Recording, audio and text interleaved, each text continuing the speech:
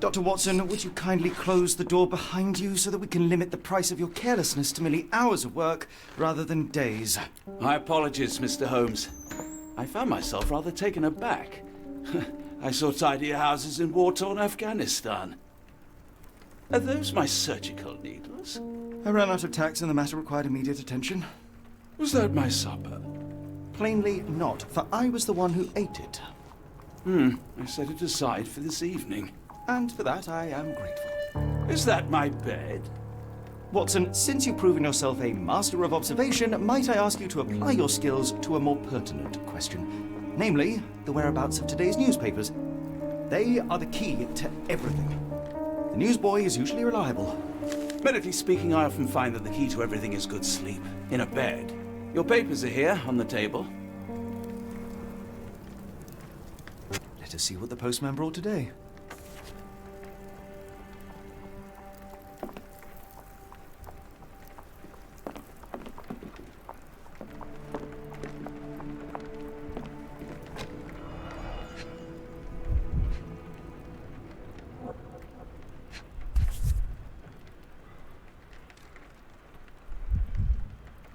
Your order from Barnes' bookshop has arrived, Doctor. Barnes insists on delivering the books to our door, even though we could easily walk to his shop.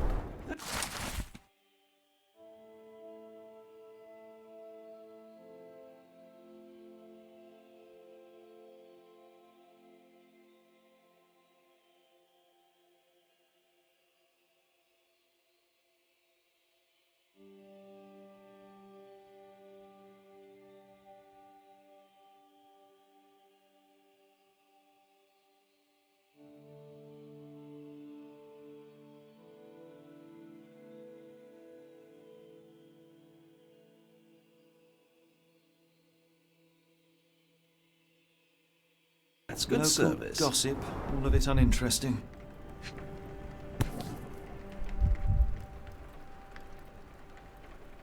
Another letter from Werner. I never reply, but they keep coming.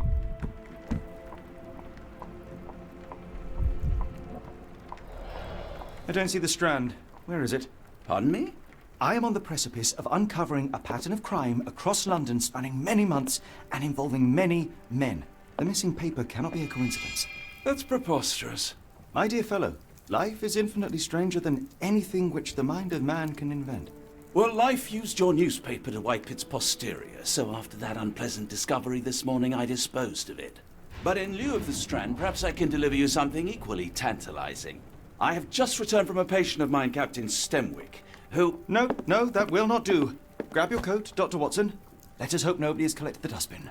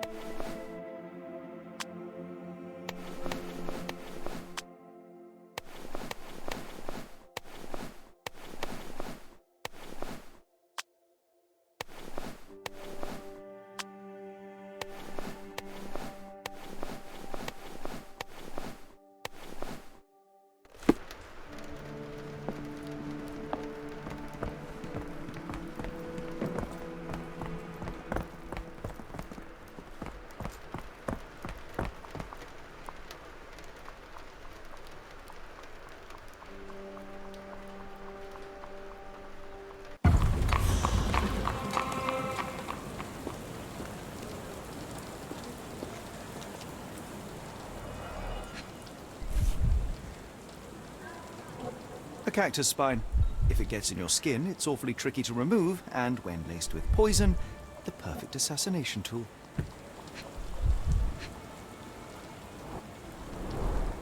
You were mistaken, Dr. Watson. The paper was indeed dirtied, but not how you implied. It's potting soil. See, Watson? The conspiracy is real. Someone tried to poison me. Poison? You? That's madness. Get the Strand! Get your copy of the Strand here! Sorry, Mr. Holmes. I just sold my last paper. Blast. Then why are you still here? Boss pays by the hour. No sense in returning early. Any breaking news today? The dock accident. It's the talk of the town. Yes. Besides the tripe on the front page, anything about burglaries? I'm not sure, sir. You're a bright child. I presume you see everything that goes on around here? Nothing gets past me, mister. Then tell me, did you notice anyone suspicious at my door this morning? Like the man with your newspaper? Precisely. What do you know? I know the value of a shilling. Dr. Watson? Sure, now I can take the day off. Which way did he go? Not sure. I was distracted by customers. Sorry. Can you describe the man you saw? He was carrying a lot of books. Up to his chin they were. Never heard of a well-read assassin. Looks can deceive. Hence the appeal of disguises. Did you see what he was up to? Nah, not really. I saw him approaching your house, but I had a customer. Then there was a loud bang. I ducked down. Not because I was scared, because I wasn't. I had to protect the merchandise. And all I could see was him kneeling at your door. All right. You earned your shilling. That'll be all. Thanks, Mr. Holmes. Maybe I could be your eyes and ears, if you have more shillings.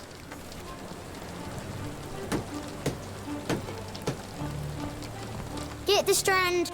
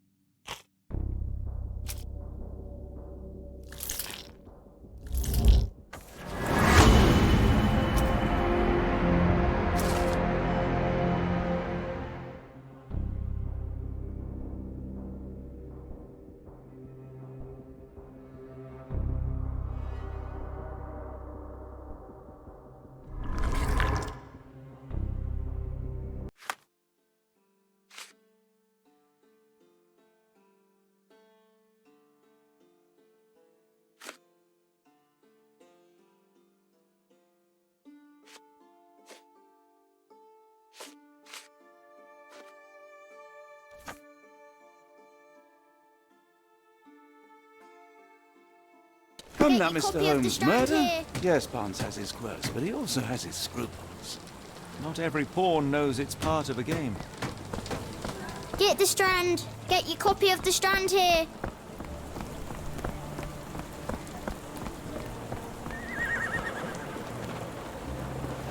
Can you satisfy my curiosity? No, sir, I've never heard of it. Are you able to help me? Sorry, sir, I can't help you.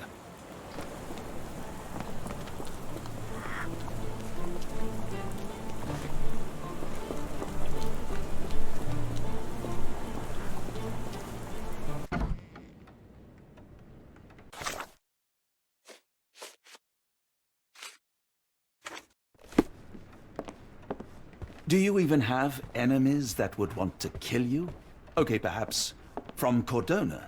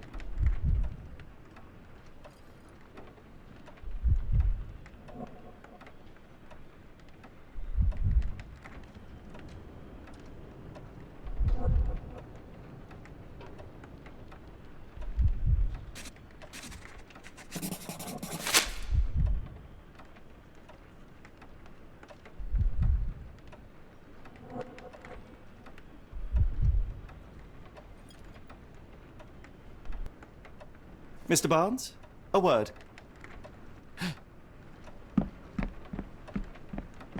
Oh, for goodness sake.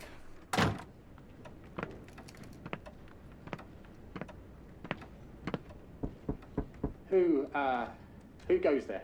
Sherlock Holmes. Now will you please... Mr. Holmes. Golly, I did not see you come in. Would you care to answer some questions for me? Well, I wish I could, but I am deep in the weeds with work. How about we reschedule in a month or two?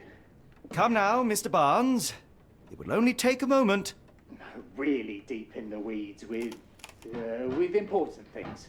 Well, help yourself to any book. Just take it and pay later. I trust you, Mr. Holmes. Barnes doesn't seem like himself. Why is he acting this way?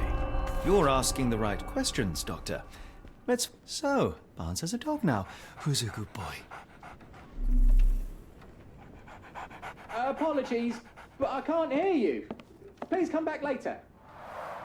The ladder is broken, recently, judging by the freshness of the wood. Barnes has always been a little odd, but this is uncharacteristic even for him. I could hardly imagine anything more macabre.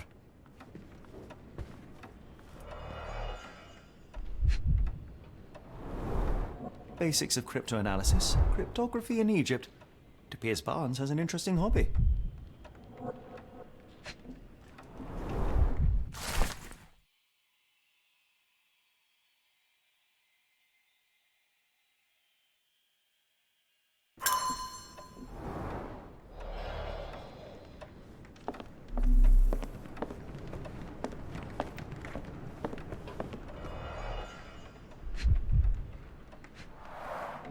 Finest view London has to offer.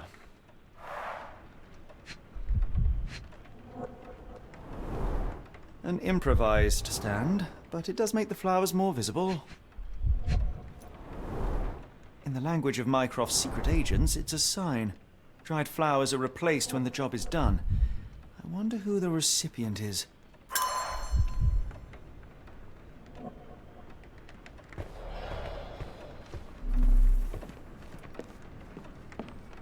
We're looking for a cactus needle in a haystack. A spine in a bookstore.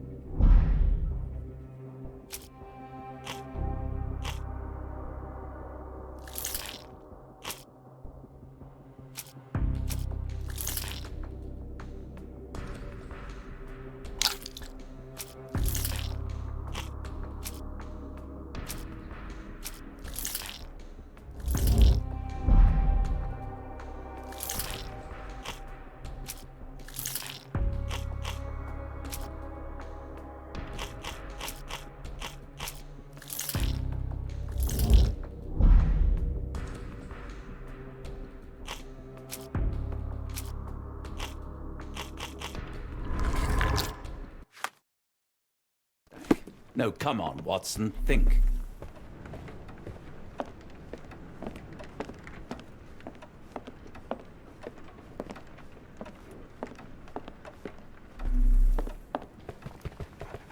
So, Barnes has a dog now. Who's a good boy?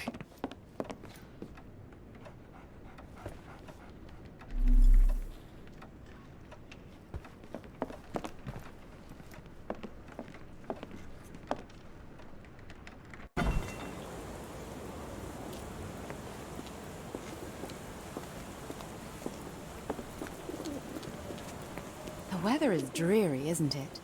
To be fair, my flowers could use the rainfall.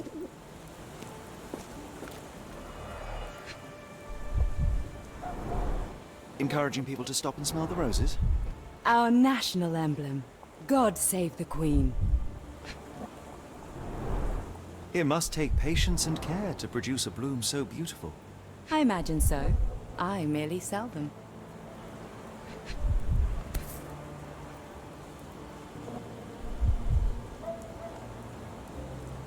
Familiar spine? Is this what I found in my dustbin?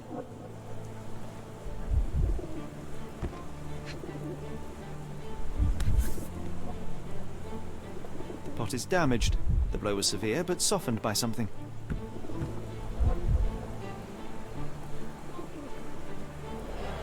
Anything tickle your fancy, Mr. Holmes?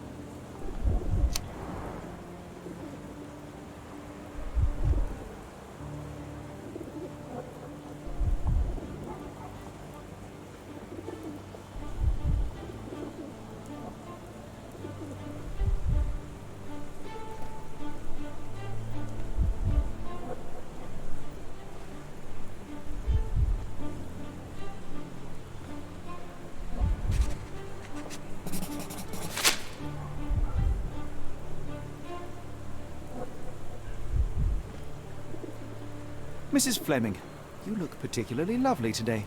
Is there a reason? Does a woman need a reason to look or feel beautiful? No, but your distant look suggests you seek one man's gaze in particular. Who told you that? Nobody. Merely a keen eye and some simple deduction. Well, I'll kindly ask you to keep your keen eye to yourself, Mr. Holmes.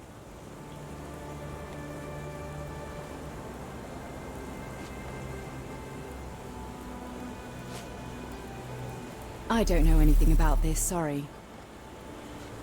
One of these things is not like the other.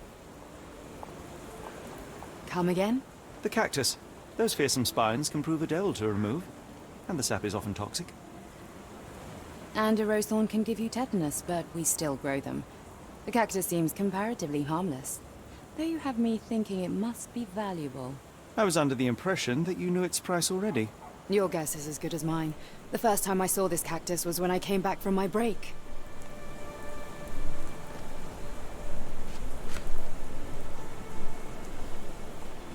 Are you sure you're asking the right person? I'm just a flower seller. I don't know anything about this, sorry. What do you make of the flowers in Barnes' shop window? Well, they could use a bit of water. Do they mean anything to you? Mean anything how? I'm not sure I follow, Mr. Holmes. Why do you think they're there? Are you suggesting the flowers are for me? It seems likely, does it not? Oh, I hope you're right.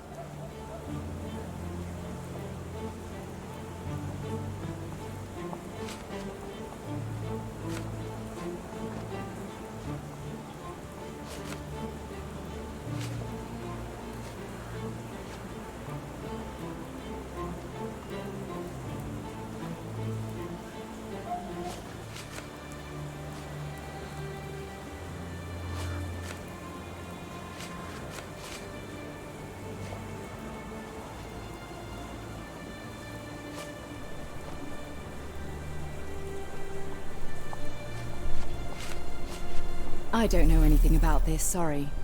Are you sure you're asking the right person? I'm just a flower seller. Are you sure you're asking the right person? I'm just a flower seller.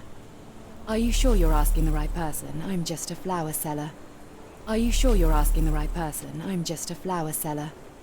Are you sure you're asking the right person? I'm just a flower seller. I'm afraid I can't help with that, Mr. Holmes. I don't know anything about this, sorry. Are you familiar with Mr. Barnes? Yes. No, not really. Well, in a way. What on earth does that mean? I know who he is, of course. But we haven't shared much more than a look. A look? Yes. Each morning I go for a walk in the park with my dog, and most days I spot Mr. Barnes there with his new puppy. So we see each other. Actually, we once met briefly while our dogs played. He was quiet and seemed unsteady as he approached. But since then, we've never spoken. I often see him staring through the shop window. Sometimes I wonder what he thinks about that would etch such longing onto his face.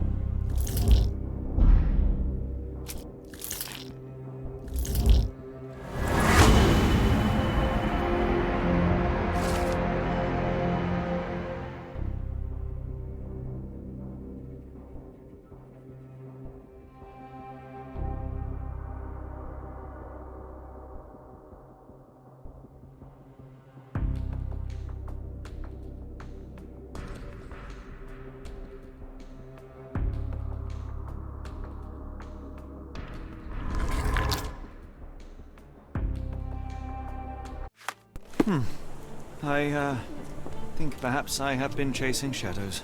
Do not despair, Mr. Holmes. Even the best of us make mistakes. We better tell Mr. Barnes what we've learned. Hello there. What's your name? Lily, I know, not very original. I should have worn something warmer.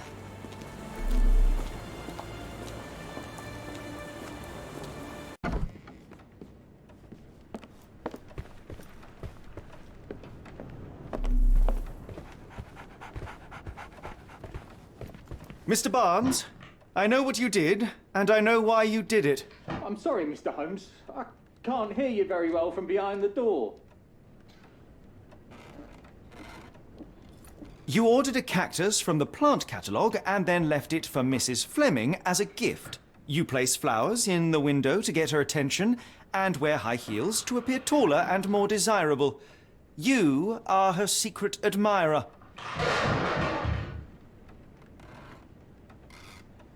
I couldn't read this morning's edition of The Strand because it was covered in soil and spines. I know you dropped a cactus on it and then fled.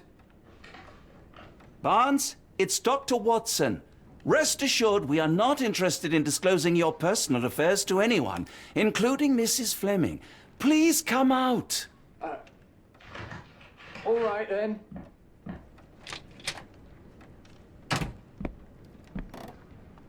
So, you know what happened then?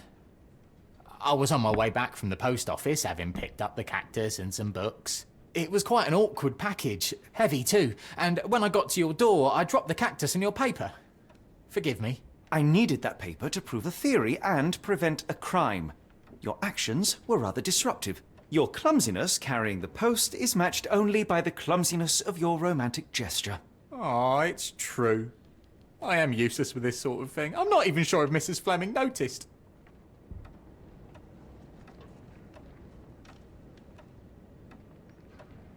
As in most things in life, truth is the answer. Cease with the abstruse signals and anonymous gifts, and simply talk to the woman. What is the worst that can happen? She rejects you, and you are freed from this endless purgatory. That... Yes, you are correct, of course. I do have a slight tendency to overthink things. Thank you. So at last, we return to the matter of the paper. I'm investigating a string of burglaries. Did you perhaps read of any before the edition was spoiled?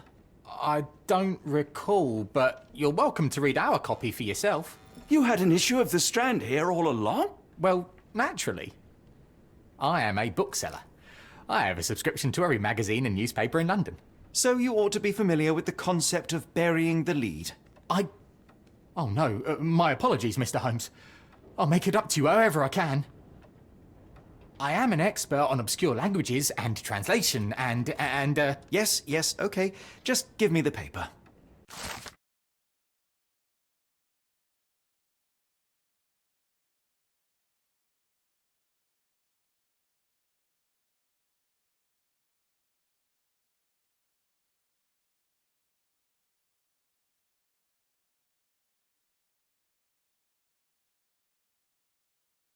Come, Dr. Watson. Let us put this matter behind us. Farewell, Mr. Barnes. I hope to hear good news about you and Mrs. Fleming. Well, that was an utter waste of time. An assassination did seem rather unlikely.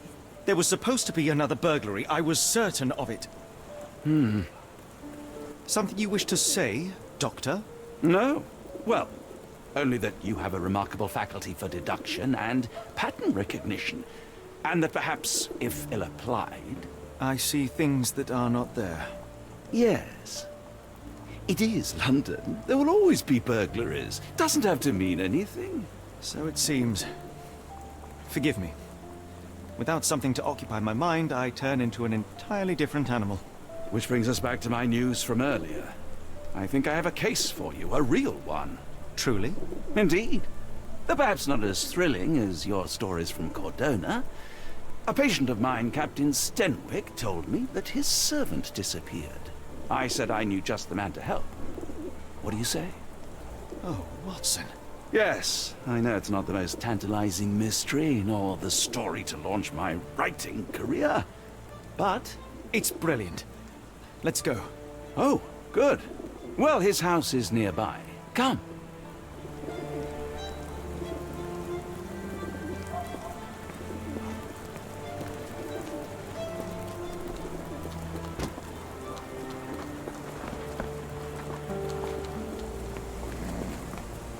Not much further now.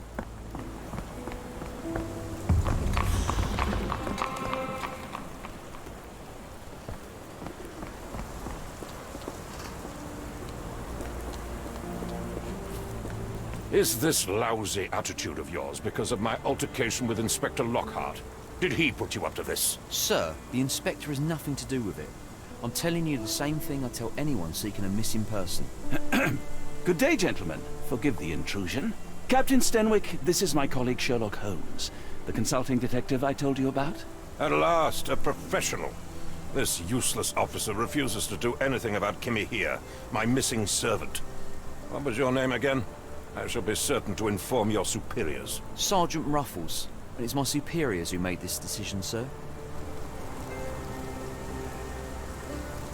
Why has the police department decided not to help? We investigate murders, thefts, fraud, arson, real crimes.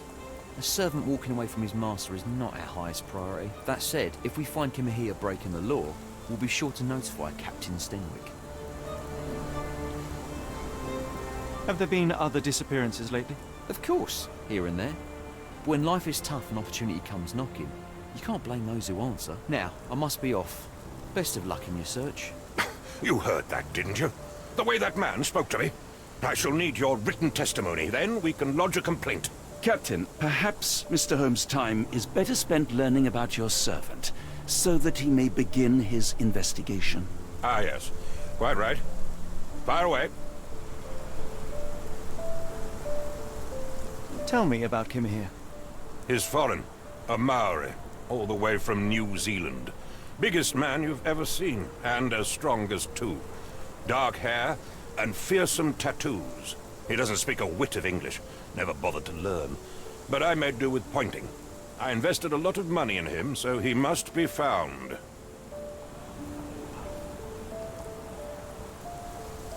When did you last see your servant? Kimmy here normally brings me the morning papers, but yesterday I had to get them myself. He must have escaped the night before yesterday. May I see your servant's bedroom? His shack is in the garden. You can't miss it. Did you search the room? Of course, but only to check he wasn't lying dead inside. Everything seemed normal at a glance. Is there any reason Kimahir may have left? I should think not. He had all he could have wanted. Gainful employment, new clothes, and all the cabbage he could eat. Did Kimahir make off with anything of value? Heavens, no. I would have mentioned it to Sergeant Ruffles. Still, he must have fled with some money on his person. No, no. I kept his wages in my safe. For security. I take it this is the first time Kimahir has vanished? Undoubtedly. The man seemed terrified of the city. I think it was all the noise. He never left this estate. Should he cause any damage, I will bear the responsibility, for it was I who rescued him from savagery and brought him here to England in the first place. All right, Captain. I think I have enough to get started. We shall first take a look around the mansion. Go ahead. I'll be here, mentally drafting my complaint. Why are you still here? Stenwick makes his servant live in a tool shed. You think you know someone.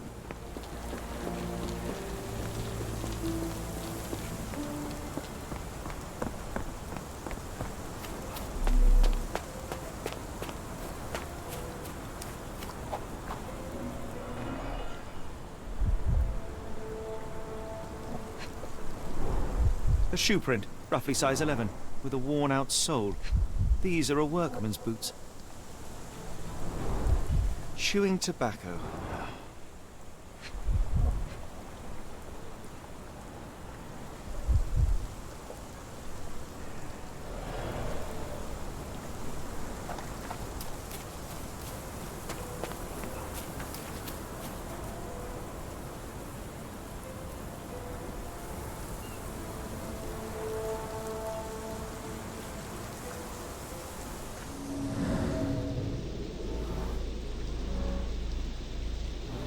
Could have left these tracks.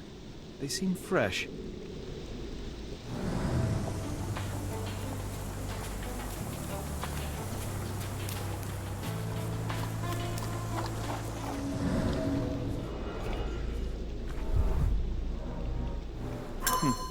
Looks like a knee print. Someone knelt here. The amount of chewing tobacco suggests they were waiting a while. Amazing, Mr. Holmes. To read the ground like an open book.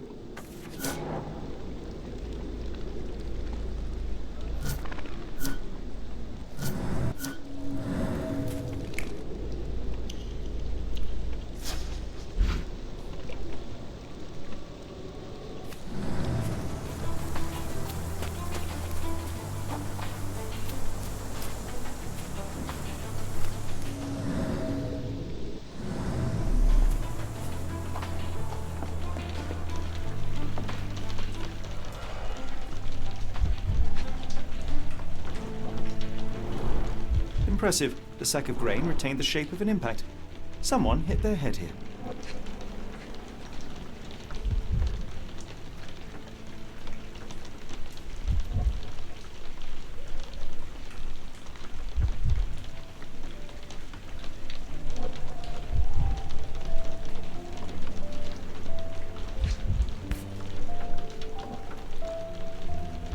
A small navy spyglass.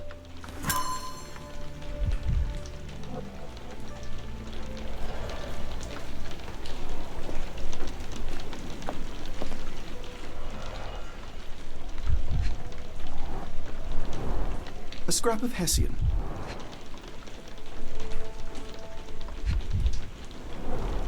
These were sturdy boxes. It would have required a serious blow to break them.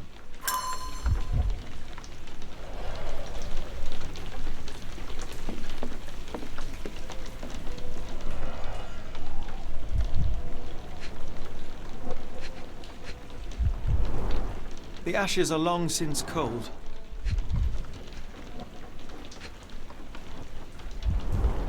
Button chops, the remains of a meal.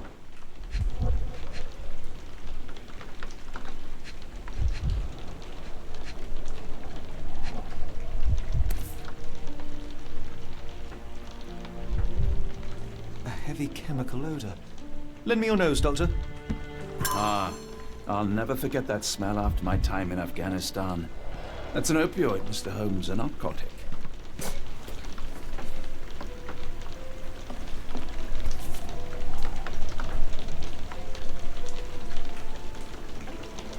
A Maori nose flute. Ngurus, they're called.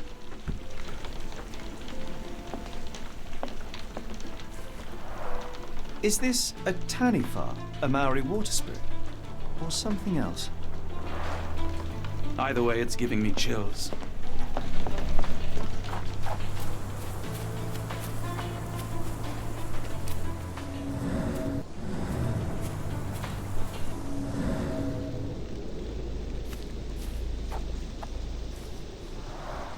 This lock is quite unusual. It appears that the key should be bent to the right.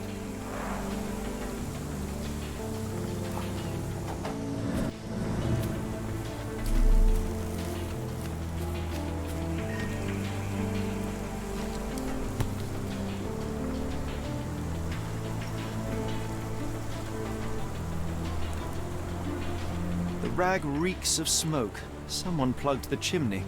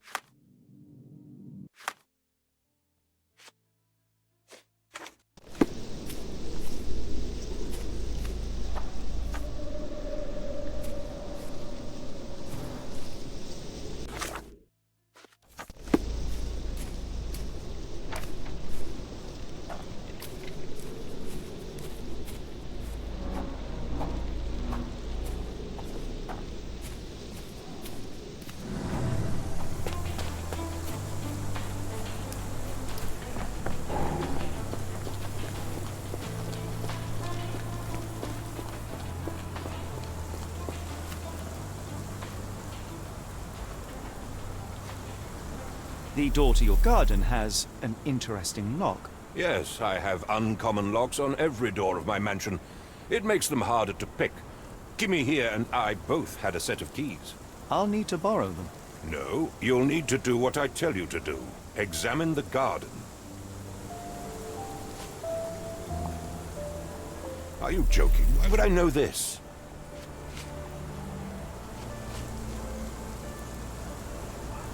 Where on earth are you going with this? Are you joking? Why would I know this? Are you joking? Why would I know this? Do you happen to know Kimahir's shoe size? I wouldn't have the foggiest. But I'm sure it was enormous. Not that it matters. He spent his life barefoot. Despite my best efforts, he simply did not take to shoes. Has Kimahir ever indulged in tobacco? No, the man doesn't even drink. Are you certain? I found chewing tobacco in the garden. I controlled Kimahir's expenses since he struggled with the currency. I would have known if he used tobacco.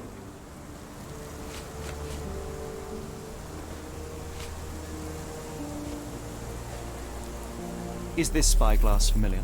I don't recognize it. Could it be Kimahir's, perhaps? I doubt it.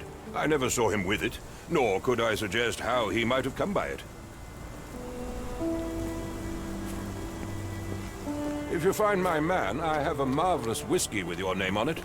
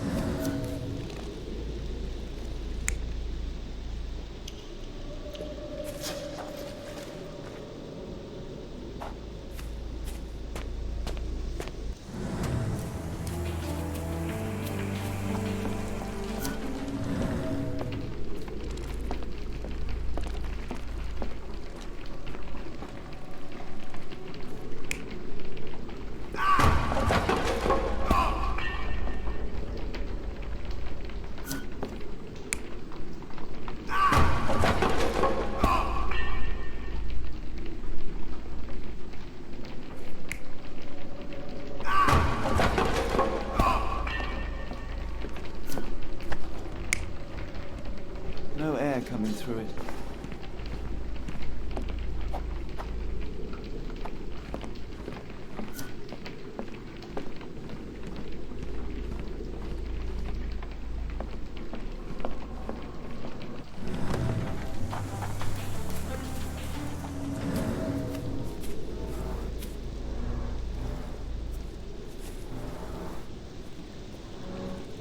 Someone moved a cart to this spot and then took it elsewhere.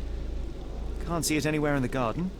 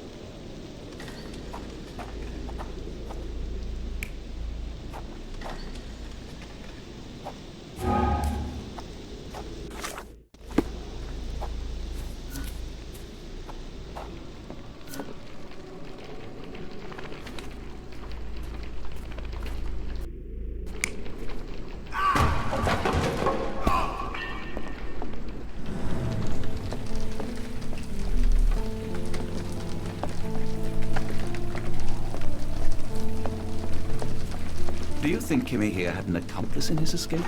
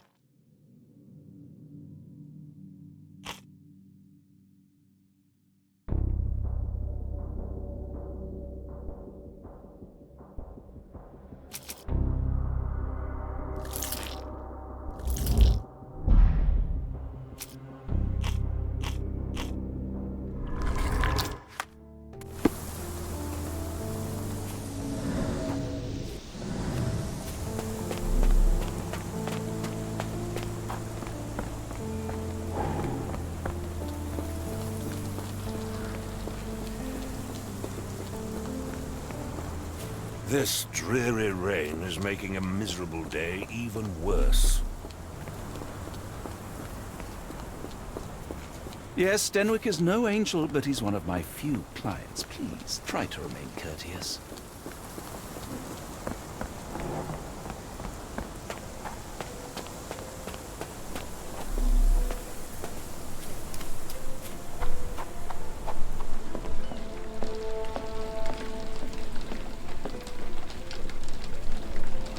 Clothes made of Hessian. Is Denwick really so miserly?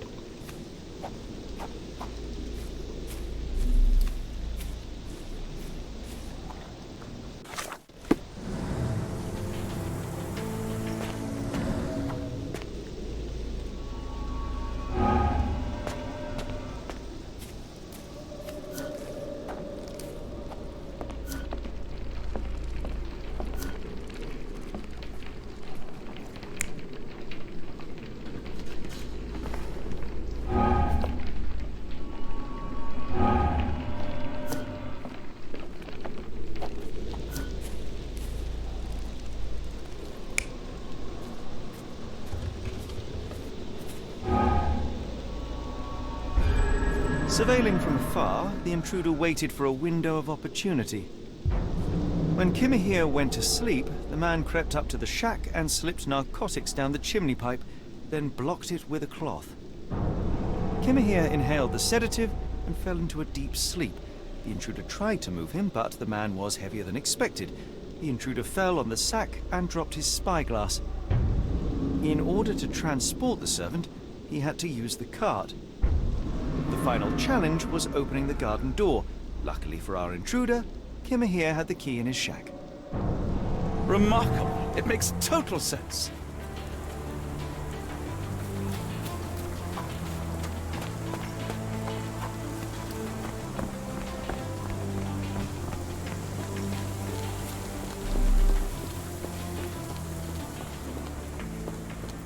You'd best have found something by now, gentlemen.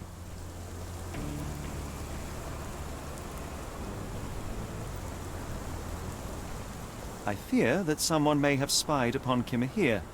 Likely the owner of the spyglass I found earlier. It appears they were watching for some time, as there was an impressive amount of chewing tobacco on the ground.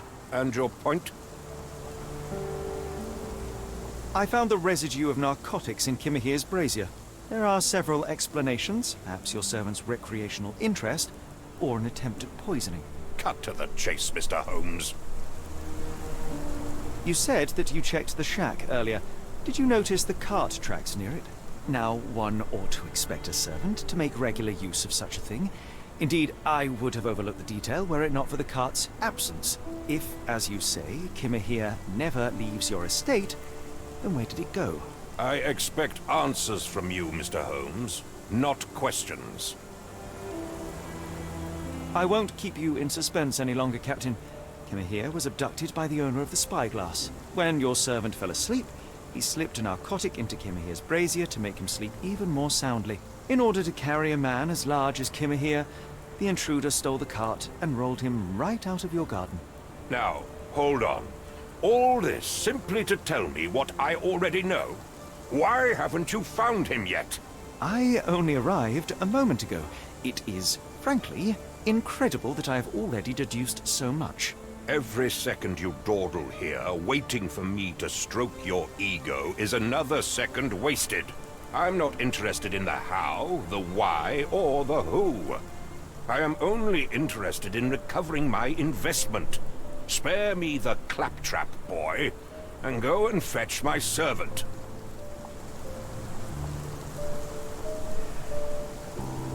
Captain, you are so addled by delusions of competency that you miss the blindingly obvious. Without the assistance of others, you are utterly incapable. Kimahir endured your nonsense far longer than I will. The point is, Captain, we're telling you this for a reason. The intruder fled through the garden door, and we need a key to follow his trail. Well, then you should have led with that. Here you go. I hope you'll return soon with good news. And in the meantime, please teach your companion the art of brevity.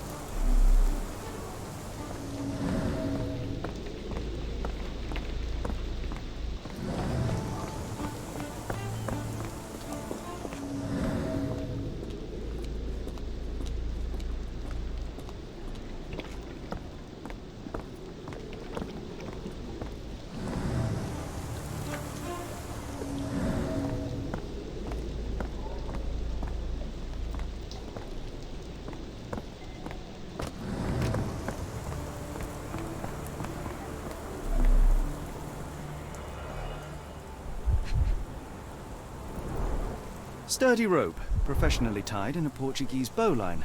This knot is often used by sailors to create a bosun's chair. Wheels picked up grass along the way. Kimahia's cart, I gather.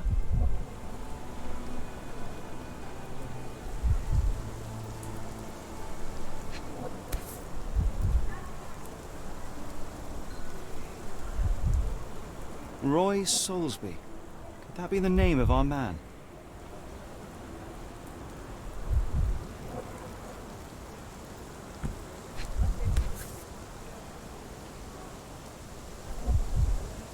A strange substance. I have my suspicions based on the color and consistency, but would you care to hazard a guess, Doctor? Well, it's odorless, but from the way it absorbs water, I'd say saltpeter. Then we're in agreement. Well done.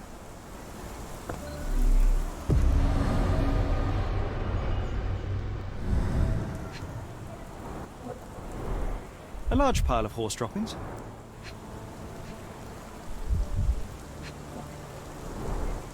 Many cigarette butts. Someone stood here for hours. There was a cab waiting here. Our abductor slipped in and then off into the night.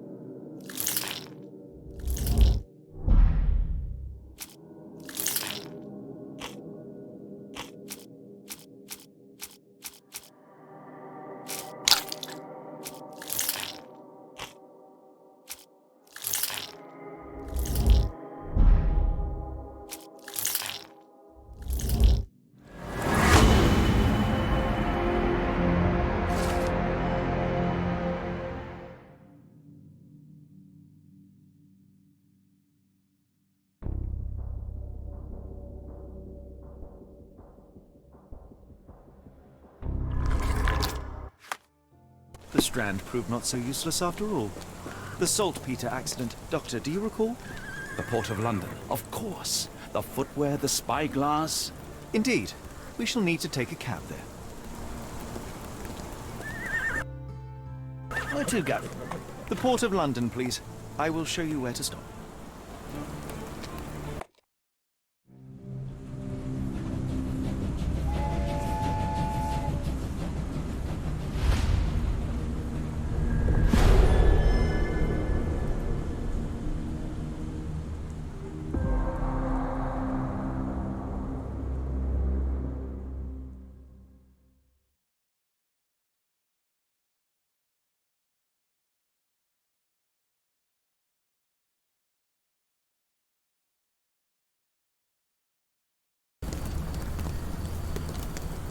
Mr. Holmes, what a compelling mystery we have stumbled upon. Perhaps I have the premise of my next novel. One kidnapping does not a story make. Stop! A black cat crossed before us. It's a bad omen. I do not take you for the superstitious type, Doctor. Such things are mere fantasies, tricks of a feeble mind. One imagines a physician would keep a surer footing in reality. Perhaps, before the war, my time abroad was difficult. Once, I came across an Afghan, bleeding, who I could not save. He pressed a rosary into my hand. A gift, he said, so as to gain God's favor. After that... Dr. Watson? Yes, well, I shan't get into details, but sometime later I found myself lost in the desert. Dehydration set in, and things grew ever more dire. The man's words came to me. I said a prayer and placed the rosary on a rock. A gift to gain God's favor. And you were rescued? Yes. A detachment of British soldiers found me. To whom I'm grateful. But without their diligence, you would not be standing here and I would not have this case. I'm sure you have another explanation prepared, Mr. Holmes, but I think I shall cling to the occasional superstition all the same. To each his own, Dr. Watson. So long as it does not interfere with my methods, do it. We must press on, cat or no cat. The question remains, why abduct Kimahir?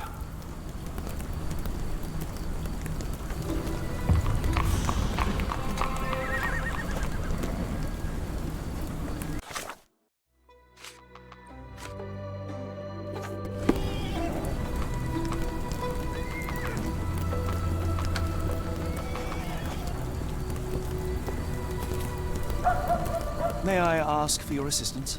Oh, you're fortunate. I will help you.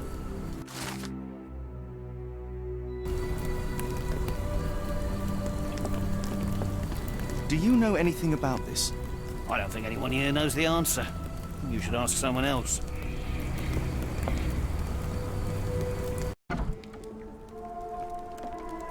Oh, hardly a reputable establishment. I've seen worse.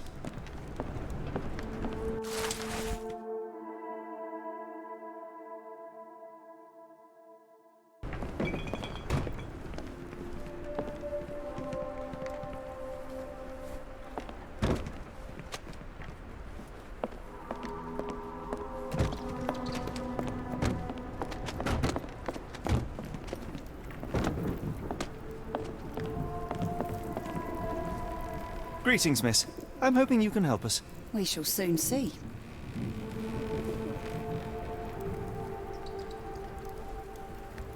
My colleague and I are seeking a burly man, above average height, with workman's boots. Half my customers, then.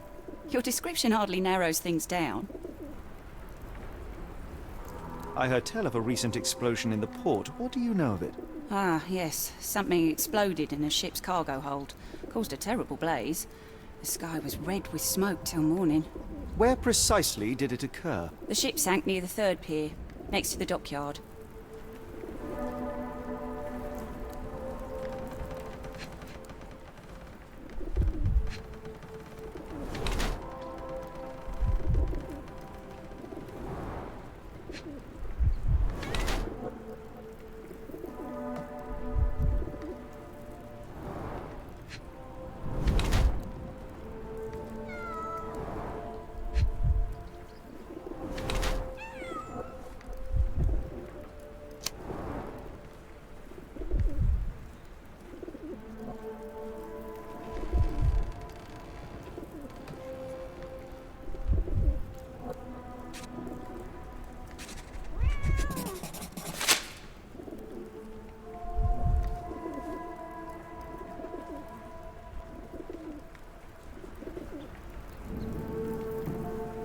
Your clothes are already tight, and soon they won't fit at all.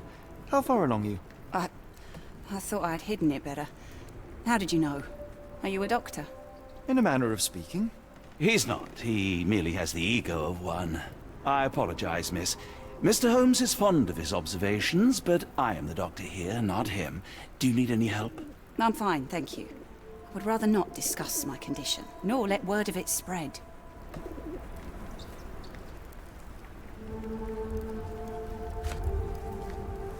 What do you know about this poster? A foreign woman asked to put it up. She's plastered them all over the port. Any clues as to her whereabouts? None. It was hard to understand what she was saying. Are you familiar with a Roy Soulsby? Roy Soulsby? I know the name, but he's not one of my regulars. My guess is that he works somewhere around here.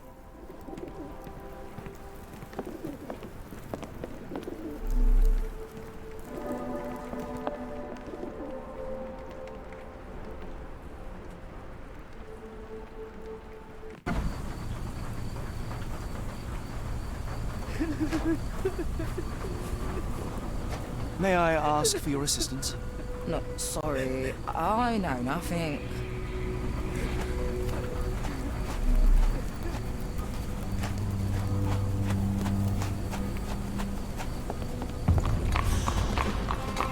Are you able to help me? I'm sorry, but I don't know anything.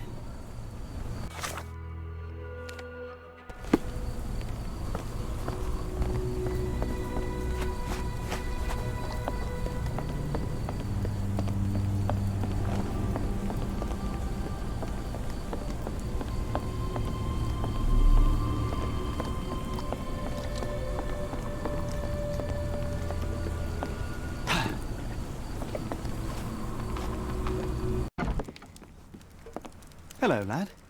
Is this where I may find Dea? You read the poster? Yes? You know where my brother Girves is? Sadly, no. Well, not yet. Where did you last see Girves? He worked at a, warehouse. This man, Roy Soulsby, gave him the job. He paid him a necklace. How would you describe this Soulsby? He was big and strong. He had a big scary eye. Scary, you say? Yes, like it was made of metal. I want to speak to Dea. Is she around? Amma, my mother, she got sick after the fire. Big red smoke. She couldn't breathe, so I took her to the doctor. Now I am in charge. Do you still have the necklace that Soulsby gave to Girves? Girves left it near the, shrine. I tried to sell it to buy Amma medicine, but no one wanted to buy. Don't go anywhere.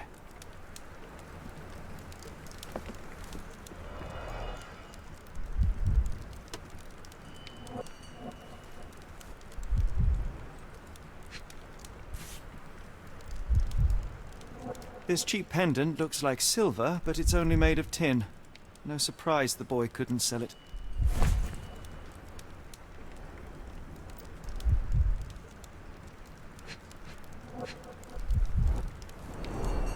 I miss Girves. Do you think he's okay?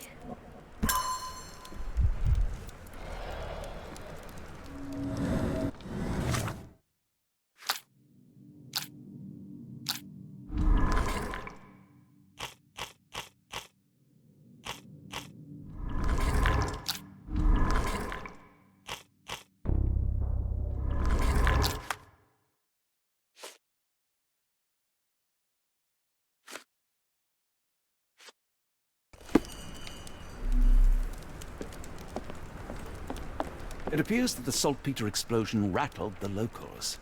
Can't blame them for staying at home.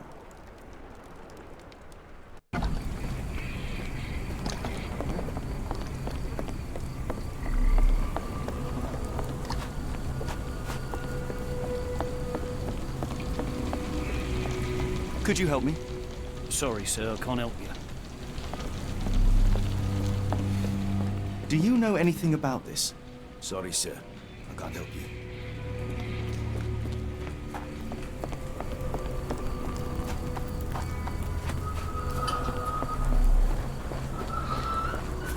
Do you know anything about this?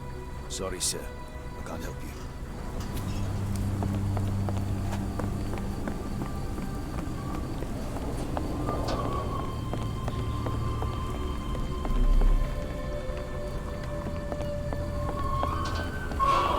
May I ask for your assistance? Sorry, sir, I can't help you.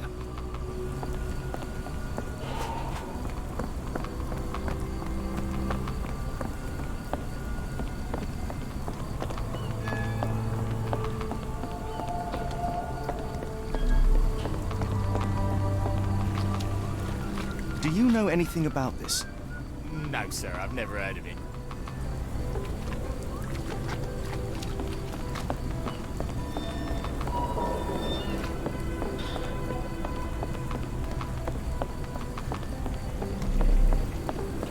Is this familiar to you? As much as I'd like to help you, I know nothing about this.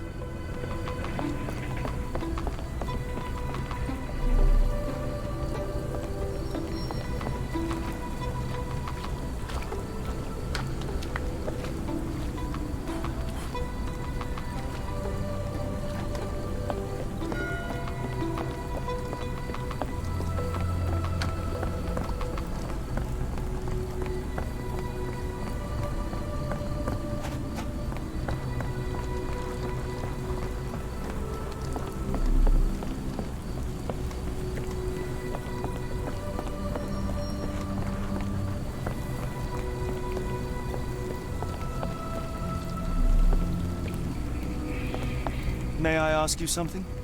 I don't think anyone here knows the answer. You should ask someone else.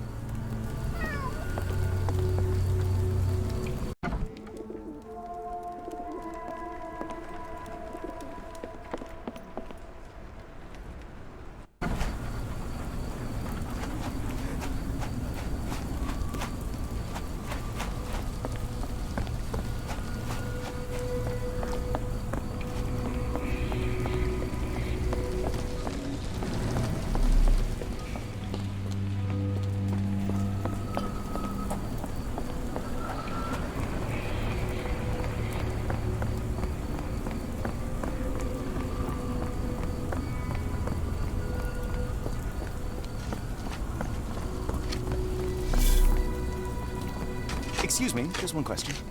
I think I can help you.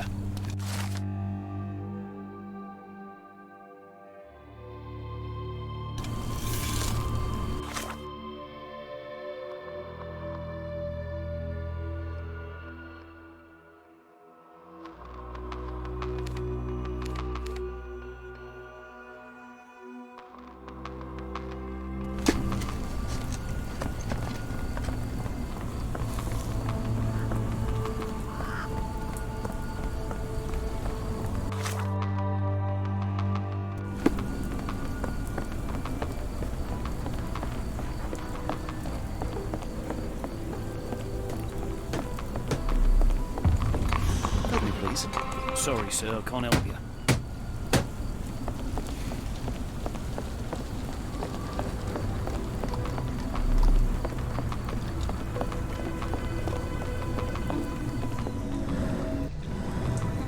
Not in the mood, mate. Shoo! Pardon me, sir. I am looking for Roy... Not again. Yes, I'm Roy. But I can't help you find your uncle or whoever you've lost. Now, what makes you think I would inquire about missing people? You are the fourth person to ask this week. Just because I work at the port doesn't mean I keep track of everyone who comes here. You say we are not the first to ask you about a disappearance. Do you recall anything about those who came inquiring? I only remember the foreign woman. I didn't catch her name, but those are her posters hanging up everywhere. She has badgered me twice now, but I still don't know nothing. And this woman can be found? No clue. She was talking gibberish. May I ask what you're doing here?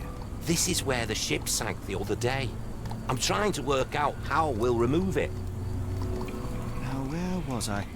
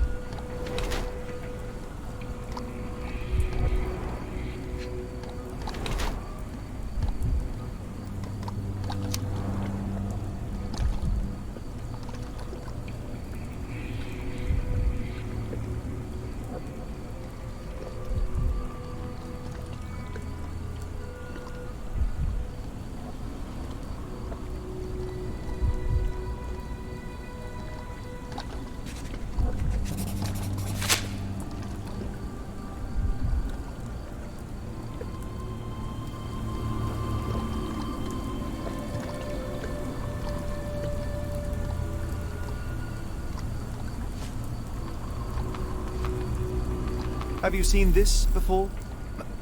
My card? Where did you dig that up? At a crime scene near Baker Street involving a young servant's kidnapping, I might add. No. Someone used it without my consent. How else would it end up there?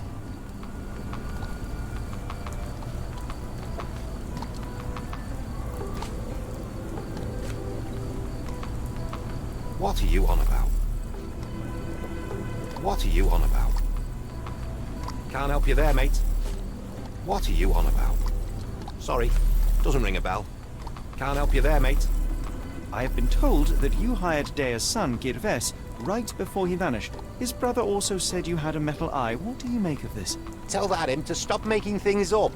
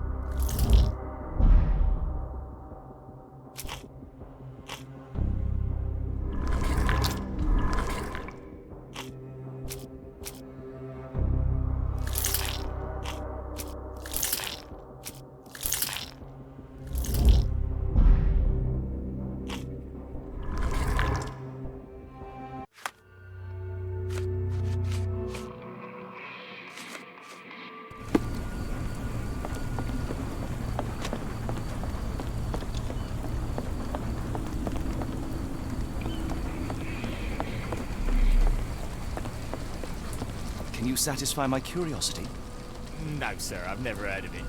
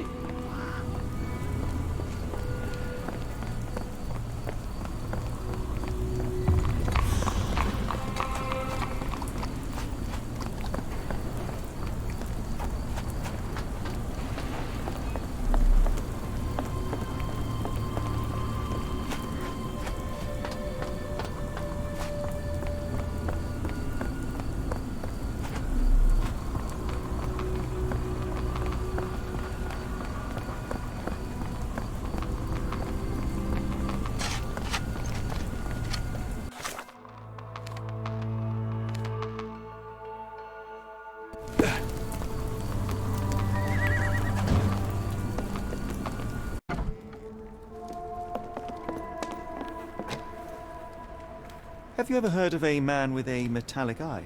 I've seen him even. Dirty Summers is the name. A nasty lout, with a silver ball in place of a missing eye. I shudder to ask, but where does one find a Dirty Summers? He likely signed on with a ship. I am not one to spy on others, let alone him. I see. My advice, keep away from him. What can I get you?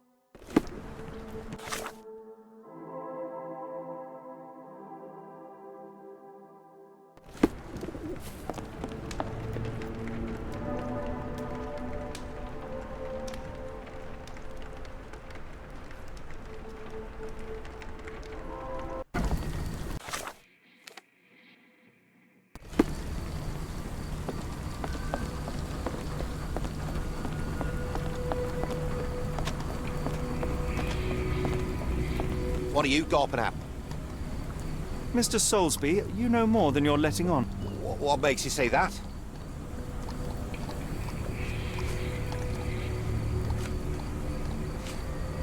A man named Dirty Summers was involved in some recent kidnappings across London. He used your name as a cover for his deeds. What? Really? That doesn't mean I'm involved, though.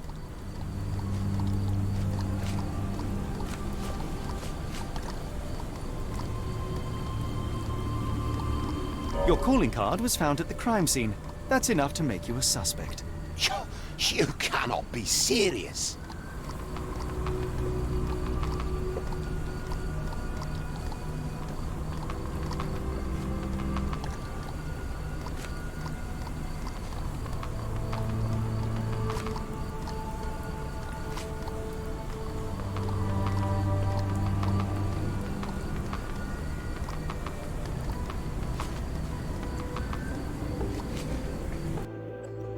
It's true. And that's before mentioning your gold watch. It's brand new and awfully expensive for a customs officer. Clearly you have found yourself another source of income. I'm sure Scotland Yard will be delighted to investigate further. All right, stop. Look, it's not as it seems. I did not partake in the kidnappings. I'm all ears, Mr. Soulsby. Yes, I know Summers. He paid me to turn a blind eye to his business in the warehouse area. Just that. On my word. You did not tell me which warehouse he used? I do not recall, but I used red paint to mark unsupervised warehouses. Ought to be one of them. What else can you say of Summers? He is a regular at the Cursed Mermaid. Goes there with his crew almost every evening. What for? I don't know. I assumed just for a drink.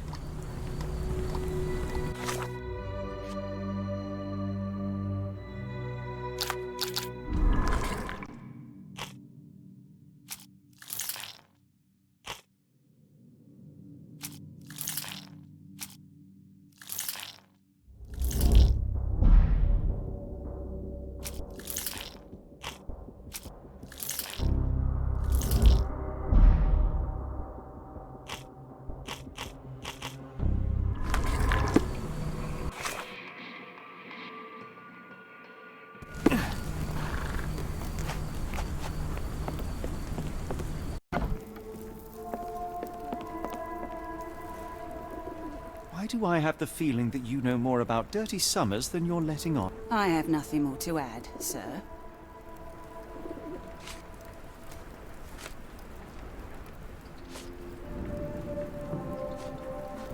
I failed to follow. Are you finished? What?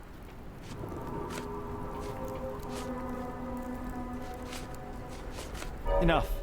I have hard evidence that Summers was involved in recent kidnappings across London. I'm not surprised. So what?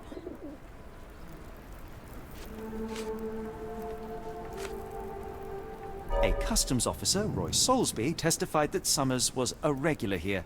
You must know something about his business. All I know is his drinks order.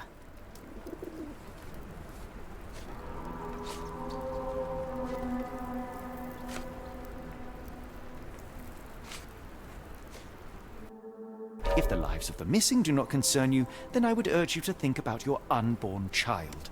Are you threatening me? Many people are missing, and the main suspect based himself in your establishment. One word to Scotland Yard and your life takes a turn for the worse. Now, spare yourself the trouble and tell me all you know. Okay. Summers hired my private room. I think he used it to recruit people, but I haven't seen him in a few days. He paid me cash, so I paid him no attention. Nor did I touch anything inside. Here's the key, go and do what you will. Just leave me out of it. After the incident the other day, it seems customers are staying at home.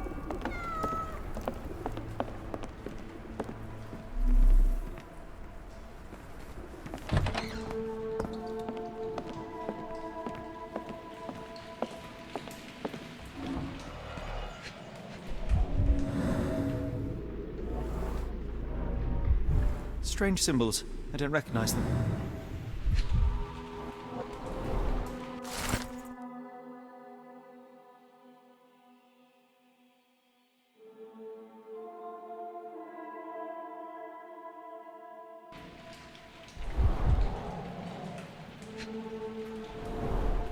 £5. That won't go far.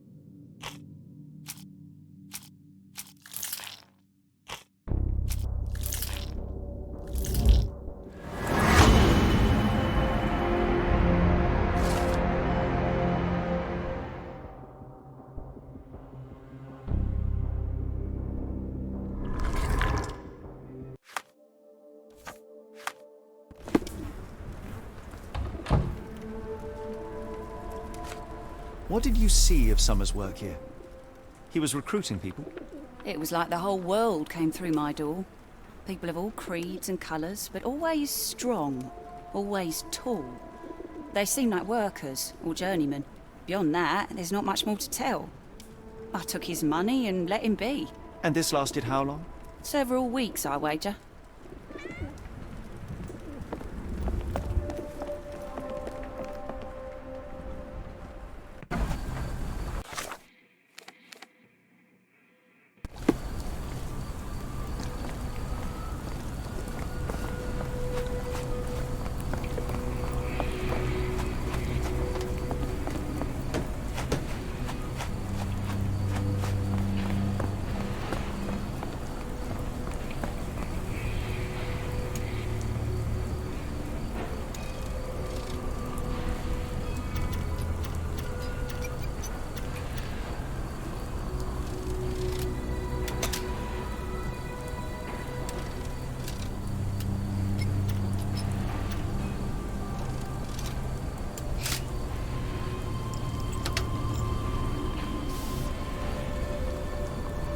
Really, Holmes, this ought to be beneath you. As my brother would say, it is for the greater good.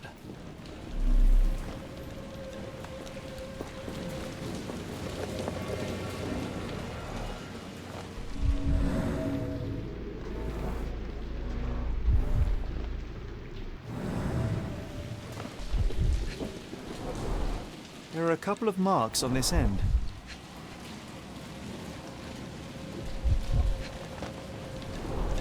The scratches are fresh, left by something metallic.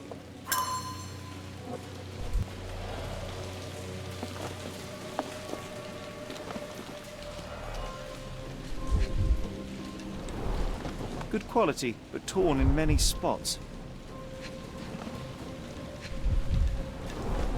Mold. That's why you don't leave sailcloth lying out.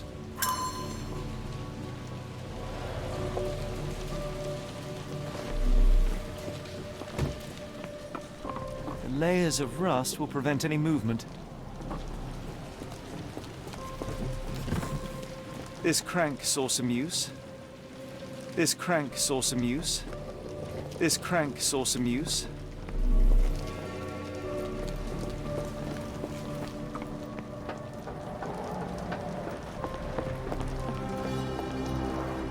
It's stuck. No one's used it in a very long time.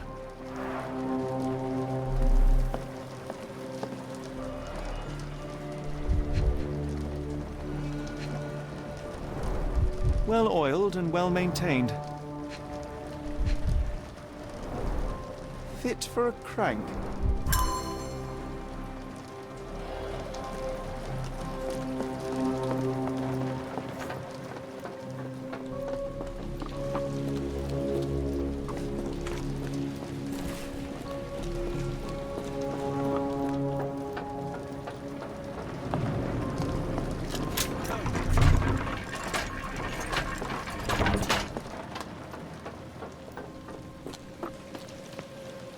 A hidden passage, just as I expected. It's a large harbor. If our kidnapper is hiding here, finding him won't be easy. Wait here, Watson, and keep an eye on the doors. I'll scout the premises. Will do. Be careful down there.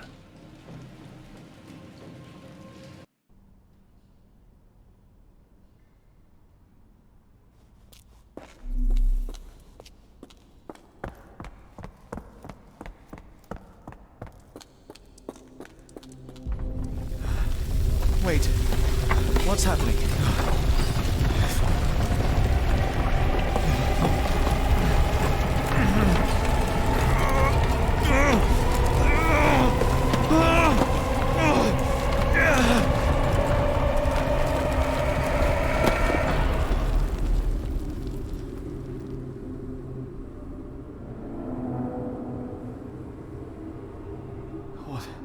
What is this place? Where am I?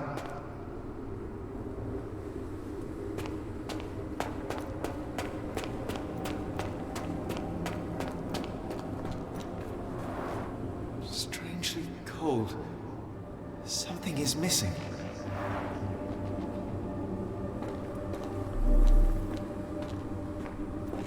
This cannot have been under the port of London all along. Is it an illusion? The only way forward is the abyss.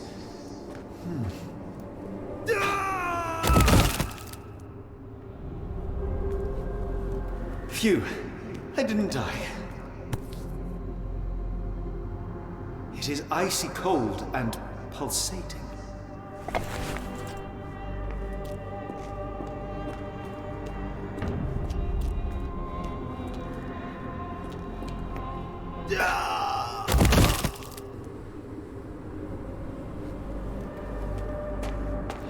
My heart, be calm.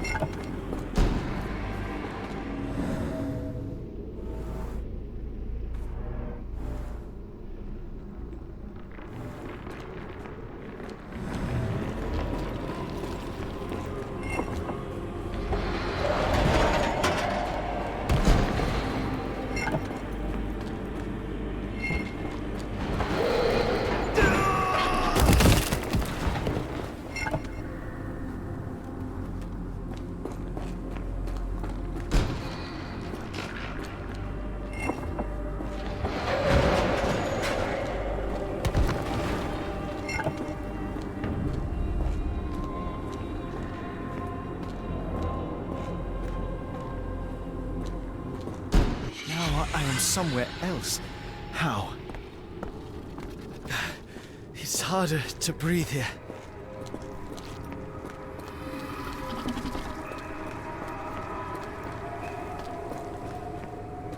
It's like it stares right through me.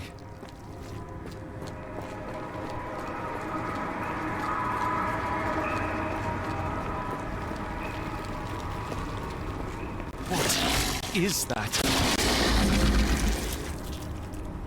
Oh, no!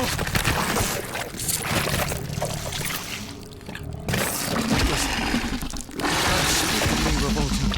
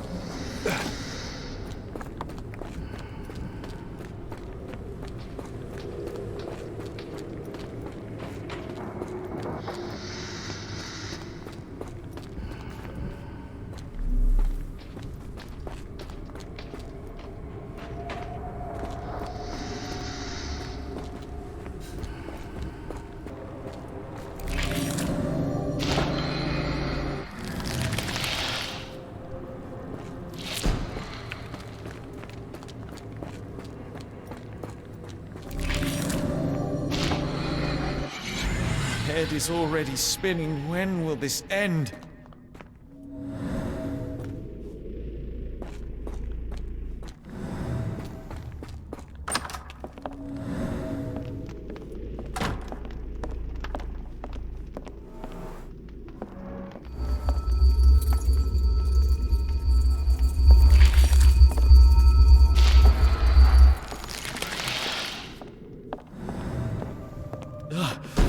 The stench.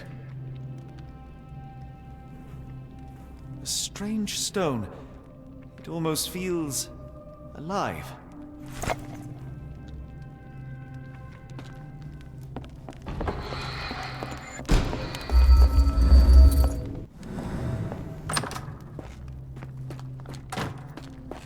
One down, one to go.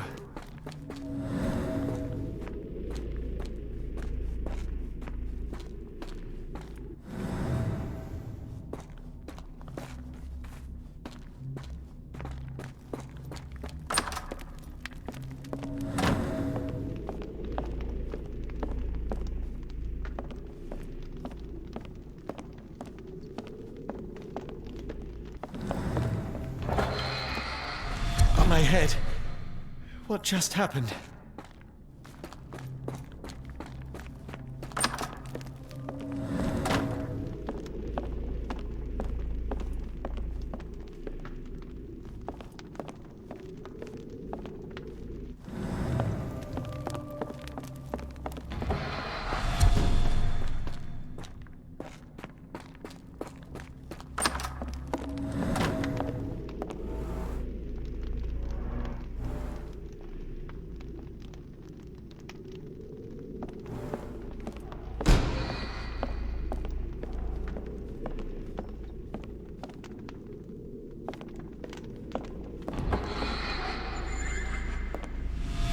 frustrating.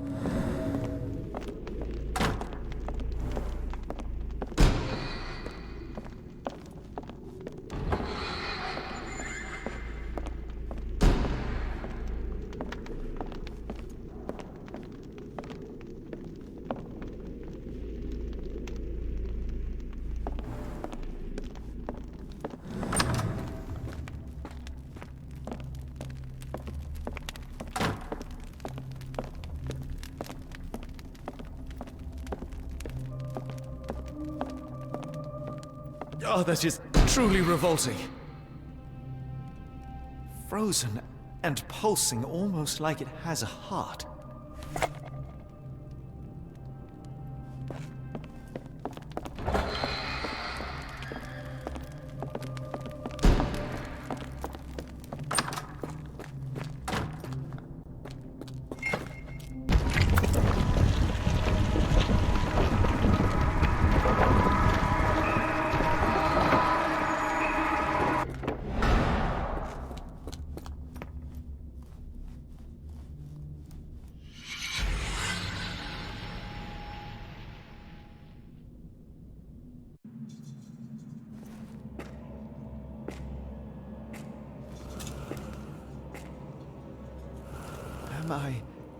Did I get out?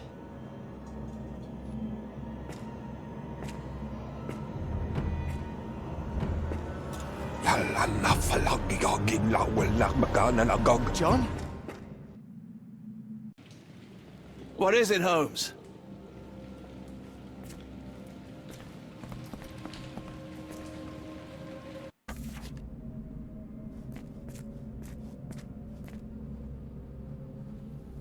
Watson? Holmes, where are you? Holmes. Holmes. Are you all right? Fine. Watson, I'm fine. Thank you for asking. Fine? By Jove, you should have heard the way you called out my name. It was just a game of shadows.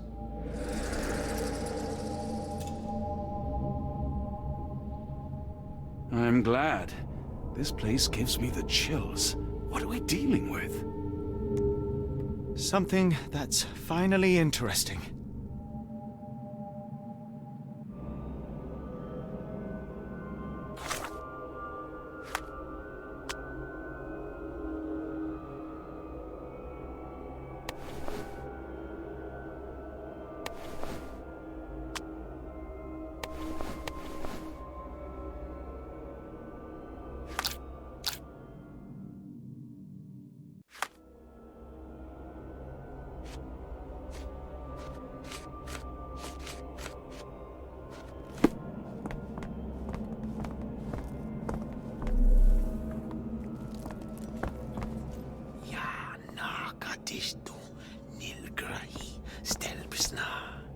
Did you hear that, Watson? I hear you.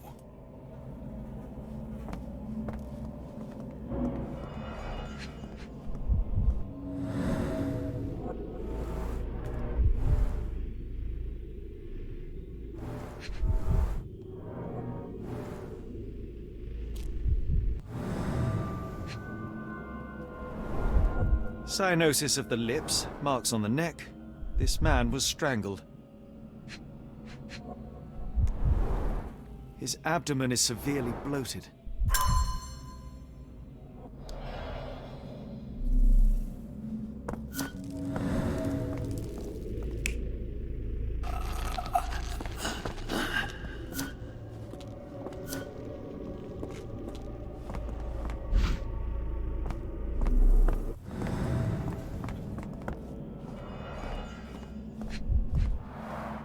At least 24 pendants, all identical and made of tin.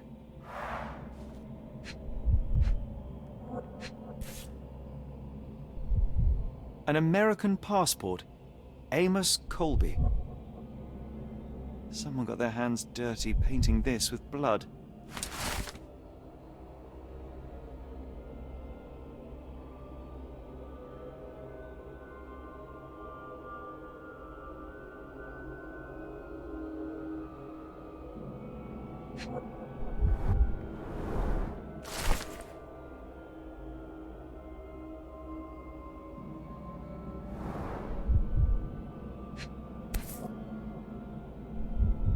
I've never seen a pattern like this before.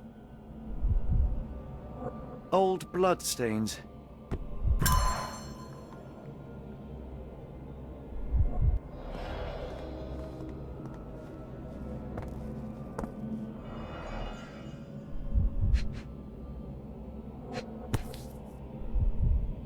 This box contained a narcotic substance, much like the one in Kimahia's brazier.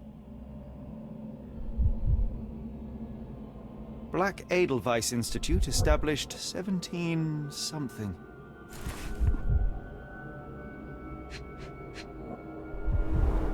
It seems made for simple experiments. I wager they could not afford a better set.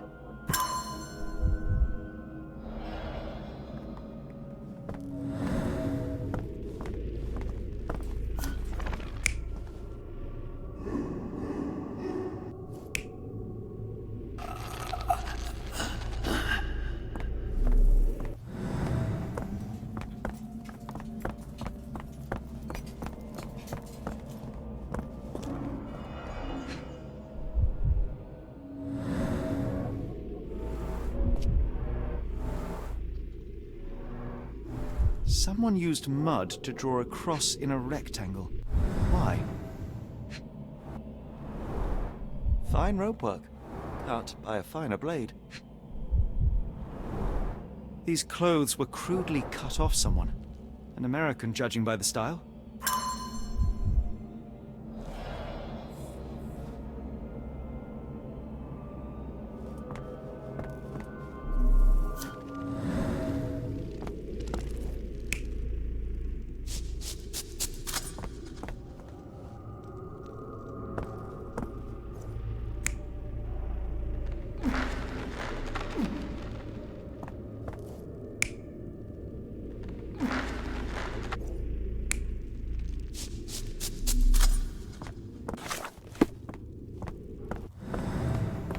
Kianak, Flegethor, Lebumna, Siaha, Inguft.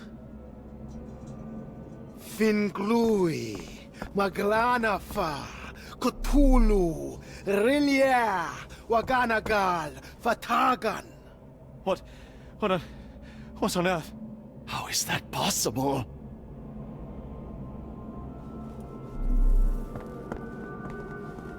I hope we are close to finding our answers. This place is unsettling. Ooh, potent. This sensor has more narcotic residues.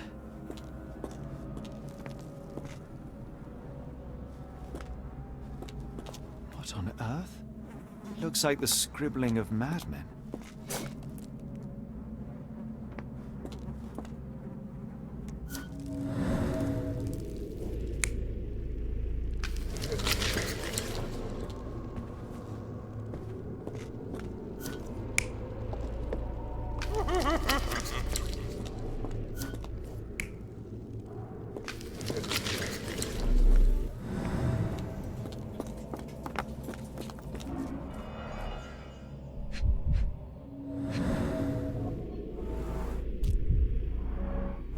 deep scratches left in a frenzy.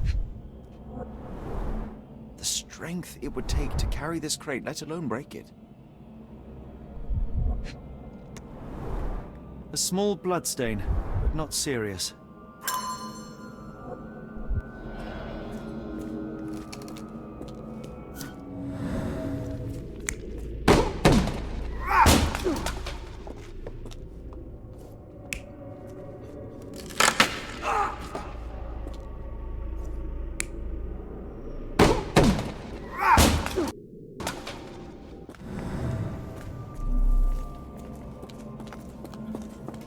Miserable food, mass-produced.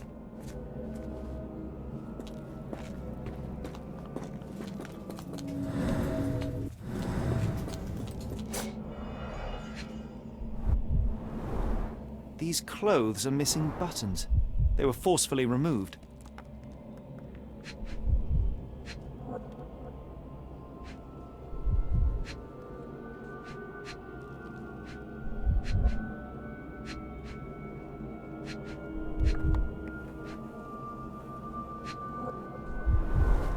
These clothes are missing buttons. They were forcefully removed.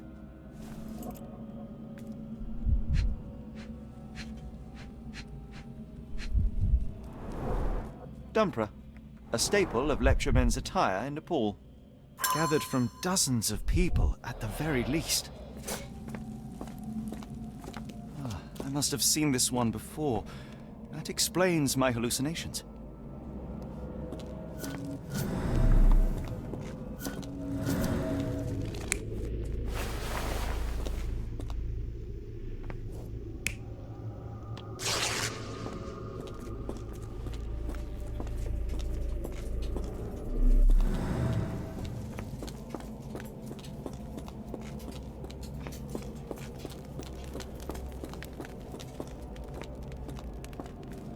Who are these people?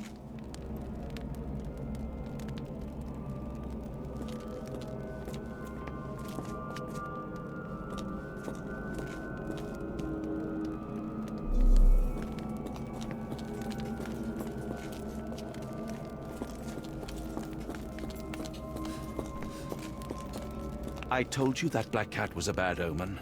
We shouldn't be here.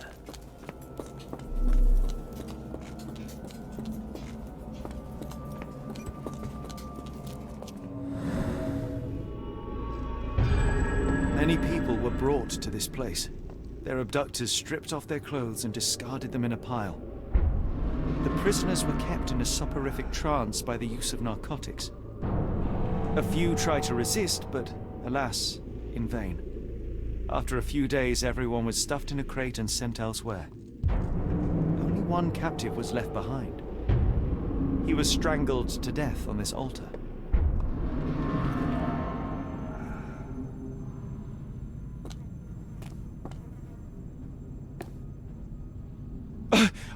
What the hell is happening, Holmes?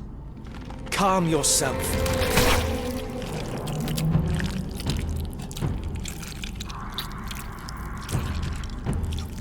Cannot be.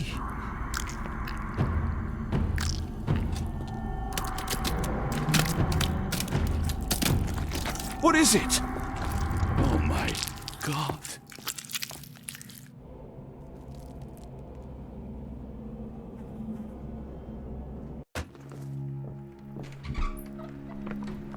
Please tell me we found all we needed to, Holmes. I think we found a bit more than that. Yet we have no clue as to where those people have been taken. And that's where you're wrong, Watson. We have more than enough. I just need to connect the dots. How about you pack your suitcase in the meantime, my dear fellow? Just in case.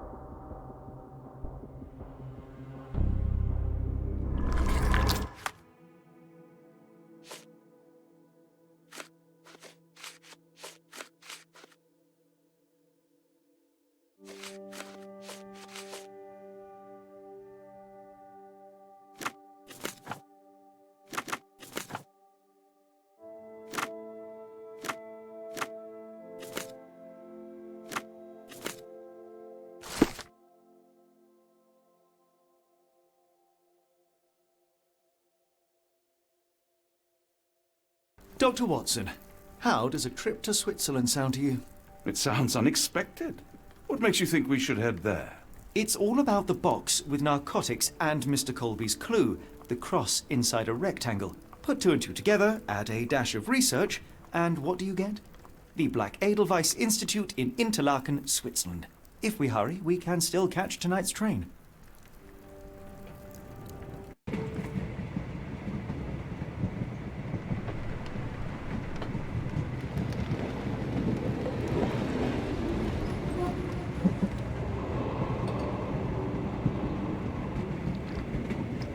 As grateful as I have been for your company, Dr. Watson, I'm afraid you shall have to investigate Edelweiss alone.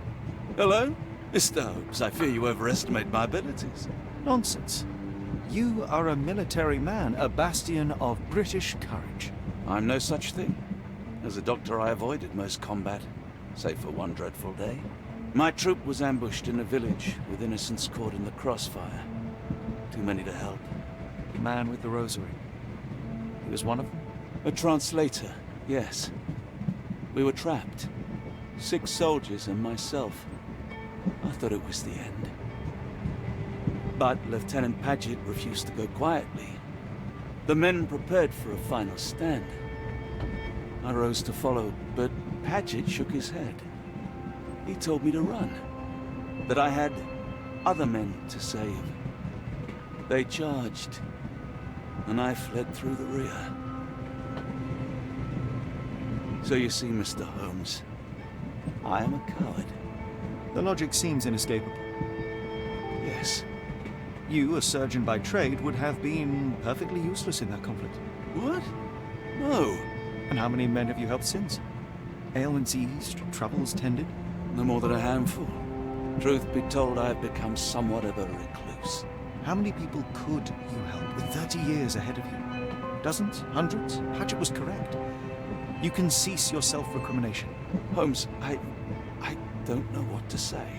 I would start with, I am Dr. John Watson, may I look around?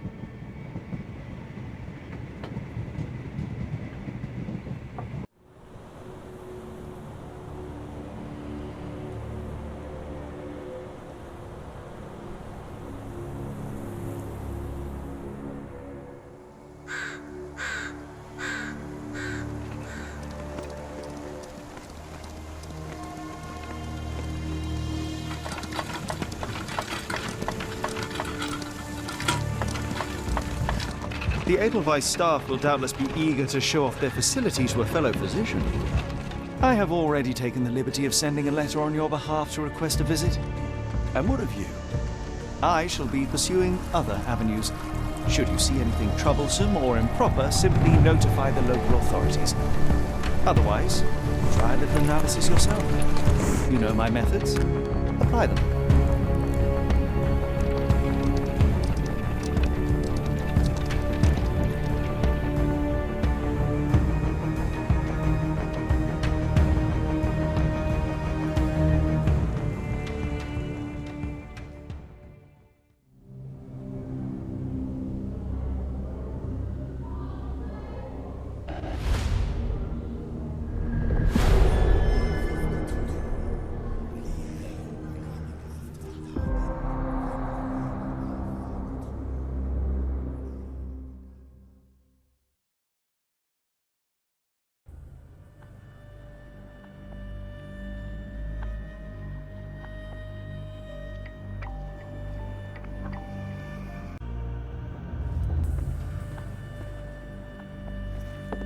Salutations, madam. I am Dr. John Watson.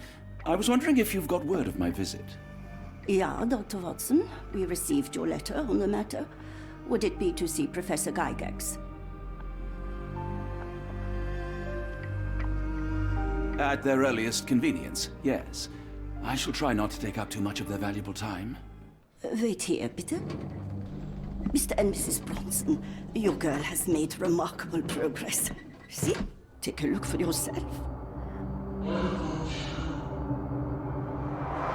My apologies for keeping you waiting, Dr. Watson. Surely you understand how medical work can make one lose track of time. Do not be sorry, Professor. I too know the importance of closely attending to patients. The work hardly stops here, yet the satisfaction of perfecting the mind compels us to persevere. I take it you welcome many a soul into your establishment? Admissions, yes. Visitors, though? I am curious as to what brought you to the Schwarzes Edelweiss. Word of mouth. An article I read back in London spoke highly of your institution. But rather than taking its word for it, I thought I would see things for myself. My asylum's reputation precedes it, then. Everyone, your attention, please. Guten Day. Yes, hi. Hello. The name's Amos Colby, Northwood Detective Agency, Boston. I got questions that need answers. Who's in charge here? What seems to be the matter, Dr. Watson? You can tell me. By Jove, it cannot be him.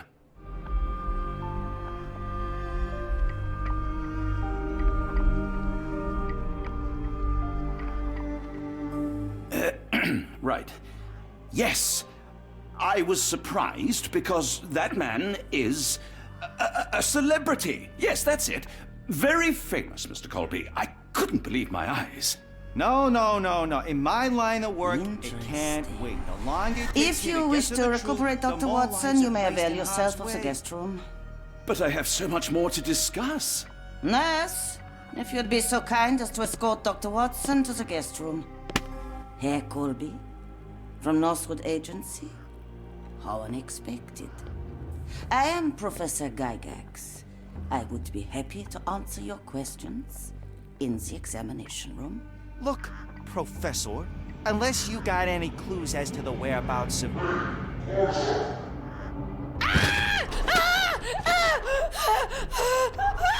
There is no need to be alarmed. No one gets neglected in my care.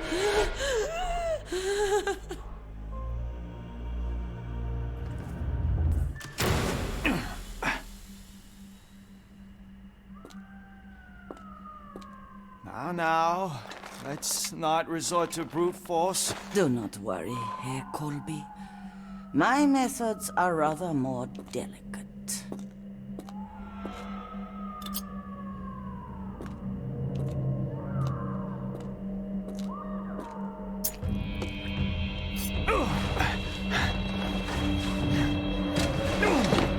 Search him thoroughly. Then take him to the holding chamber. I need to decide precisely what to do with our guest.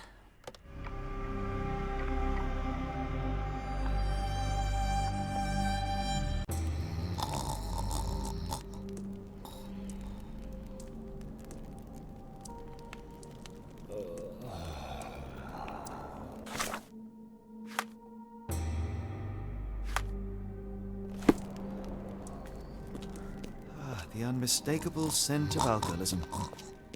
Did you walk through their doors as I did, or did they collect you off the streets?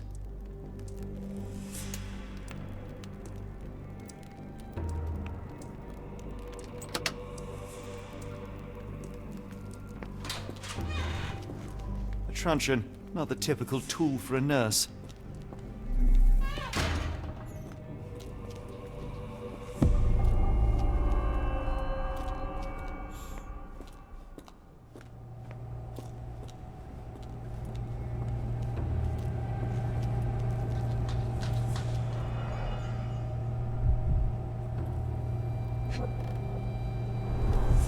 Raw materials used to formulate medicine.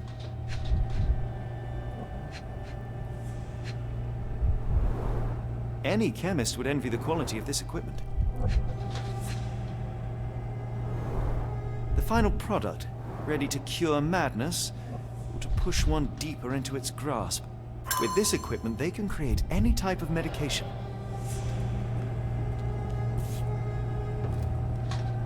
Very sturdy. I might borrow it.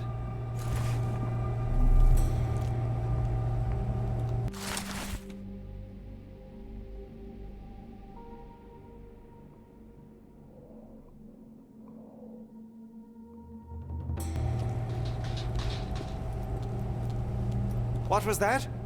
Is someone there?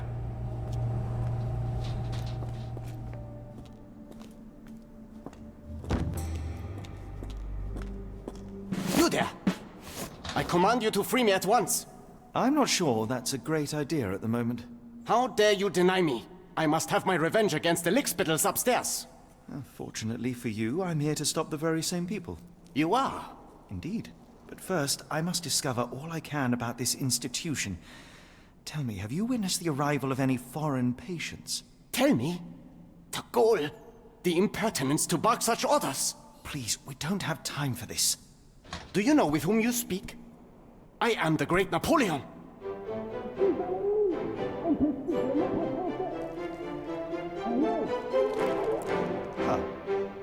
Napoleon Bonaparte?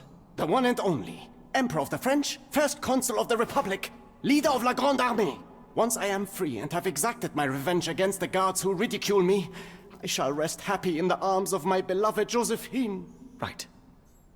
Well, I will leave you to your scheming, Emperor.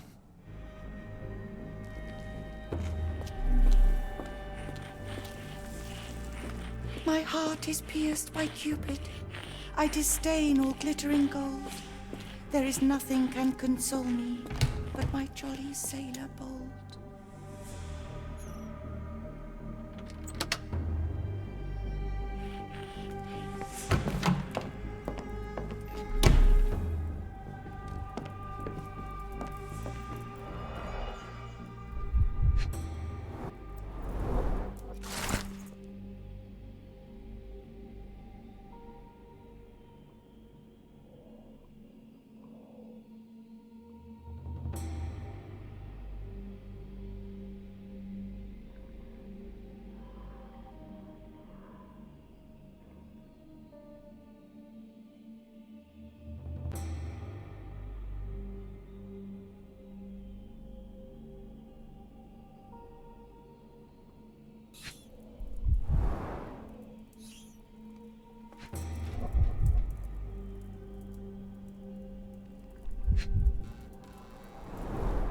Tubes of varying diameters.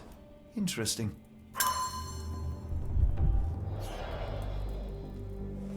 Speech and the Cerebellum by S.A. Becker.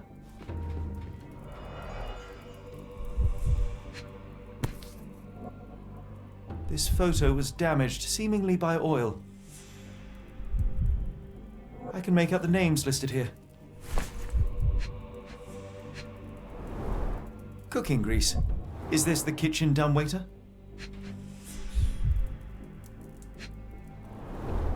Looks like it's still operational. A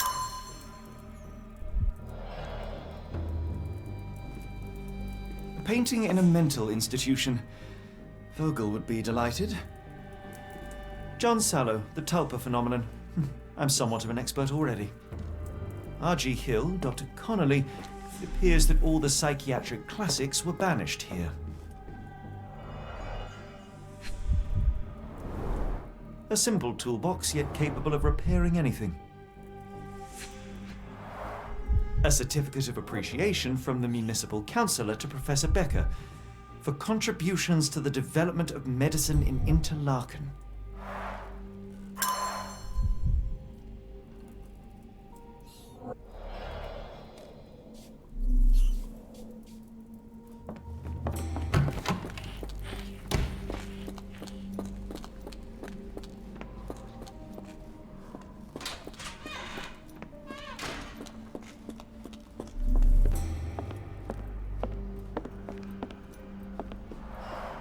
There's the guest room. I wonder if Watson was able to speak to Gygax. Darn. No way I can get past him without being noticed. Locked. I suppose the reception will be guarded anyway.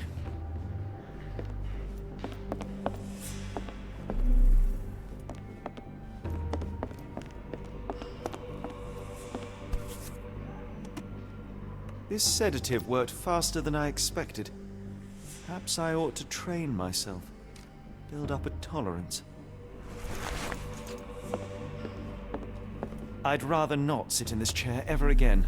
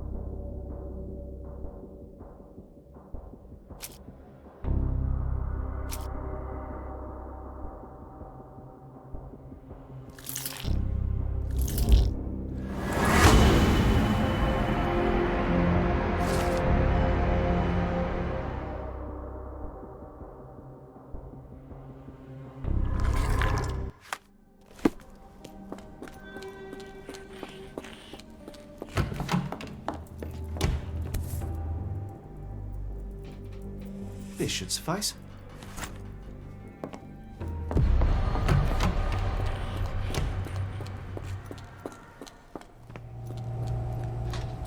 I'm sure I heard something.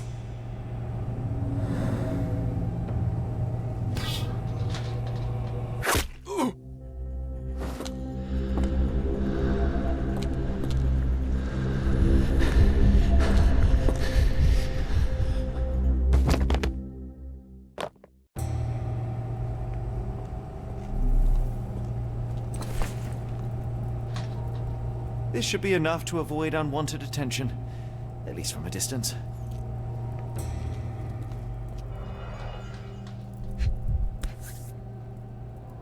Manufactured and packaged here. This is the same narcotic substance that we found in London.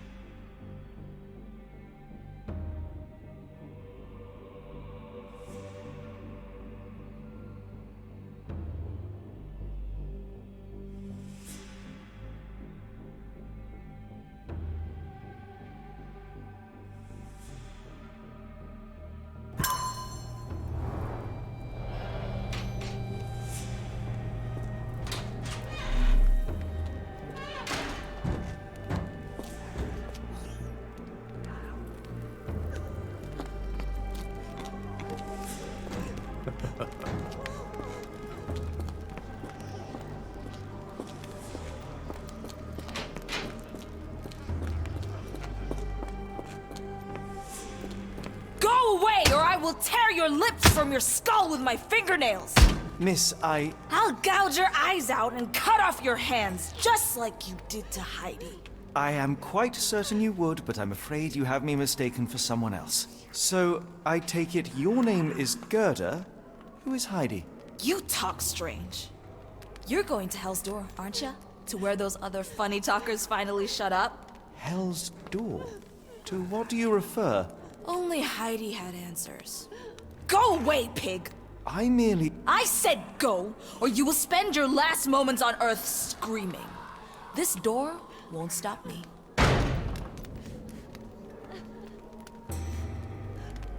They took you away, and I'll never forgive them.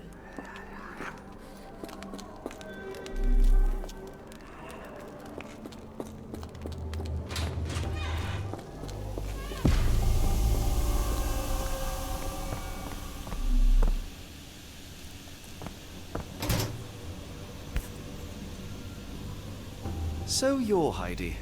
I didn't realize I was on Haunted Doll Watch. Good lord, how unsettling. The damage seems intentional.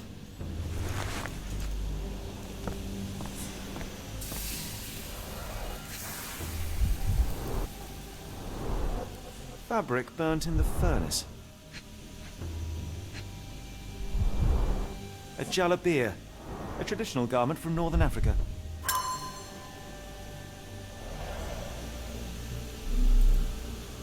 The garments of several dozen people at least.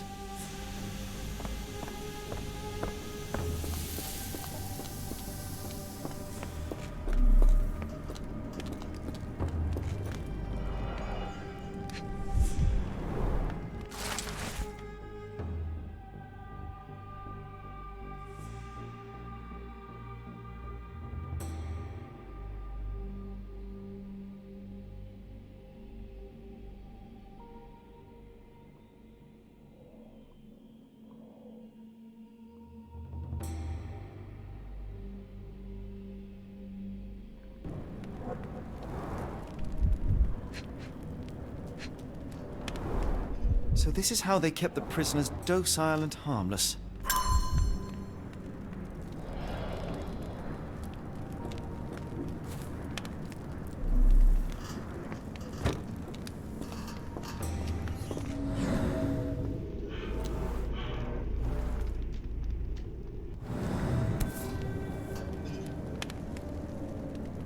An Orthodox reliquary commonly found in Eastern Europe, now in a cell halfway up the Alps.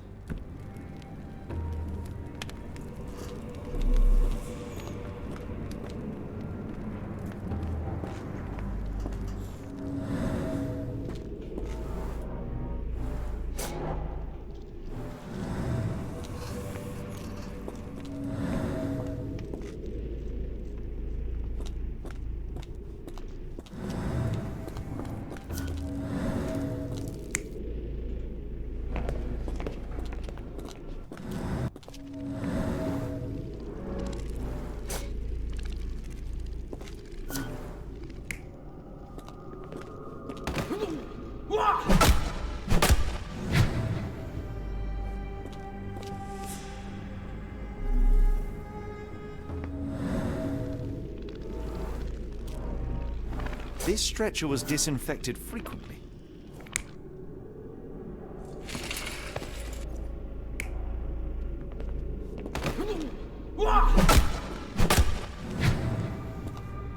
These are the same crates we found in London. I should take a closer look.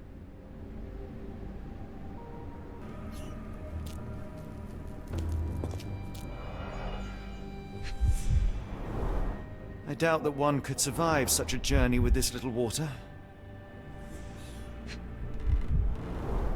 The kidnappers even provided airflow. How generous. This is the same design as the one from London.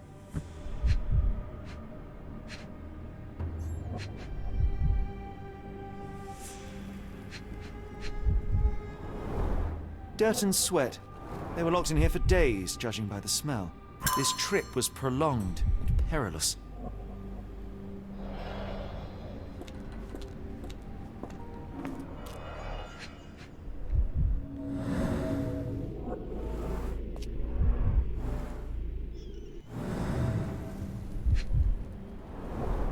A bottle this sturdy doesn't break by accident.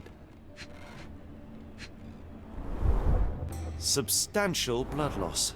One poor soul found another way out.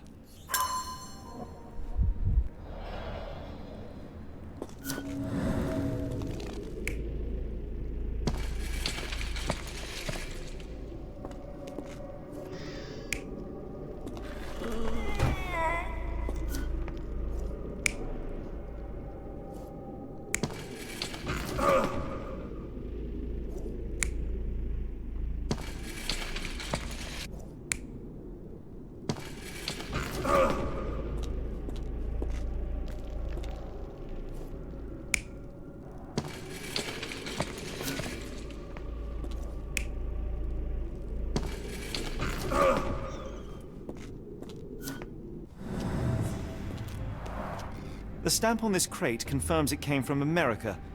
That's quite a distance to travel.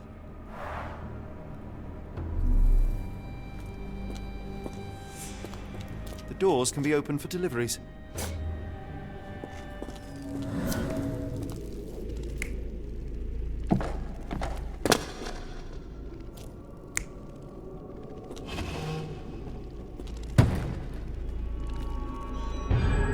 Carriages were backed through these doors, and they began to unload their cargo in secret. Next, the crates were opened, freeing their passengers. Not everyone survived the journey. The dirty, exhausted, and dehydrated prisoners were then herded into cells. But all the cells are now empty, and I have not located a morgue. Time to find Hell's Door.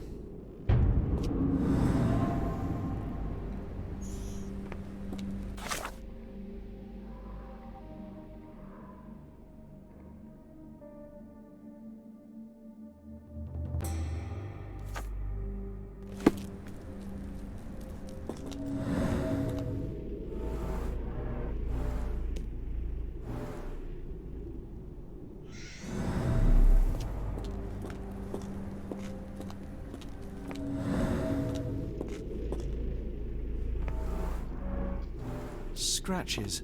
Something has been moved through here. This seems to be a locking mechanism. The whole thing must be a door.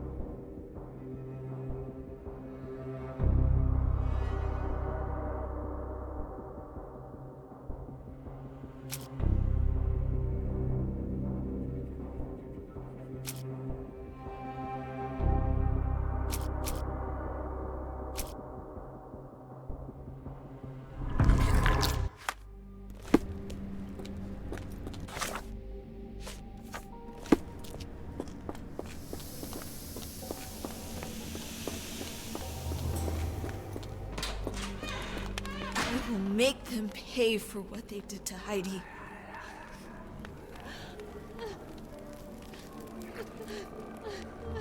I found Hell's Door, the one that made the foreigners silent. Remember? How do I open it? You want to enter Hell's Door?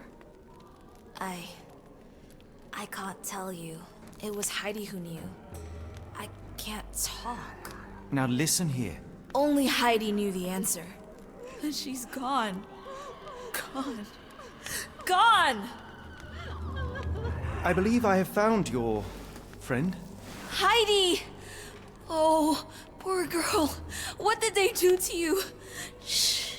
It's all right now. Everything will be all right. Please, Gerda, now I have found Heidi, I need some help from you in return. Shh, Heidi. We should thank the man, don't you think?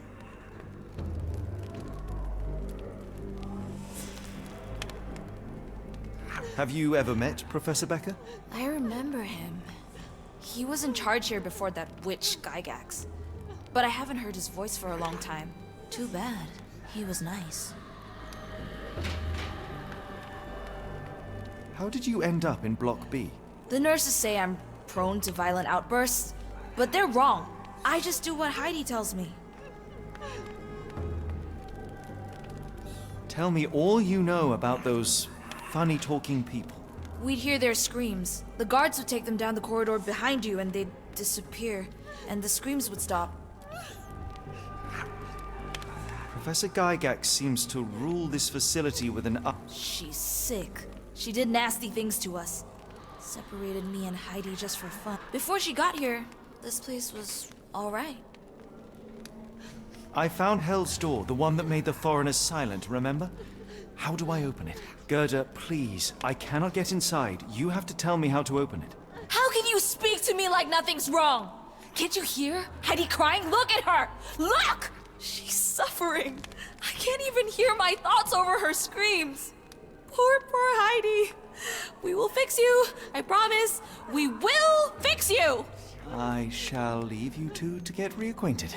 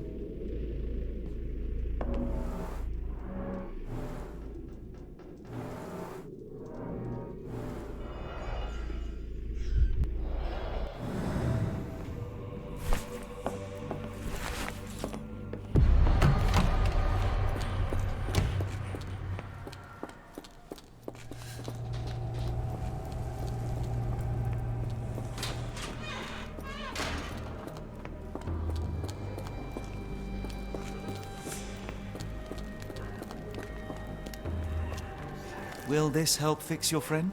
Give it to me. How is she feeling? Everything will be all right, Heidi. Everything. Gerda, I have a couple of questions. Yes, Dirty little mouth, Gerda. You've said enough already. She won't speak no more. Now it's only Heidi. You helped me, and I didn't cut out your eyes. So we're even. Now go! Heidi, there are things I need some clarity. Ask if you dare, but if I get bored, there will be consequences.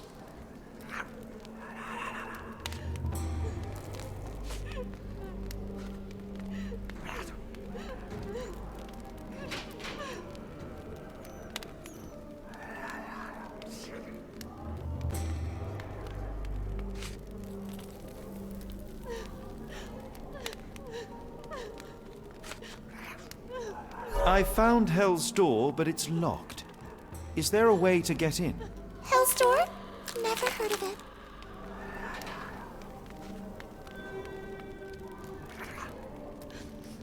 That's not true. You, Gerda, told me that Hell's Door makes people silent forever. And you believe that snotty little girl? I'll personally ensure that she never dares to speak again!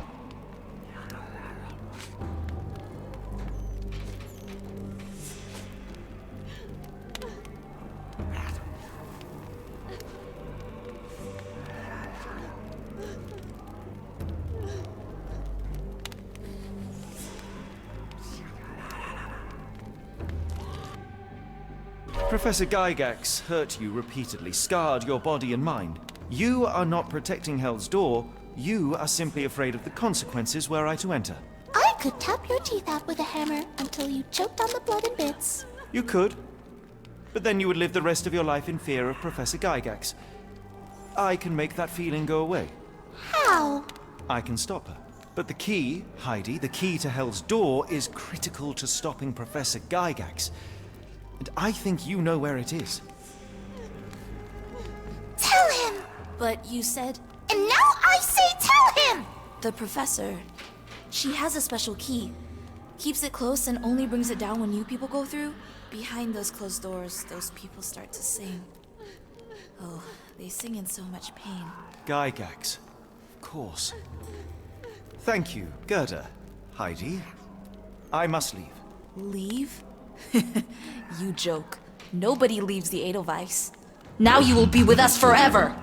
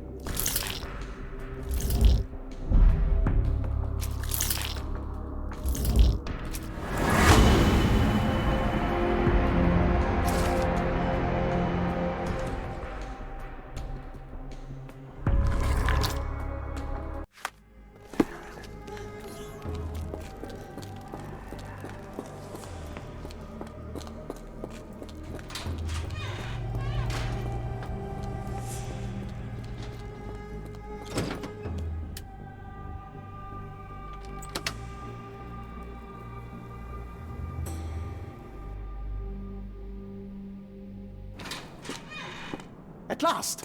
You came to your senses. My humble apologies, Emperor. Spare me your groveling, Englishman. Of course. You are right as ever, for you see, time is of the essence. The Royalists have risen again, and your darling Josephine needs you. Paris needs you. Mon amour. But the guards upstairs in reception stand in your way. Ha! They will pose no problem for the likes of me. Merci, Englishman. When I return to Les Tuileries, I shall make you a general. Oh, you are too kind, Emperor. Now go. Your freedom awaits. I am coming, Josephine. Josephine, me voilà. Catch him!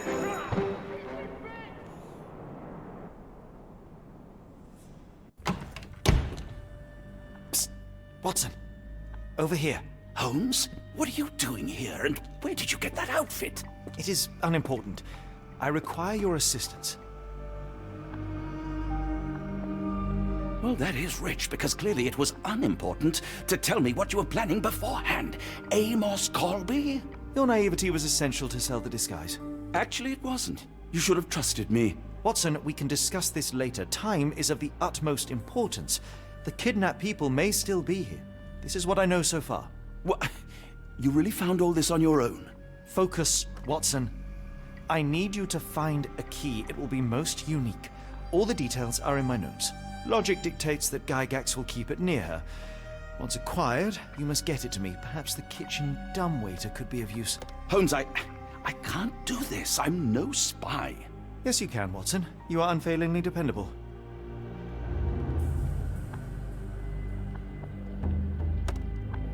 Dr. Watson, visitors are not permitted back here. I'm terribly sorry, Mr. Kuntz. After the war, my nerves, I fled all that commotion. It is nothing. A patient attempted to escape. He will not get far. Now, if you would like to follow me.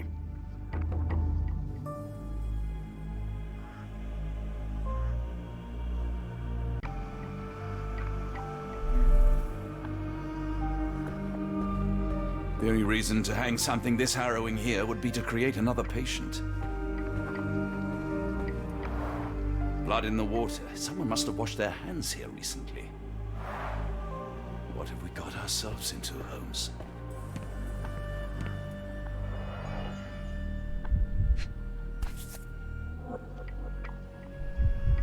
Perhaps I should take this. For all I hope it won't be needed. Did a child make these?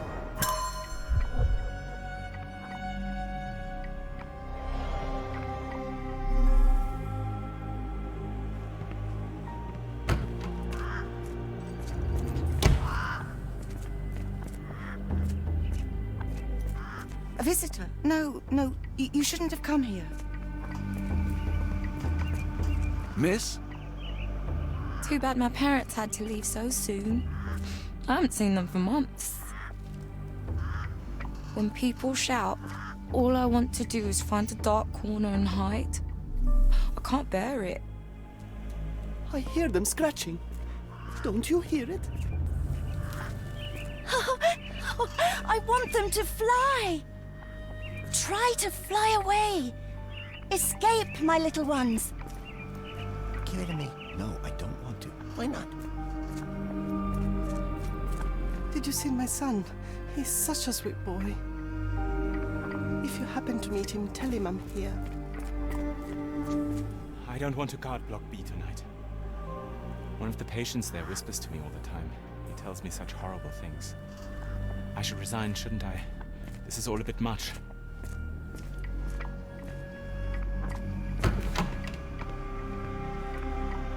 I'm struggling to remember something.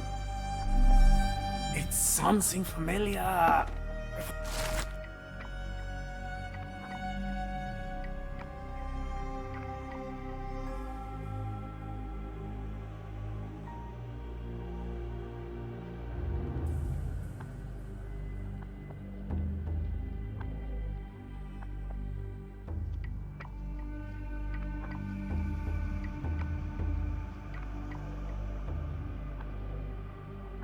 Only I could place it.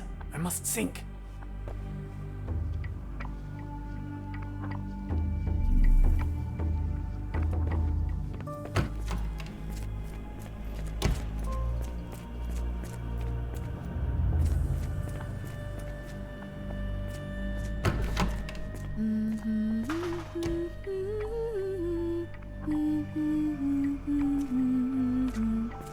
Did you hear that a patient escaped?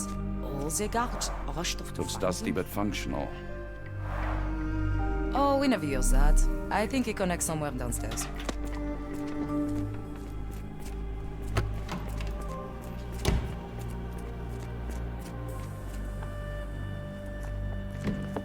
Ah, Dr. Watson. Just the man I wanted to see. Professor, I'm surprised you're not trying to catch that escapee. Please, my time is far too valuable. I hope Nurse Kuntz has been taking good care of you. He has certainly kept me out of trouble. Professor, it is time for your appointment with your next patient, Mr. Wolf. Herr Wolf can wait until tomorrow. I wish to speak with Dr. Watson.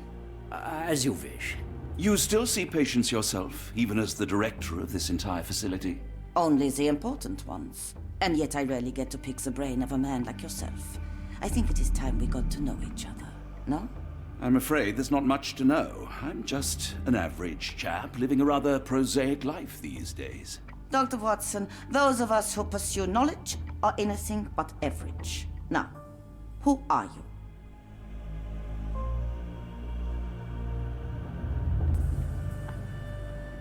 I think once a soldier, always a soldier. For all I wished to help others, part of me changed when I was abroad. Broke, perhaps. So when I read about the Black Edelweiss and your work on the healing of minds, I simply had to learn more. I suppose my Edelweiss was always destined to attract other curious minds. But before we continue, I want you to understand one thing. A broken mind can never be truly healed. Ah, I see. So, what exactly do you do here? It is simple. If you cannot fix a person's nature, you must force them to forget it. Surely there are other methods of treatment. How naive. You remind me of a man I once knew, Professor Becker. But we do not speak of him anymore. A colleague? The former director here. One day he realized that Edelweiss had outgrown him and had to leave his house.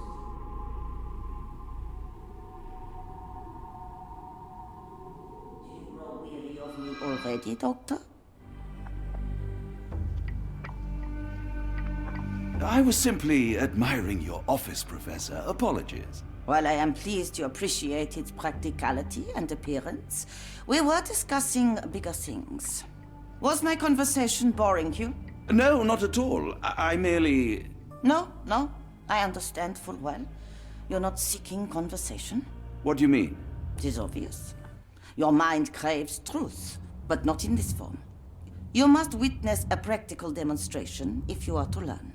I'm certainly intrigued. Would that be possible? Of course. I propose a journey between the jury of the human brain. You will not leave without being truly enlightened. Kuntz, take Dr. Watson back to the courtyard. Then tell the nurses to prepare the operation room and the girl with the doll. Yes, Professor. Our preparations will take a little time. I will come for you soon, Doctor.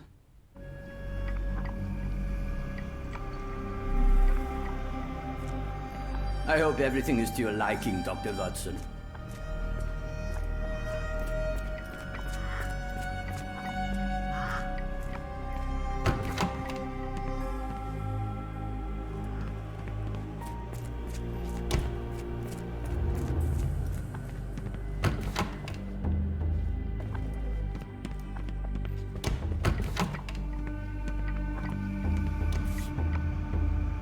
Photograph seems recent. A commemorative photo album. Been a while since I've been in one of these.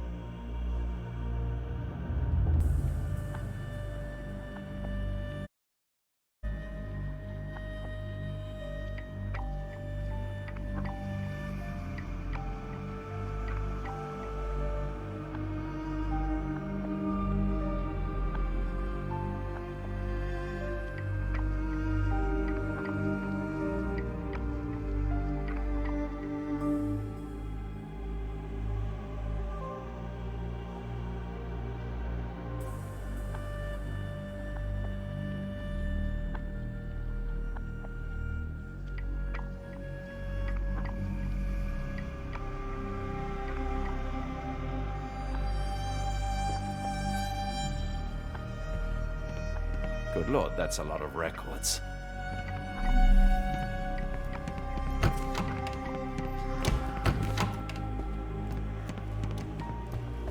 I hope you're finding your room comfortable, Dr. Watson.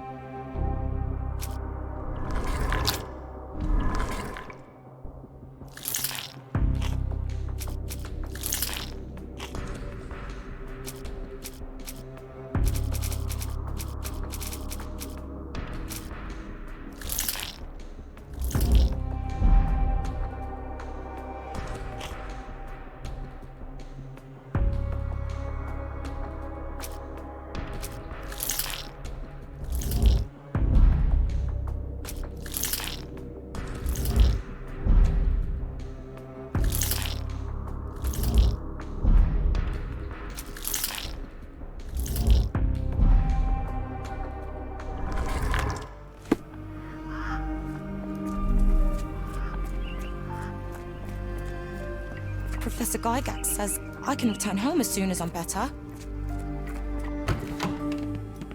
You are Mr. Wolf, am I right? Oh, hello. Who might you be? My name is Dr. John Watson. I wanted to talk with you, if you didn't mind. Ah, Doctor. I don't suppose you could help. I seem to have forgotten where I am. We're in the Black Edelweiss, Mr. Wolf. It's an asylum in Switzerland, and you are one of its most important patients. But why am I here? That's what I was about to ask you. I can't remember. Sorry, I can't remember anything. It's all right, you don't need to push. Try to relax. Let the thoughts come and go. Now, what comes to mind? Mr. Wolf? Oh, hello. Who might you be? We just went over this. I'm sorry, but I don't think we've met. We were just discussing this facility, the Black Edelweiss Asylum, and why you are here. That name does sound familiar. Holmes, the things I do for you. Excuse me, who are you? And who's this Holmes fellow? I am Dr. Watson, and Holmes is, well, you could call him my imaginary friend. That's just a little joke, don't mind me. But why am I here, Doctor? Am I sick? I'm sure I can take a look.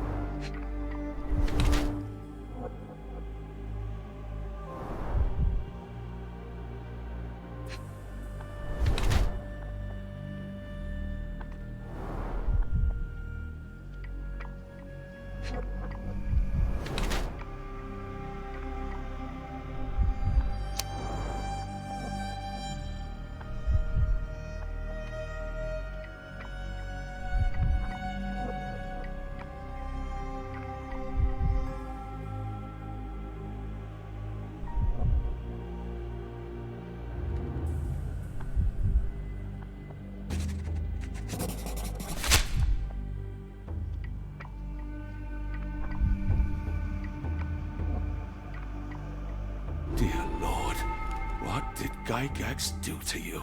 Excuse me? Who are you? Oh, never mind.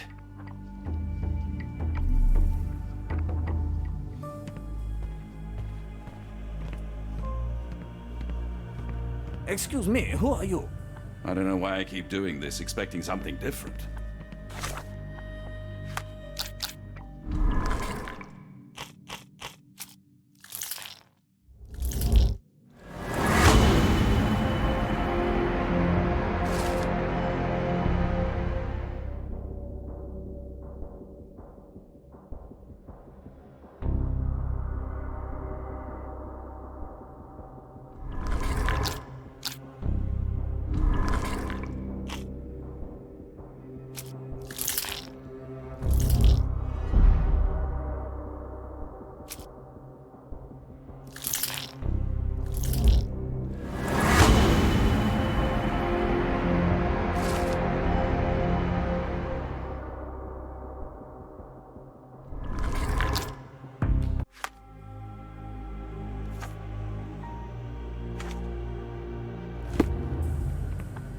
Hello again.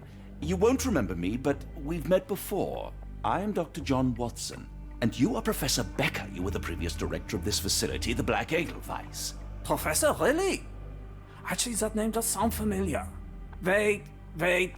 Let me write it down. I try to recall memories through writing, but they always feel just out of reach. As a matter of fact, I have more for you to jot down. Oh, yes. Yes, please, anything. Professor Gygax did this to you. She made you forget everything, even who you are. But we will play a trick on her. We will write a letter so that she learns her lesson. Put down what I dictate.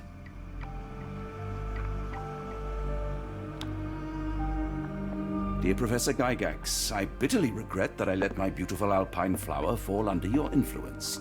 I see now that you never deserved to sit as the director of the Black Edelweiss.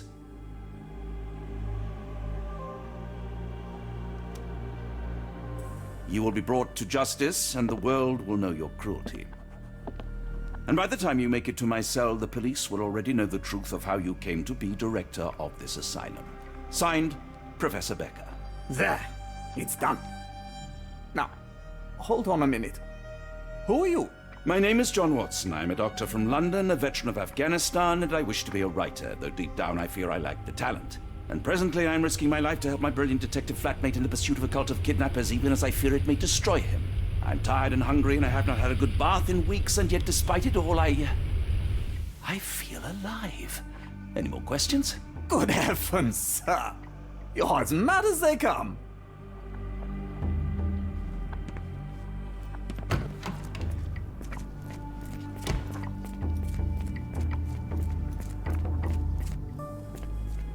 One of the patients asked me to deliver this note. It's for Professor Gygax. Thank you, Doctor. Leave it with me.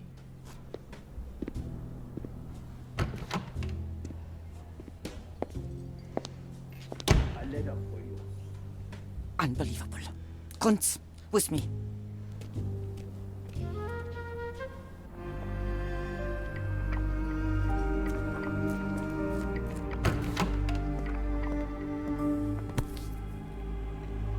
Nothing special about this.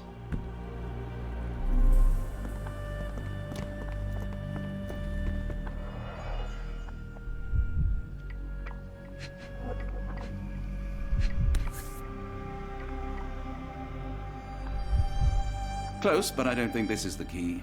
This is too small to be what Holmes asked for.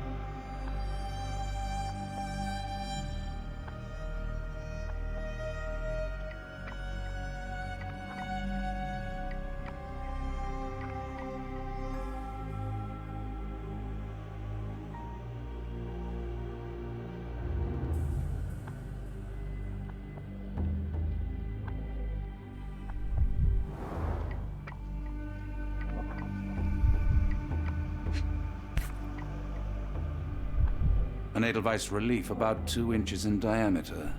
This must be what Holmes was after.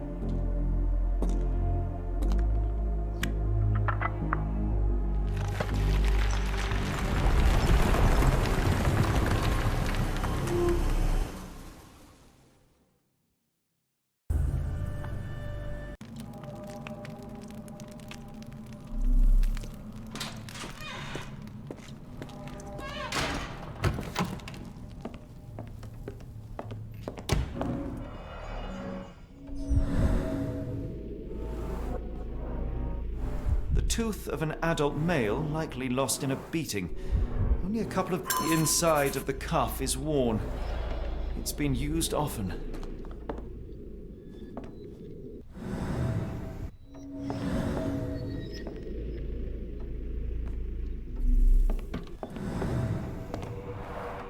The writing is mostly gone. Phonetic symbols, perhaps.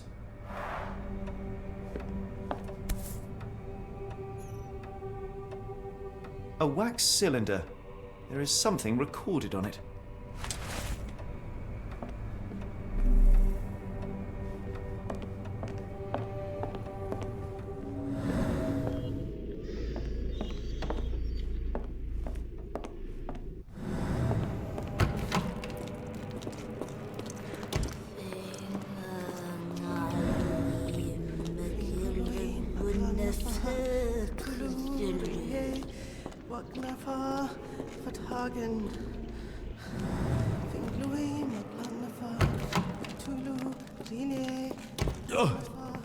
Oh, the spell.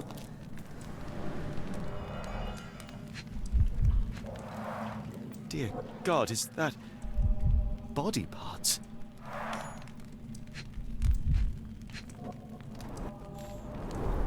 Judging by the remnants of blood and flesh, these instruments were used for dismemberment. Utterly inhuman.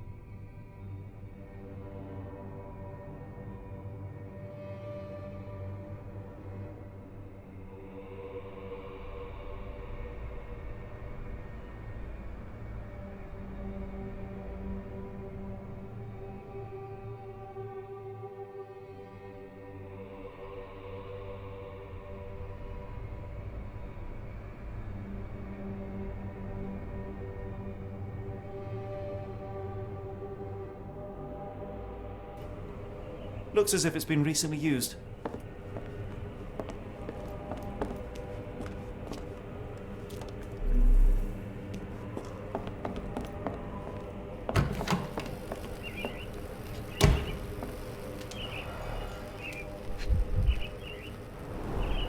Dynamo machine.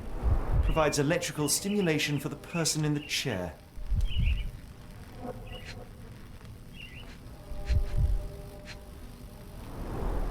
Full-grain leather straps.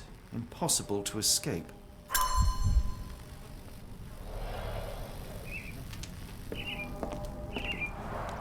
A very professional brain dissection.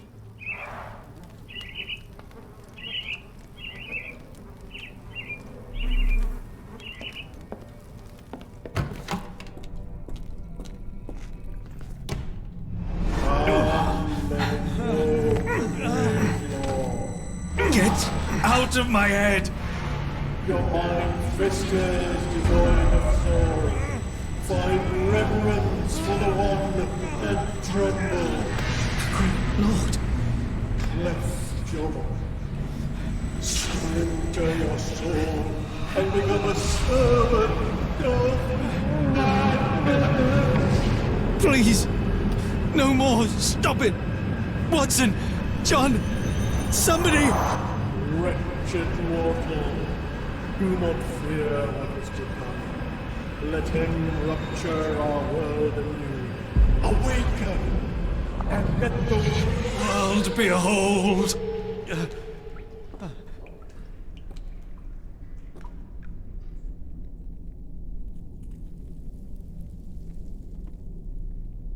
The light of the abyss is the light from the abyss. Get out of my head.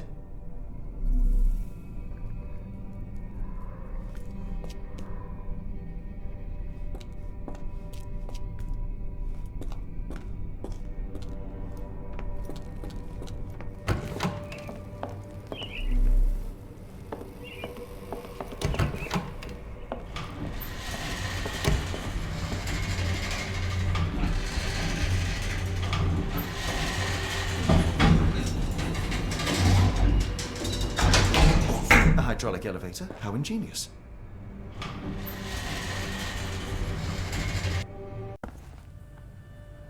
Watson? Holmes? What are you still doing here?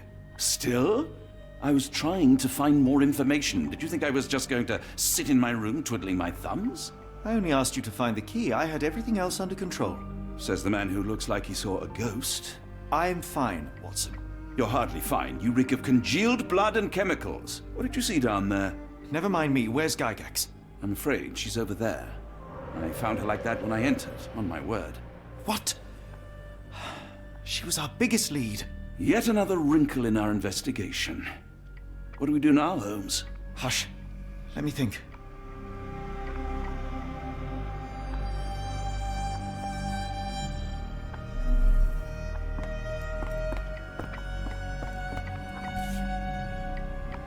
Heidi, how did it end up here?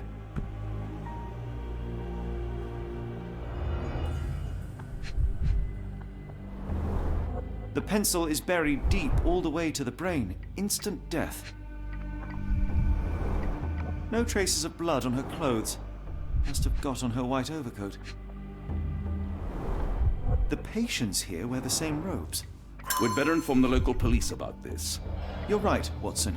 But first, we need to determine where our case goes next.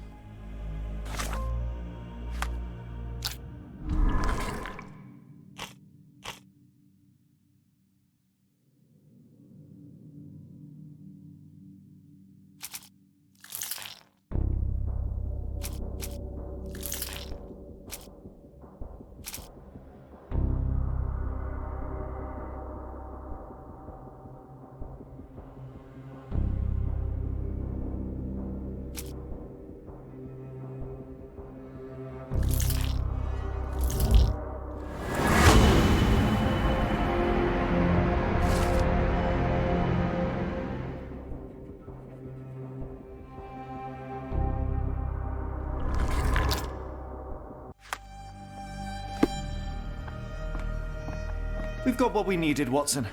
This conspiracy reaches further than we thought. I don't suppose you've ever been to New Orleans? You are joking. I seldom do. Let's go. There's no time to waste.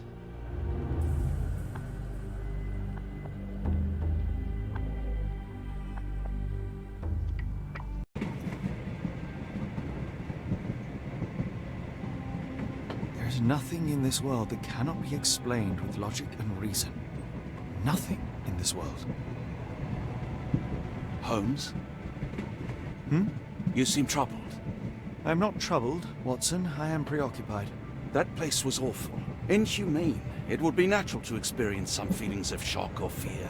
Men reduced to gibbering imbeciles, numb beyond recognition, powerless to help themselves. When a doctor does go wrong, they are the first of criminals. They have the nerve and they have the knowledge. That woman did not deserve the title. Such casual cruelty for such selfish aims. I knew another man like that once.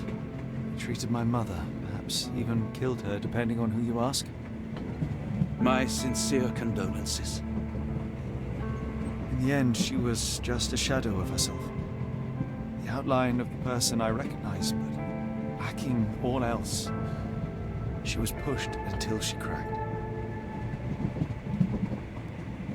Should you see me cracking, John, I must ask you to intervene. Nothing compels us to pursue this matter further, Sherlock. We can return to London, report what we have discovered. Let more capable hands take over. Alas, there are no such hands. Were we to abandon our quest now, I fear no other would succeed in our stead. We know nothing of what awaits. What dangers lurk in the darkness? Nonsense. We draw nearer to New Orleans with every passing minute, and thus closer to the answers we seek. Those answers, for all their perversity and improbability, will, nevertheless, be the work of men. And that is a work I have studied well. So be it.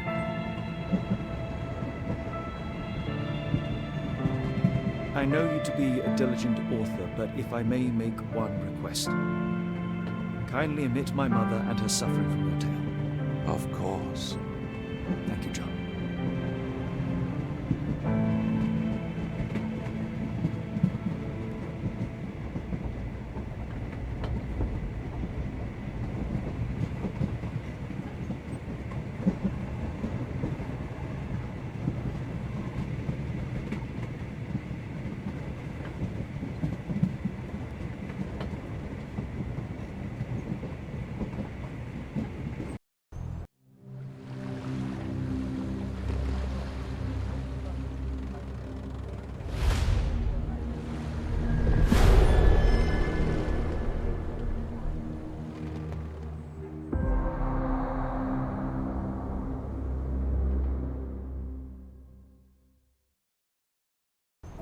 Ah, Holmes. After our trip to nippy Switzerland, I can certainly use some of this New World heat. Do not get carried away, Watson. What we could certainly use are answers to my questions. I know, but you look exhausted. Why didn't we find the hotel first? We shall rest when our investigation is over, and not a moment sooner. I shall ask you to handle our bags while I search for the bank. As you wish. Oi! Stop it, you! Our luggage! Good Lord, what have you done? That's my stuff. I'm sorry, mister. It was an accident. Ah, not an auspicious start, is it? Never mind. I'll handle it. You go on ahead.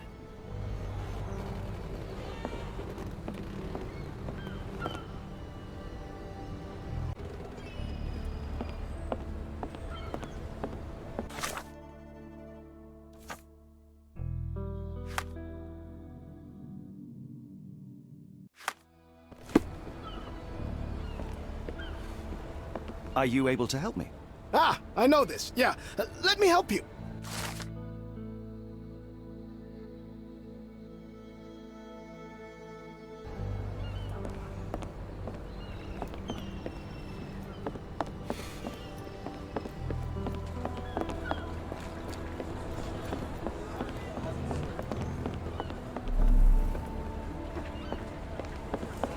Where you at, gentlemen?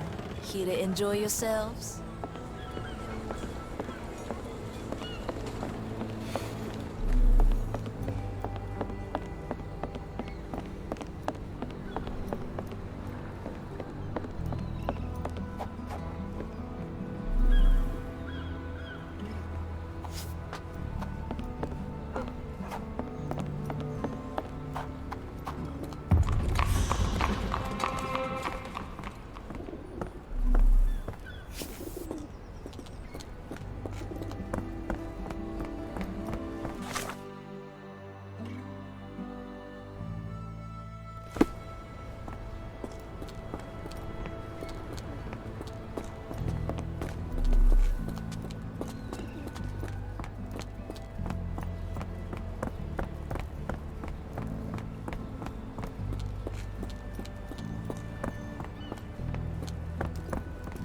May I ask for your assistance?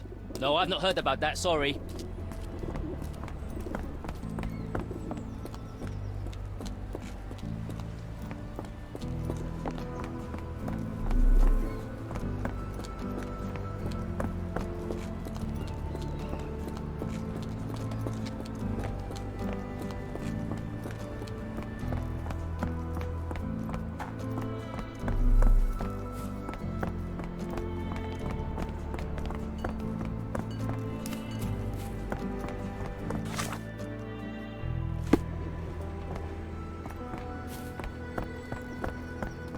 Mr. Frank Barnaby, right?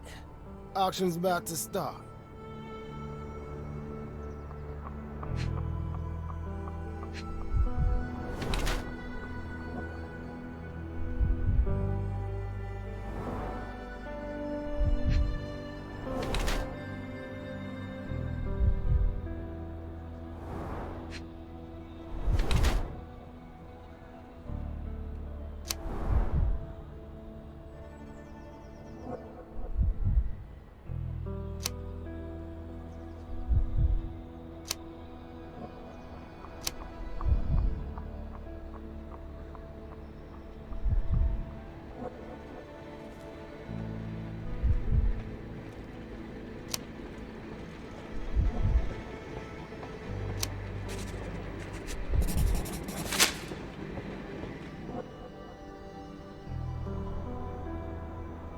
You have me mistaken, sir. My name...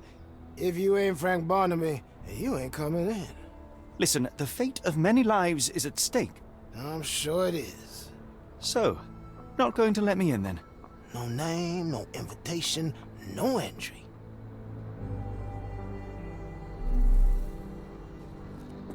Holmes, over here. Any luck? None. They're holding an auction, invitation only. The good news is, I know who might have one. We need to find Mr. Barnaby. Who? Frank Barnaby, most likely a local. And you think Mr. Barnaby would be happy to share his invitation? Let us first find him, then we can see if he is the generous type.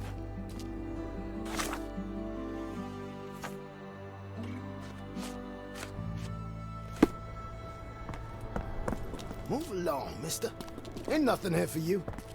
May I ask for your assistance? I've heard about that. Let me tell you.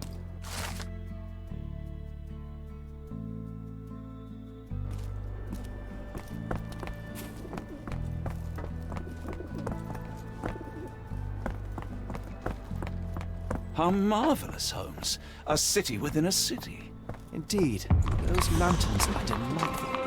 It is as though we have been transported to the Orient itself. May I ask you something? Don't be angry with me, sir, but I don't know.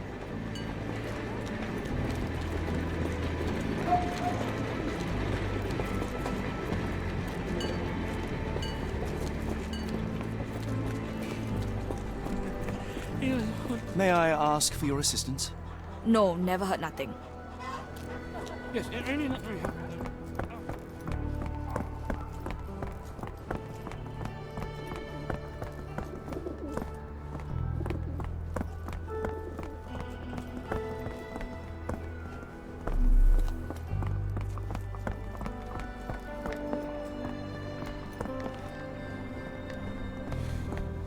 Locked. No one's here. Rather unassuming for a jewelry store. Damn, he at it again. Barnaby still owes you. If he can't pay in greenbacks, he'll pay in blood. Are you able to help me? I'm bone tired, but yeah, I'll help you.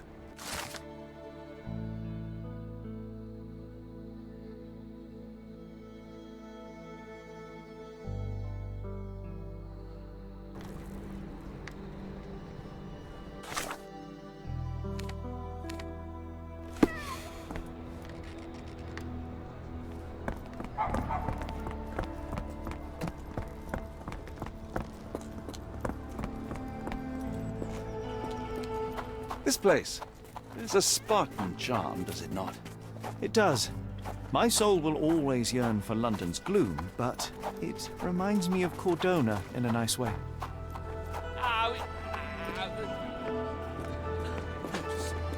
May I ask for your assistance? No, I not heard about that. Sorry.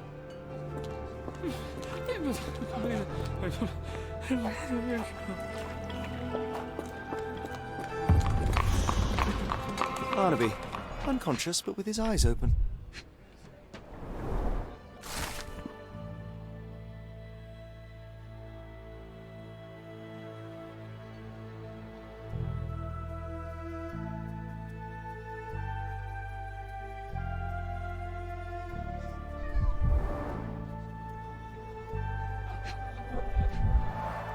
Look, Watson, the two of you are just alike.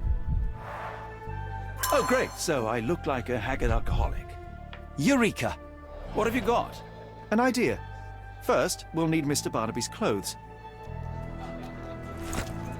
Holmes. Watson, time is of the essence. You will go to the bank, not as yourself, but as Frank Barnaby.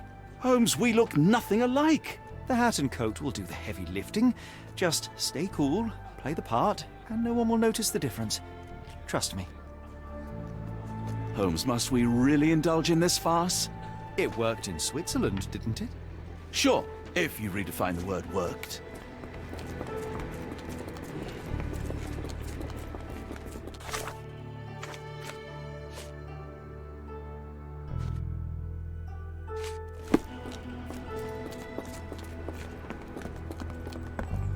Where's my cash, Frank?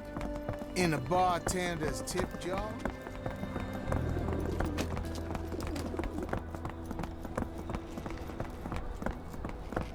Where's the money, Barnaby? I'll wait here so as not to arouse suspicion. Mr. Barnaby. Right you are. Shop owner. Right. Your invitation, sir? Here you go. You okay, sir? Seem to have the jumps. I'm in a rush. Oh, come on in.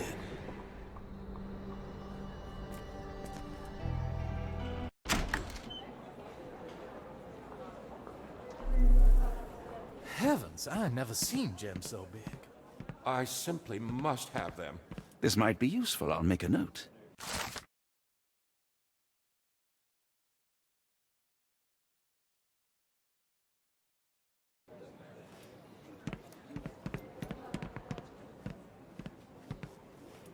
They're so black, it's like they absorb light. Rather hypnotic.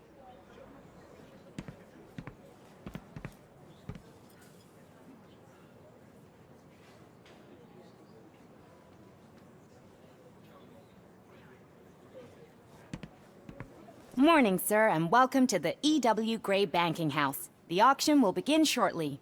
Name's Zoe Clemens, and I'd be delighted to help you. Pleasure to meet you, Miss Clemens. I am Frank Barnaby. I do have some questions, if you don't mind. Forgive my curiosity, but who was the previous owner? Sir, I ain't at liberty to disclose them details. These gems are rather curious. What can you tell me about them? These rare beauties are black opals, all the way from Coober Pedy, South Australia. When they catch the light, the dark stone becomes a brilliant rainbow. It's something special. It doesn't say where these stones came from. No provenance, no previous owner. I'm starting to suspect they were illegally procured. What? We would never. I can assure you these gems were bought from one of New Orleans' most upstanding citizens, a philanthropist no less. If you would like to know more, I could get my manager. You old dog, Barnaby. Didn't think you'd sober up for the auction. An hour ago, you were 3 sheets to the wind. Oh, you know, I hold my liquor better than most. And the auction was an important business opportunity. An important business opportunity? Ha! What have you done with the real Barnaby? Well, maybe I'm drunker than I thought, mister. Mister? What's wrong, Frank? You're looking pale. Don't you recognize your old pal, Grub?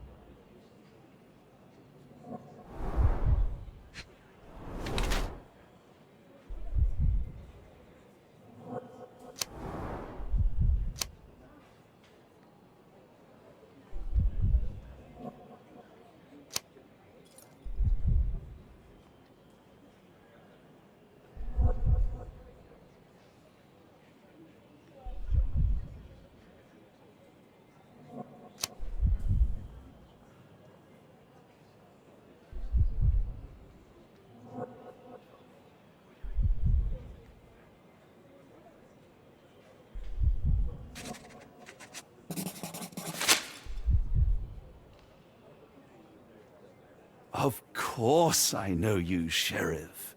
Good. Now, while I have you, there's the matter of your outstanding fines. I've been more than reasonable, but I'm afraid the bills come due. Fines? Right, I'm afraid I don't have anything on me. That's funny. Ain't you at the auction? I weren't born yesterday, Frank. Now, assault, battery, disorderly conduct, that's serious stuff. You got off easy, but if you don't pay up, things get a whole lot worse. Look, Sheriff, I'm not actually... Whoa. Think careful now, 'cause Frank Barnaby only owes us cash. But fraud, impersonation, that's weasel behavior. And you know what we do to weasels round these parts. Feed 'em to the gators. So, Frank, what's it gonna be? Here's all I have. Mighty fine of you. The people of this parish deserve peace. They don't take kindly to visitors. Don't miss that boat tomorrow morning, Doctor.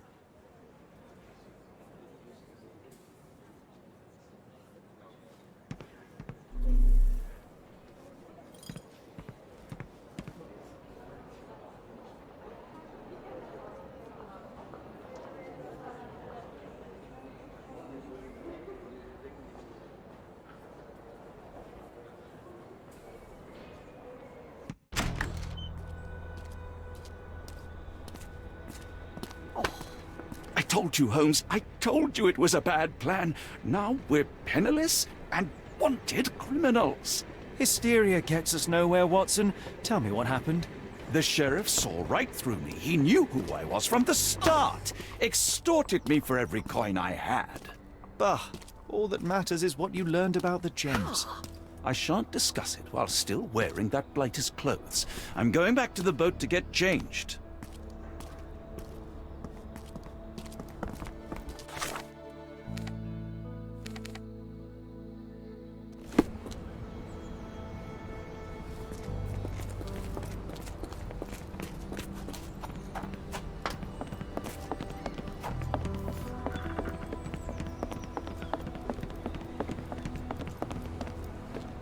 Oh, bollocks, now our clothes are in the bloomin' water.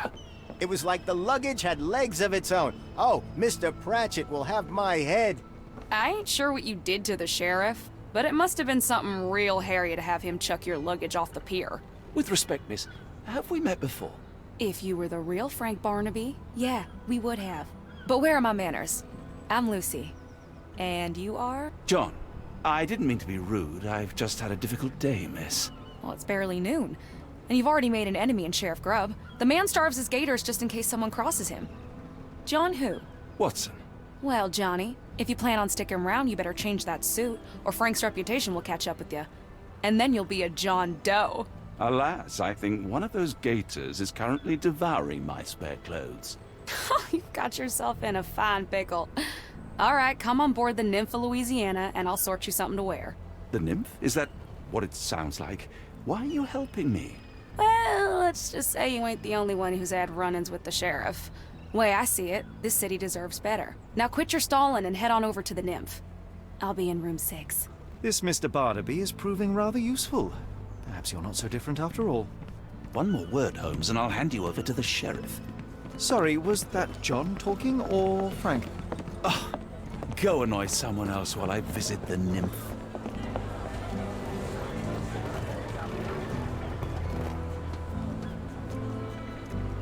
Well, look at you. All dressed up with nowhere to go. I can't thank you enough. As I was saying, our journey has hardly gone to plan. We seem no closer to finding our missing people than when we left.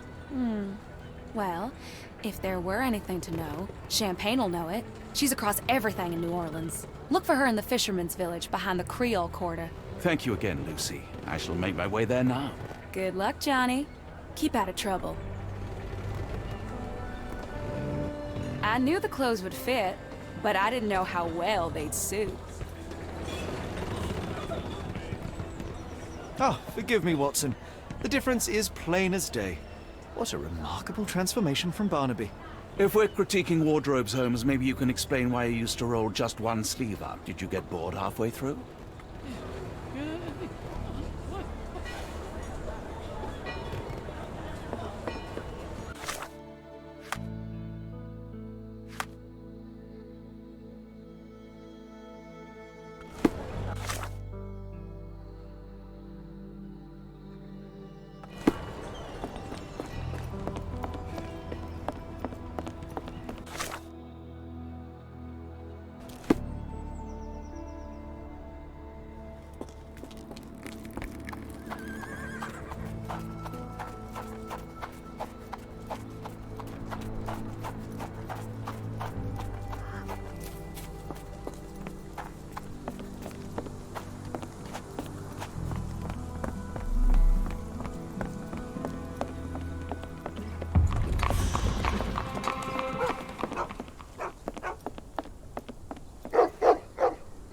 Tocqueville? Lafayette!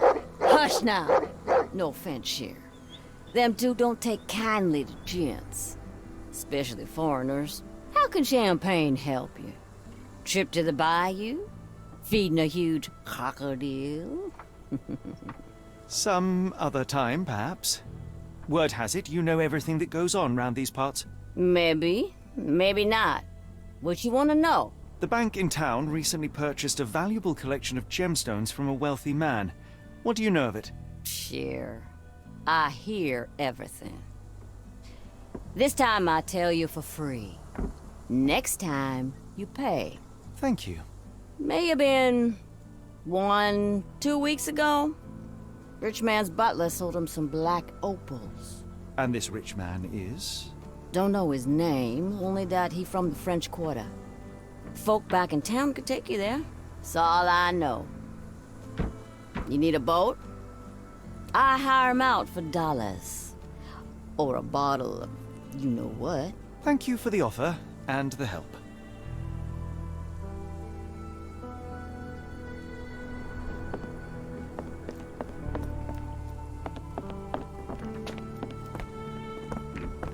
I feel much better in this suit, even if it is not mine.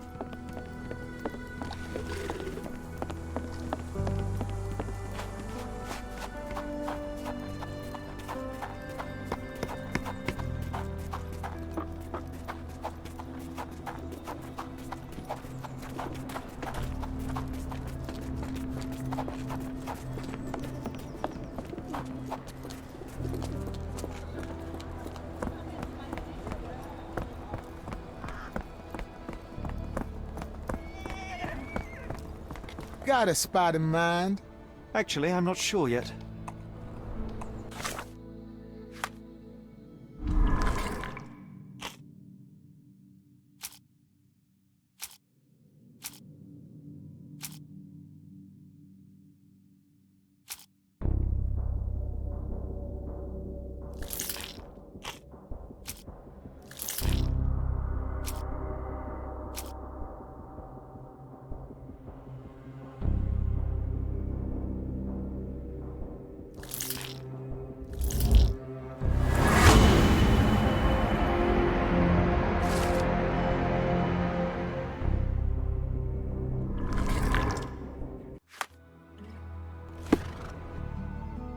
Got a spot in mind?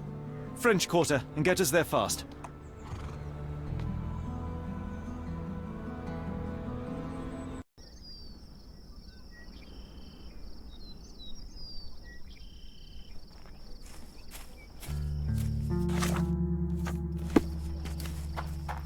You know, Watson, the opulent mansions and stifling heat remind me of my time in the Mediterranean. Cordona does sound rather magical. Do you think you shall ever return? I don't know.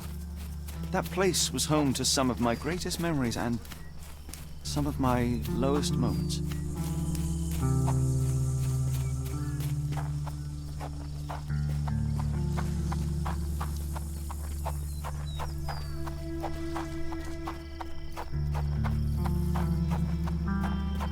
Lord help me. Excuse me, miss. Are you all right? What is your name? Eula, sir. Waiting for someone, Eula? Yes, sir. My brother Davy. He works for Mr. Arneson in that mansion yonder. Been 5 days now since I last heard from him. Come now, why all the tears? Something happened to Davy. I feel it in my bones. Do you think he may have left the premises? No, sir. Davy, he ain't like you and me. He's smart in some ways, but he can't talk. Not a word. He's pure and kind. Fear not. We will look for your brother. One presumes this gate is locked. Is there any other way inside? There's another entrance through the stables you could try. That's where I meet Davy normally, but I couldn't get in. See, I couldn't find the key. It wasn't in its usual spot. Please hurry, sir. Find him for me.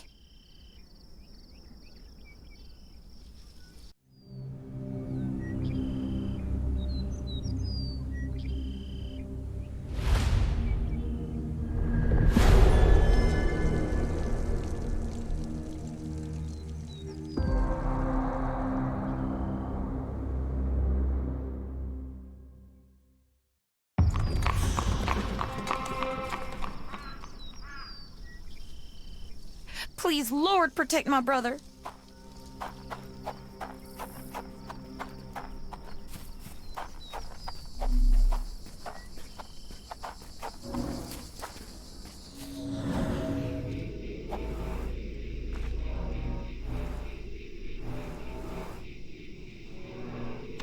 I rather wish my lockpicks had not been lost in the river. Along with all our clothes, books, tea.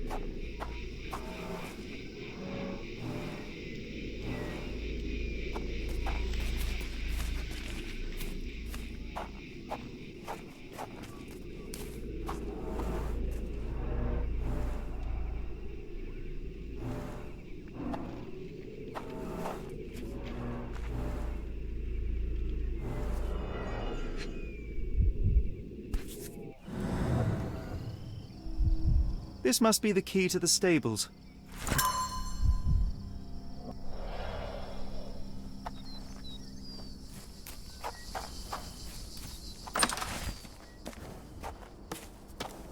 Poor animal has been suffering for days. It's dehydrated, Holmes. Without water, it will die. Mr. Arneson's cab is still here. Cayenne pepper. Half empty. Or as Watson would say, half full.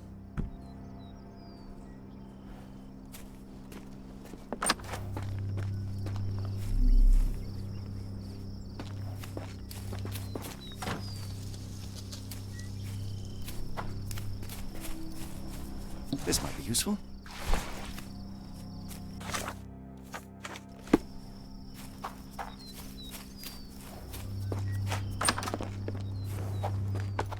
At least that's one life saved.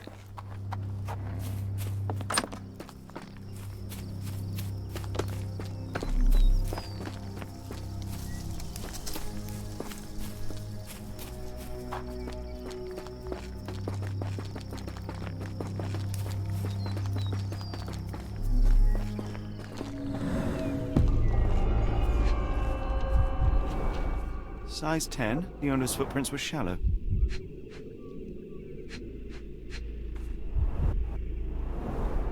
Size 10. The heels are sinking into the ground. Look here, Doctor. 2 sets of footprints left by the same person, yet they vary in depth. What do you conclude? Perhaps they arrived empty-handed, but left carrying something heavy. Precisely. We'll make a detective of you yet, Watson.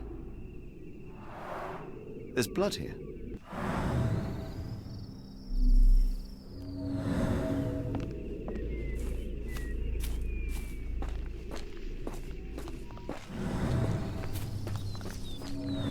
More boot prints.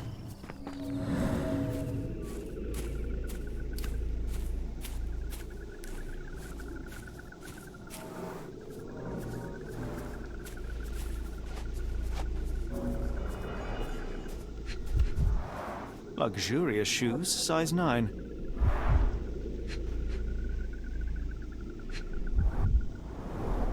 These fingers were severed with a single clean stroke. But I don't see the thumb or middle finger. Look, Watson. Animal prints. I wonder what kind. Boots, size 10.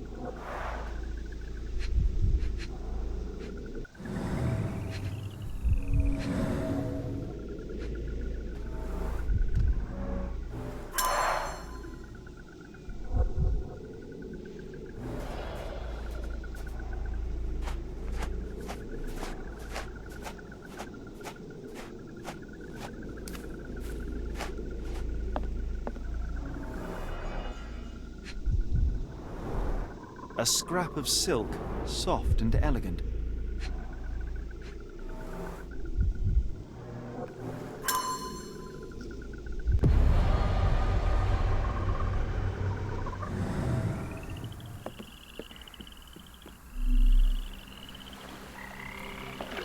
No sign of a boat.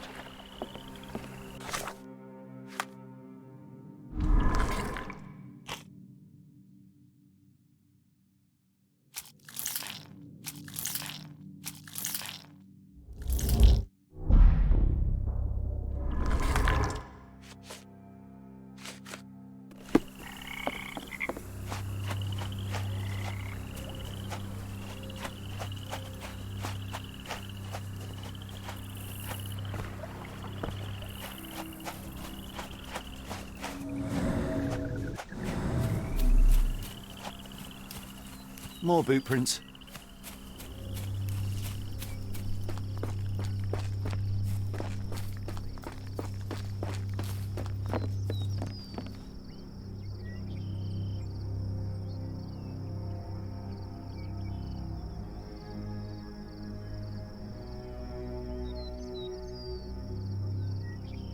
Ah! Do you smell that, Holmes? Something bad happened here. I know. Be prepared for anything.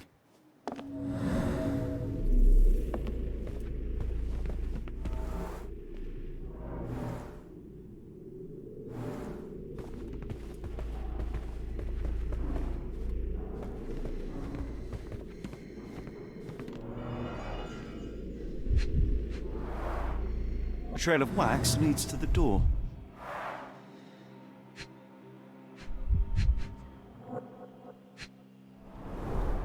The candle was burning when it fell.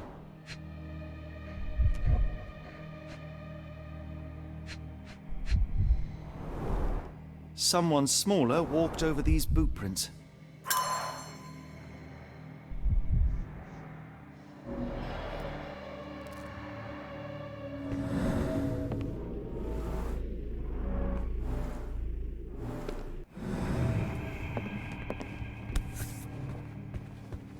The bent end of this candlestick has blood on it.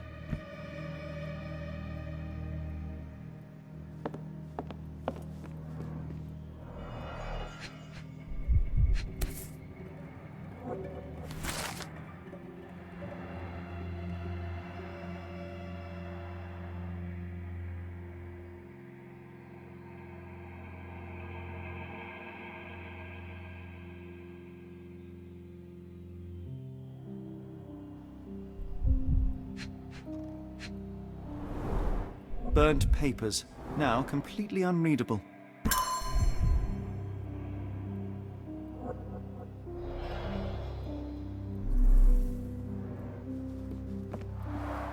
Someone was bleeding, but it doesn't look lethal.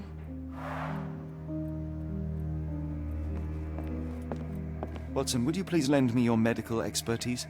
I'll do my best.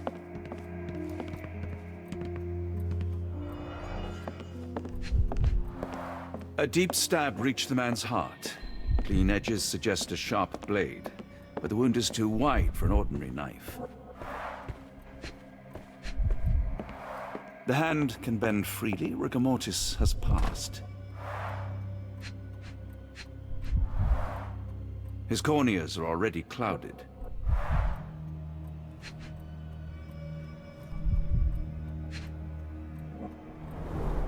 Hay on his trousers suggests a gardener or groom. This man has been dead for a week, the result of a sharp object piercing his heart. You are mostly right, but I would bet he died 5 days ago. Heat and humidity will have accelerated the decomposition.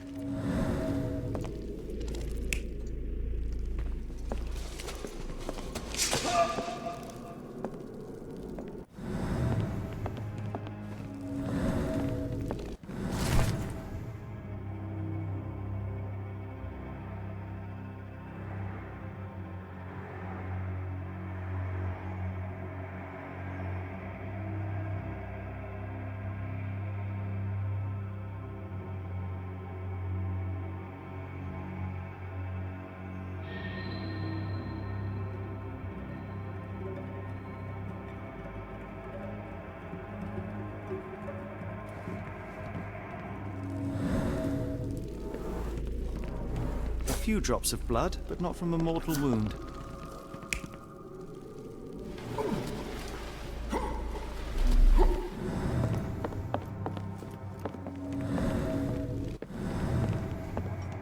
I will need your help one more time, Doctor.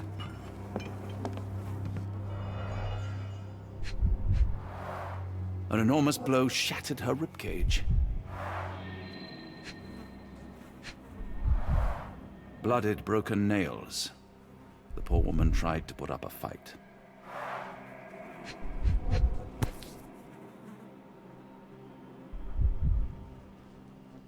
Extremely sharp and deadly. A wound like this could only be dealt by a man of incredible strength. And cruelty. Why does it look so familiar?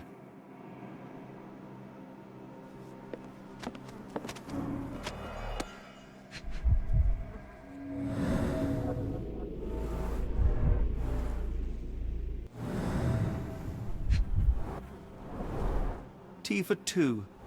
An odd glimpse of normalcy amid the horror. A used kitchen towel.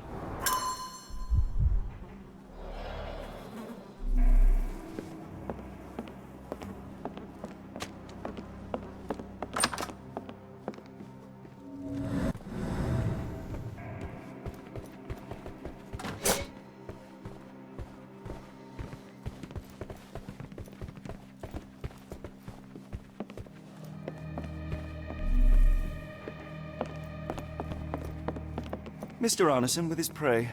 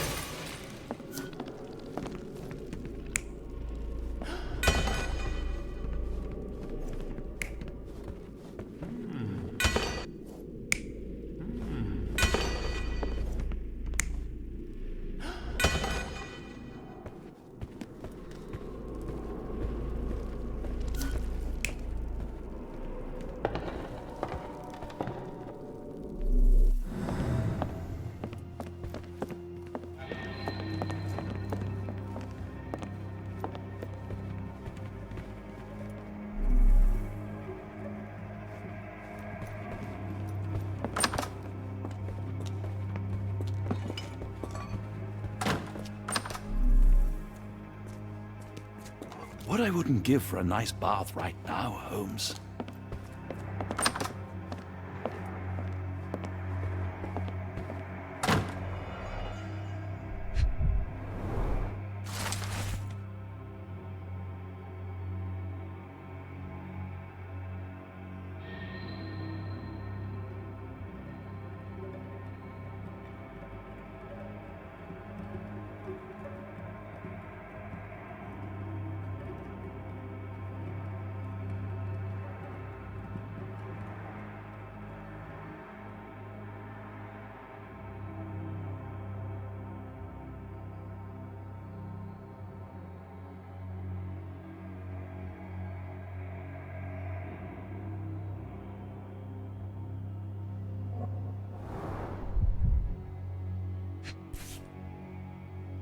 A dull book about local geology.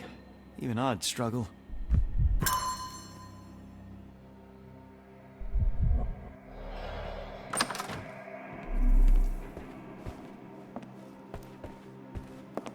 A dashing portrait of Mr. Arneson.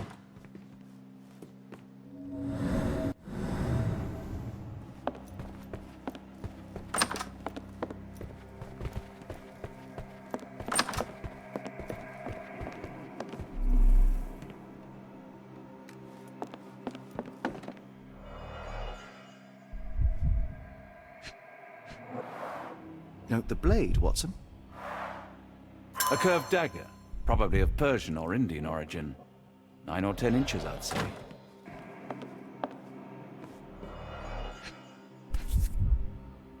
Arneson and Davy seem to have got along well.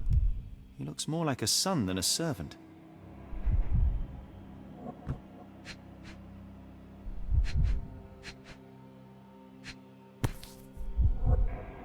Arneson and Davy, 1881.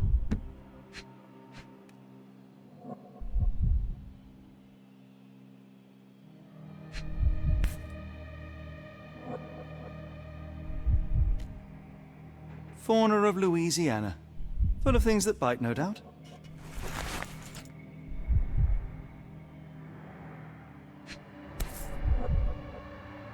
New Pied Piper. Foreigners missing in New Orleans.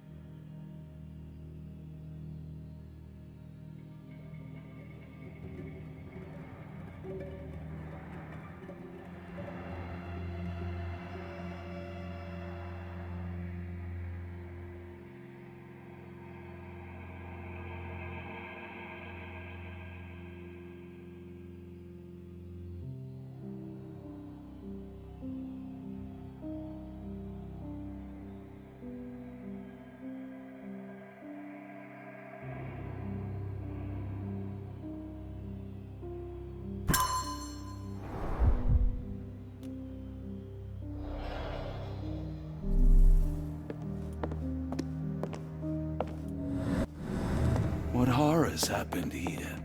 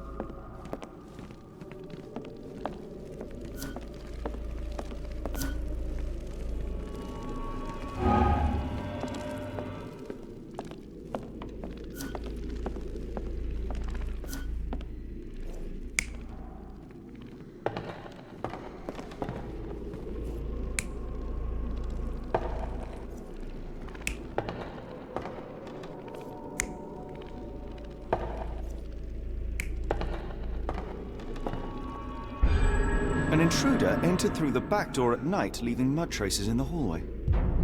Without being noticed, they picked up a candlestick and struck the man in the chair from behind. In the kitchen, 2 people were drinking tea, the workman and cook.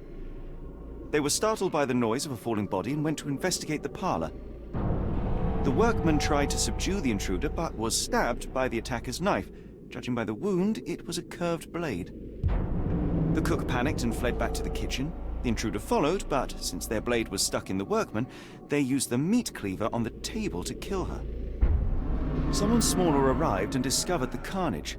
They dropped the candlestick in horror and ran for safety to a room down the hallway. Meanwhile, the intruder returned to his first victim and dragged their stunned body away from the fireplace and out into the garden.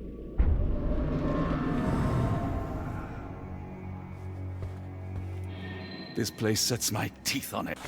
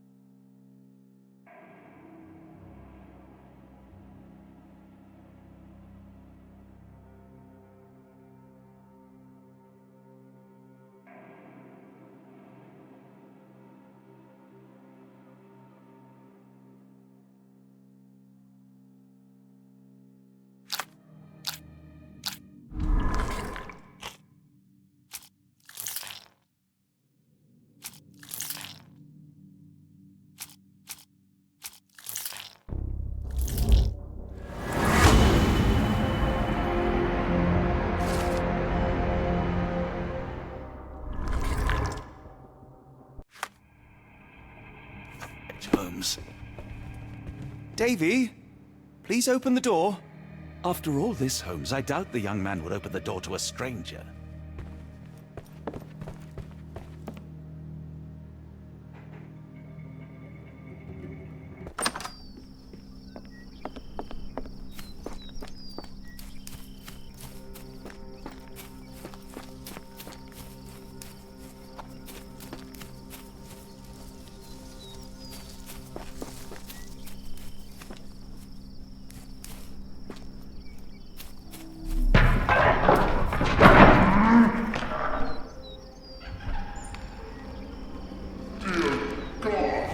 Watson, quick. Get her down.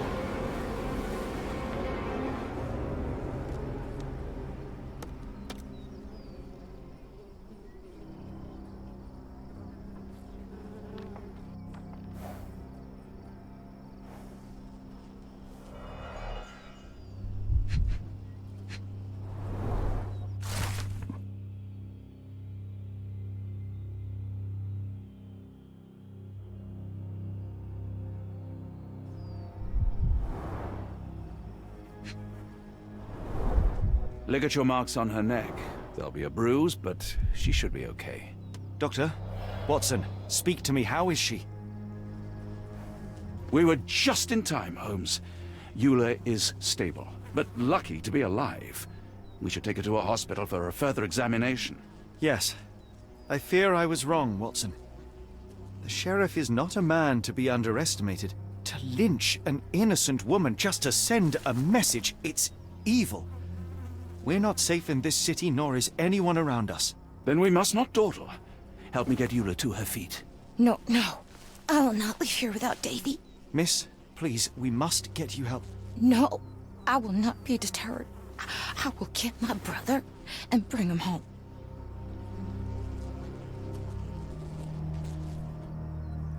If my deductions are correct, Davy lies behind this door. He ought to be unhurt, but is no doubt shaken.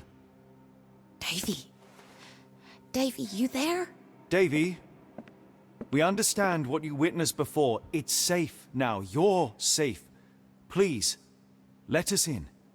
Your sister wants to see you. Everything will be all right, I promise. Yeah, them gentlemen speak the truth. Just open the door. Big sister's here for you. Davy! Oh, come here, you! Thanks, sirs. Lord bless your souls. Let me examine him, miss. I want to make sure he is unharmed. Remember, he may be mute, but he still understands you.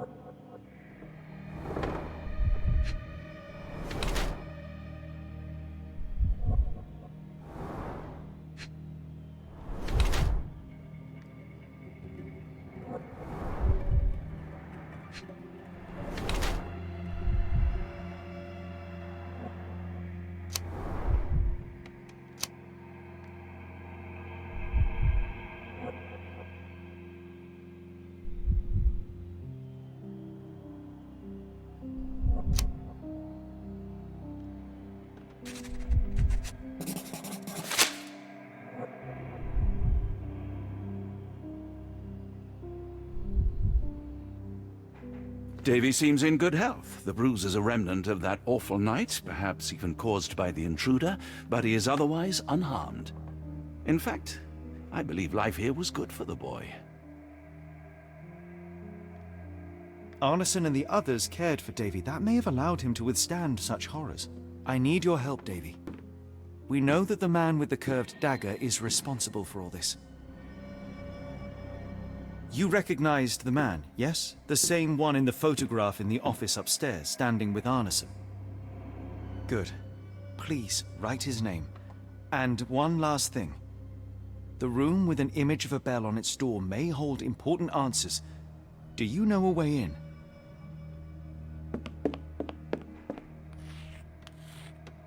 Yes. I think I've got it. You have been very helpful, Davy.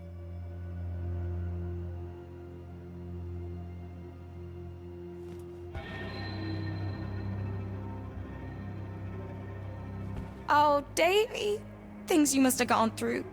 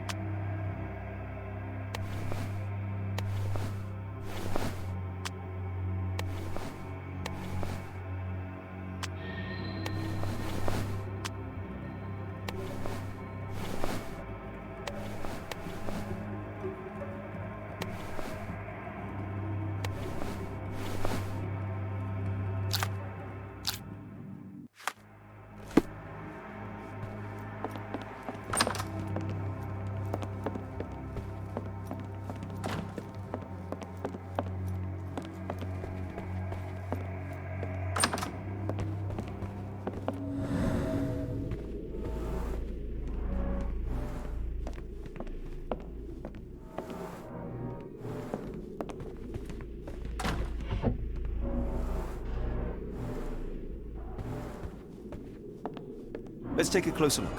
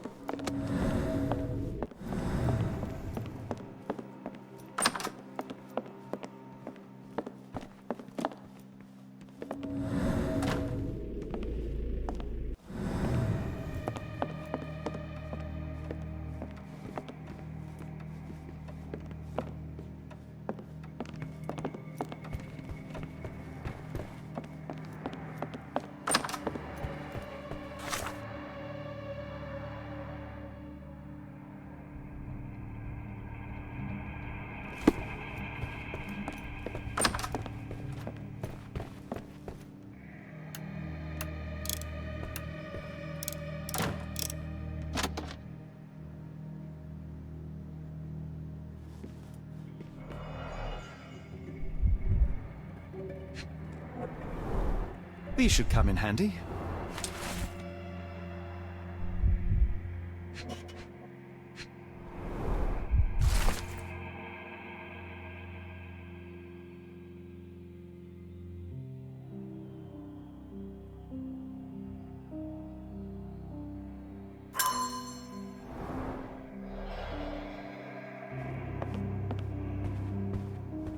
Davy is calm and collected despite enduring all these horrors. An impressive young man.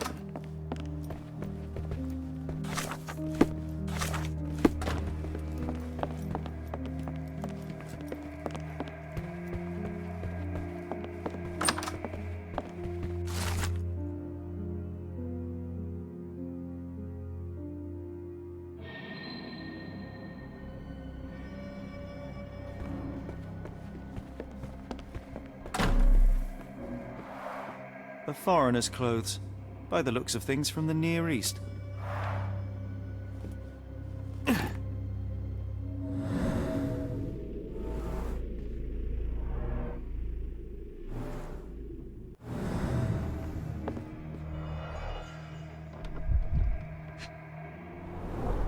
The scene is impossible, unnatural, but also familiar. Dense and disturbing notes. It's hard to follow.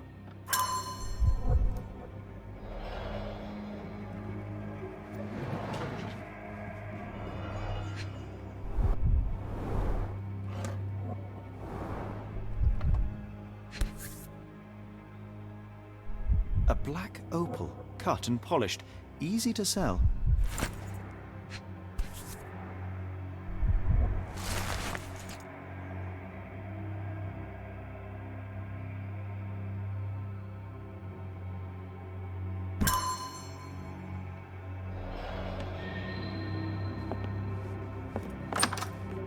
We must stop this, Holmes. All these atrocities.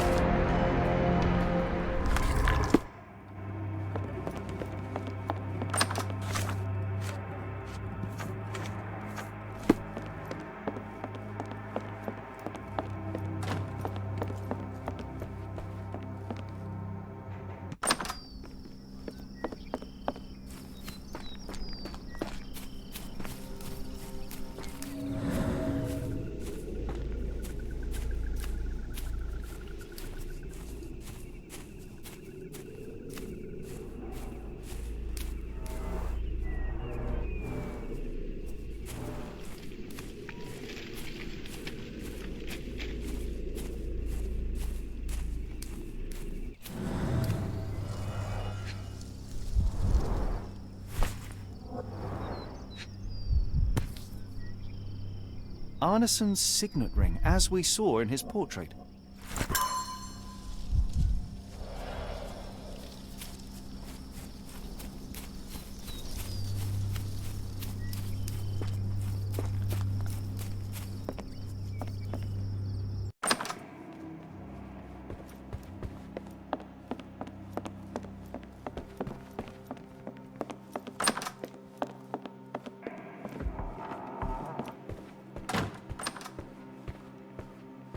It's almost a piece of art.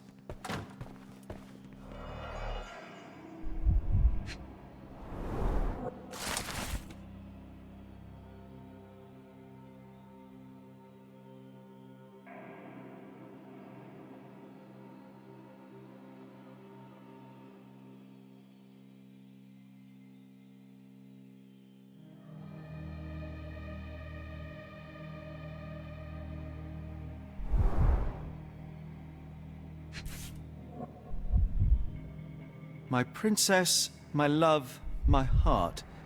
Fitting words.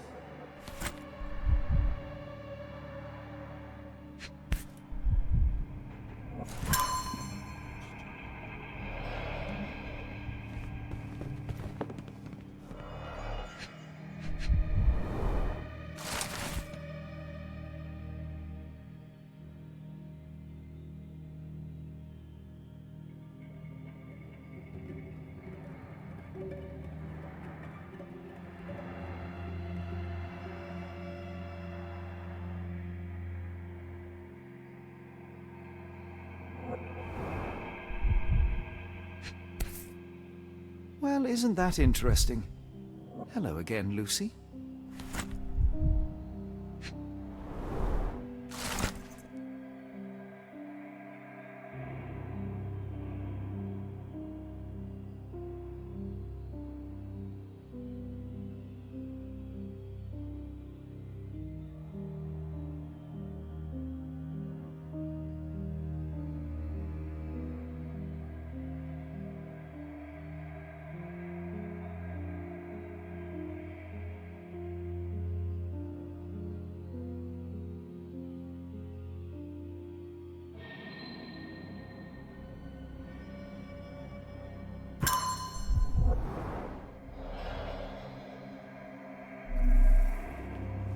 We still have to...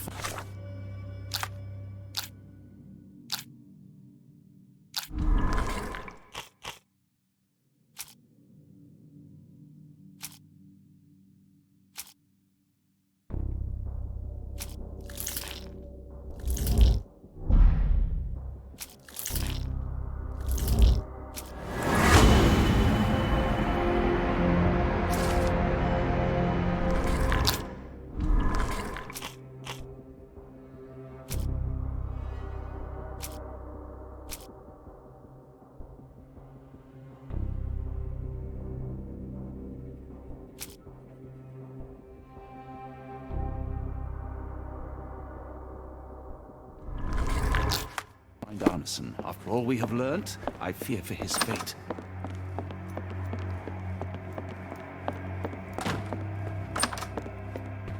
Davy, we know that Ashmat is responsible for what happened here. We must catch him and hold him accountable. I know that you are scared, but you are also the only one who can help us. I believe Mr. Arneson showed you a cryptic telegram that was sent to Ashmat. You are an impressive boy with a phenomenal memory. Can you tell us the contents of that message?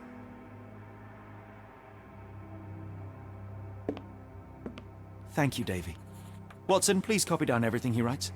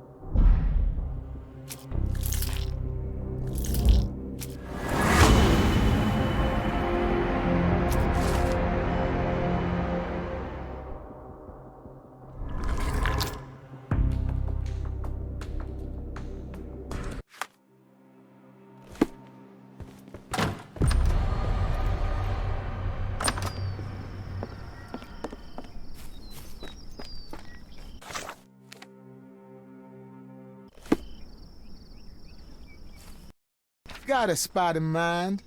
New Orleans port, and quickly.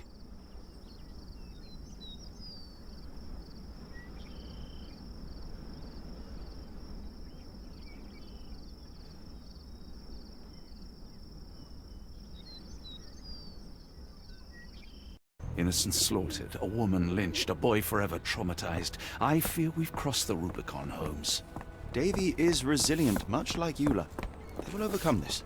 You're right, but I worry this portends far worse for us. What have we got ourselves into, Holmes?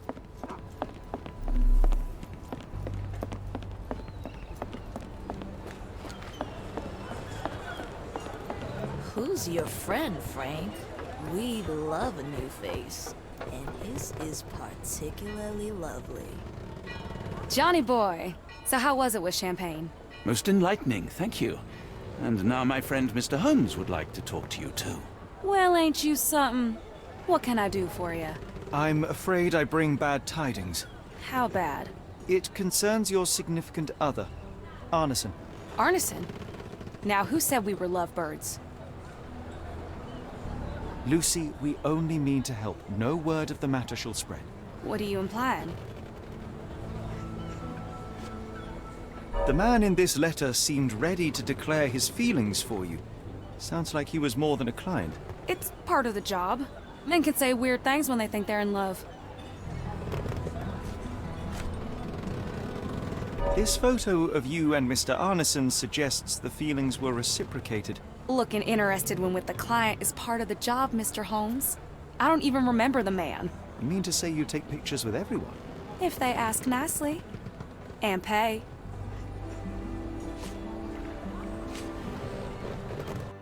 Arneson definitely paid for a ring in your size inscribed, "My princess, my love, my heart."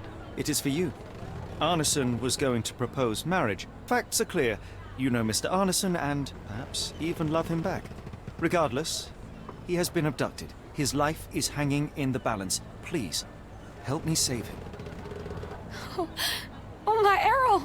What have you gotten yourself into? I didn't want to believe this could happen. Lucy, Lucy, what do you know? Could it have been the sheriff? I don't know, John. This town has darkness in it. Errol and me, we had plans, dreams. We wanted to make this place better for all the folk who live here. Errol had grown suspicious of Ashmat, thought he was acting odd. He brought up the bayou. I told him to leave it all alone. The water's there. They swallow everyone. You mean the alligators? No. It's local legend. The bayou's dangerous. Any visitor that sees death's messengers, they die. These messengers, are they abstract or a landmark? They're white lilies. You see a path with them flowers, you turn around. All right, Watson. We must find someone to take us to the bayou. Lucy, you have our thanks. We will go and look for Arneson.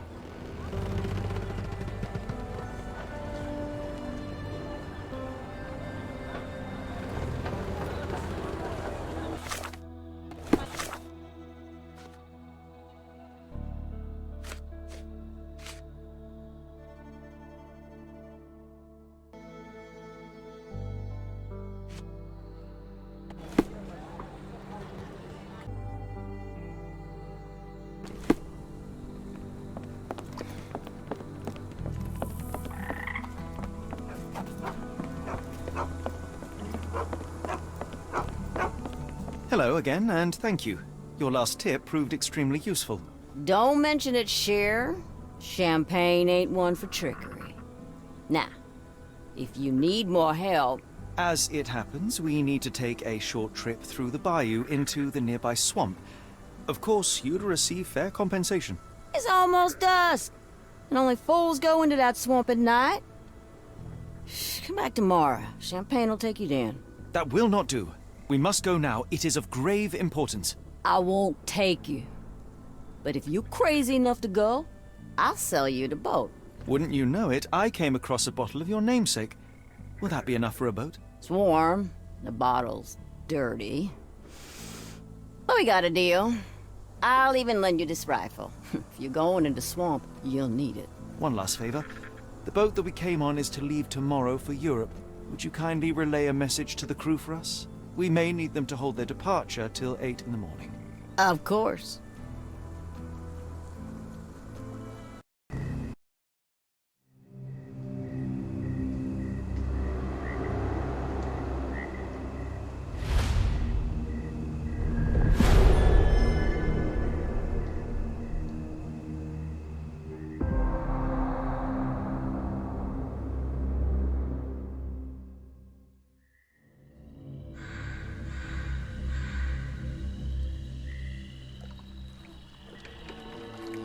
At least in Afghanistan, we had nippy nights. It makes one yearn for rainy London. This place, Champagne, did not mince words about it. Keep your wits about you, Watson. We are inching closer to the heart of this mystery, however dark it may be. Hell's bells! I told you to stay away, Doctor.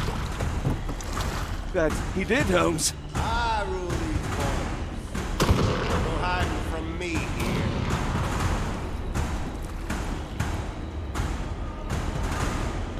No case goes cold on my watch! Settle down, boys. Our friends are as good as gone. This is it, Watson. Our moment of truth.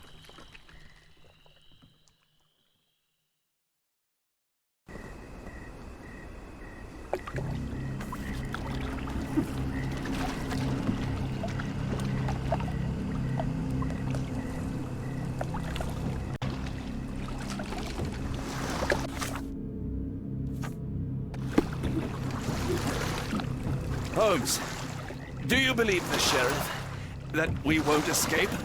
One cannot be hurt by superstition, Watson. Look, Holmes, fireflies.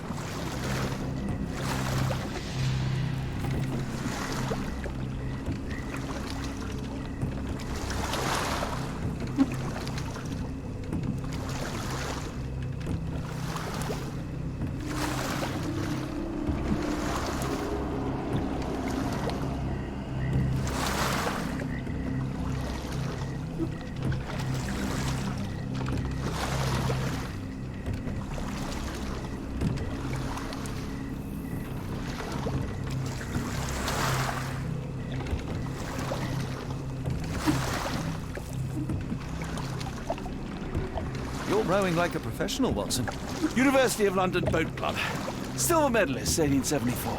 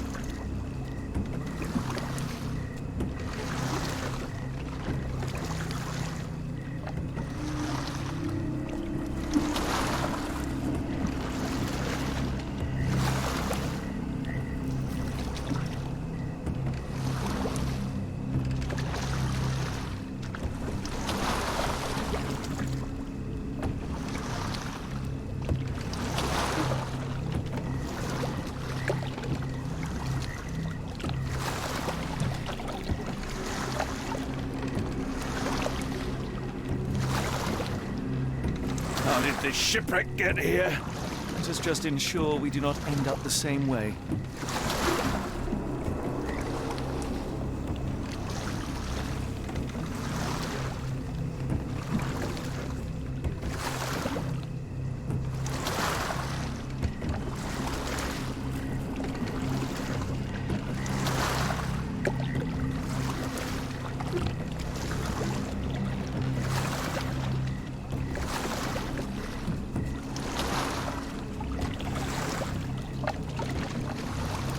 How are you faring, Watson? Are you tired? Not yet, but I've more than had it with these damn mosquitoes.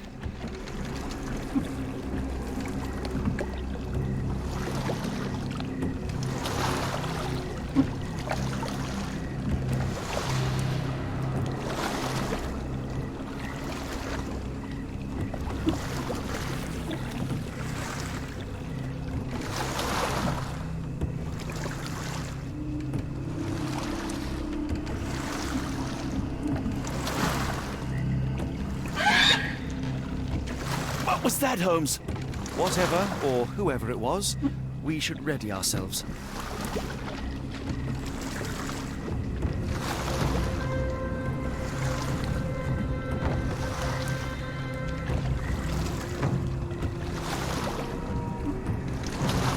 Am I hearing drums?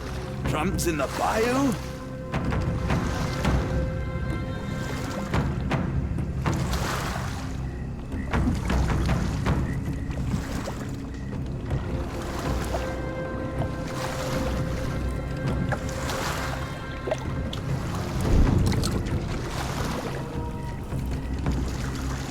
Holmes, I think I heard something swim underneath our boat. Probably just a rotten log.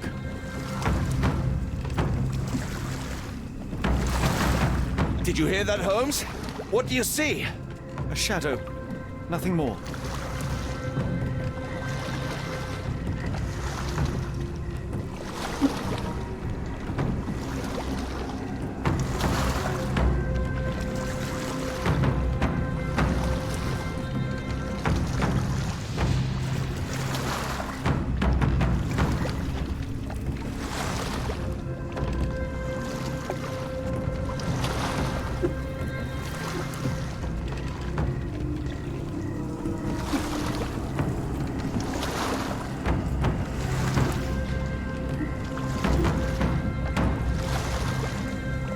If you told me when I binned your paper that we'd end up fleeing the law in a rowboat through the Louisiana Bayou...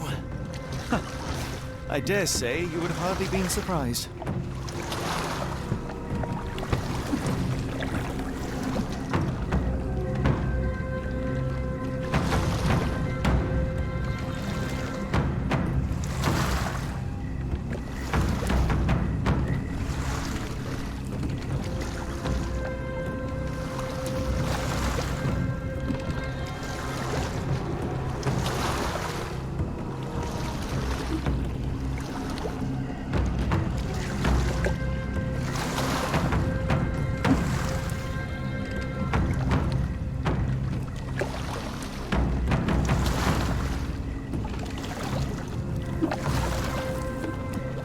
The air is getting thicker, almost suffocating.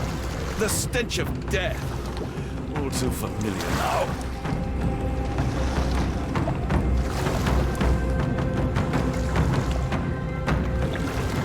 It reeks of damp. We're more likely to sink in there than on our boat. Let's go.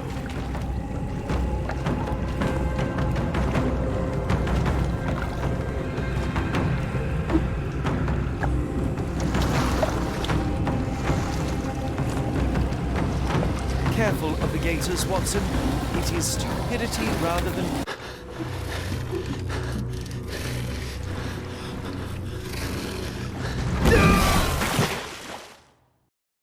danger when it is close upon you.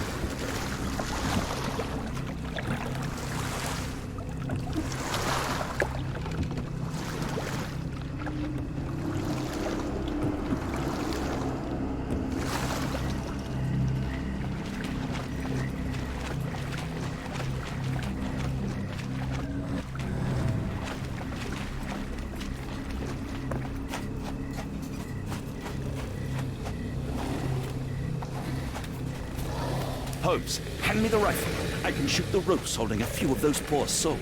Watson, stay calm, but be quick. An alligator has noticed us.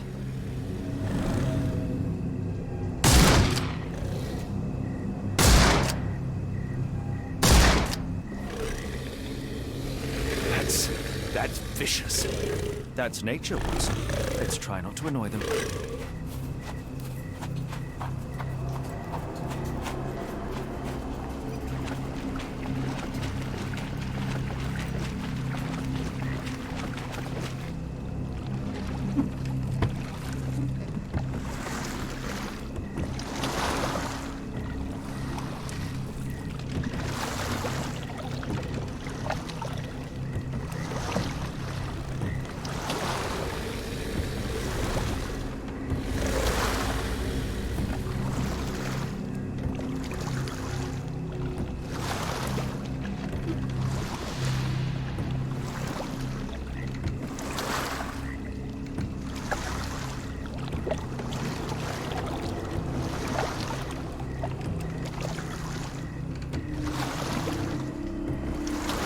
That pier looks promising over there, Watson.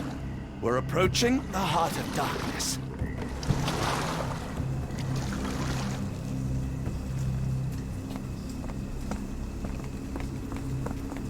This place gives me the shivers, despite the muggy night.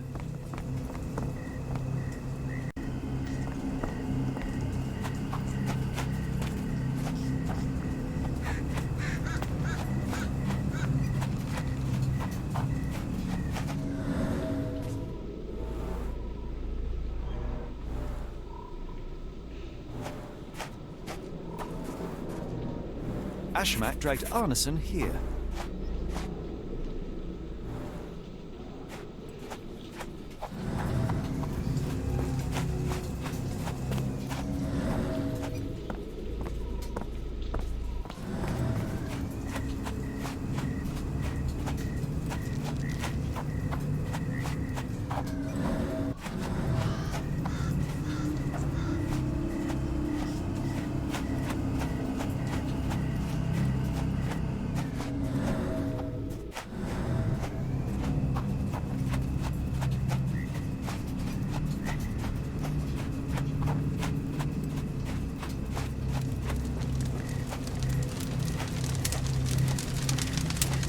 The smell of burning flesh, just horrific.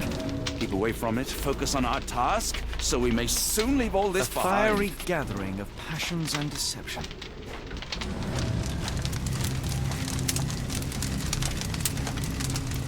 Thankfully, it's not Arneson.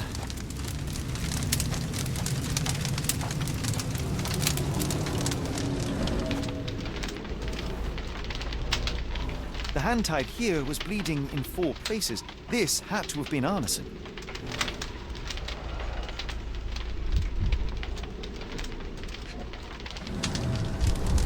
Both ends of the rope were cut cleanly. That's a lot of blood, but probably not enough to be fatal. The captive was dragged through hell.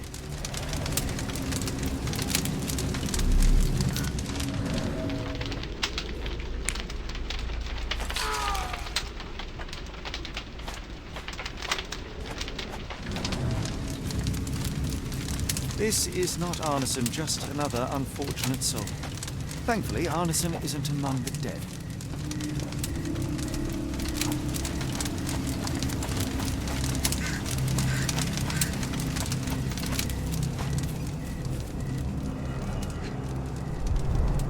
Days old and rotten. Damp and mouldy hay. The prisoners were kept like animals, slowly deteriorating under the gruesome treatment.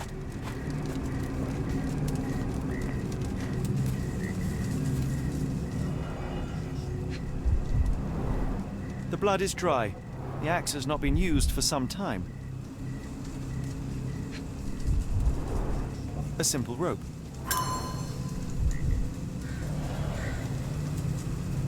The wood is swamp cypress, endemic to the area. This is how those poor people were crucified.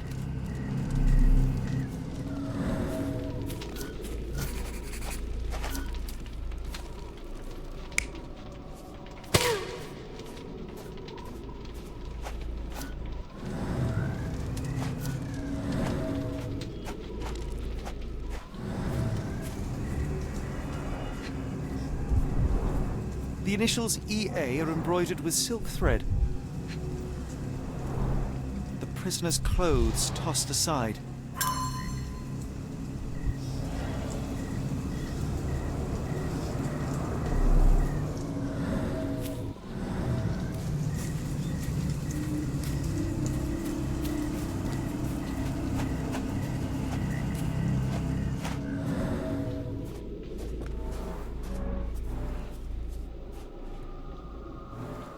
Blood was poured over someone, leaving a gruesome silhouette.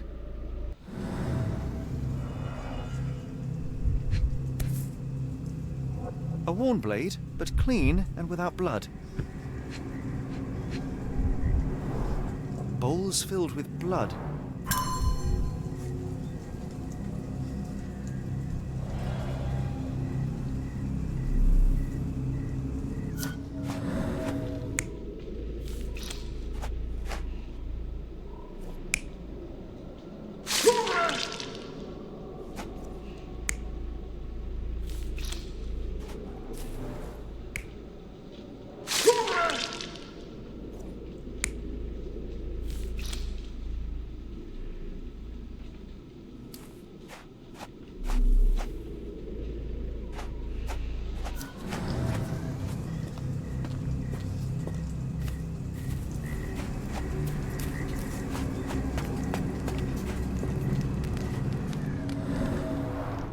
Only this indentation was spared from blood.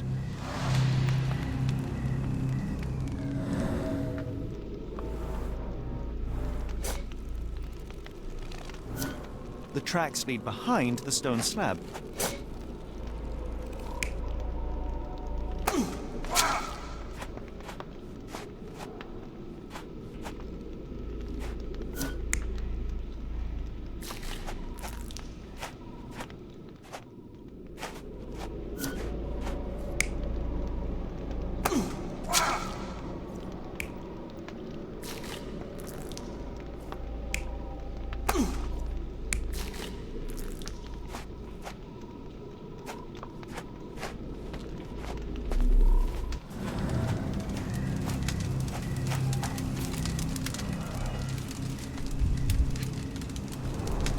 The bloody handprint on this stone lacks 4 fingers.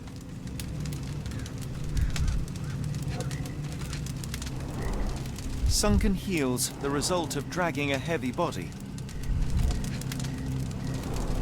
The victim's left hand clawed at the soil.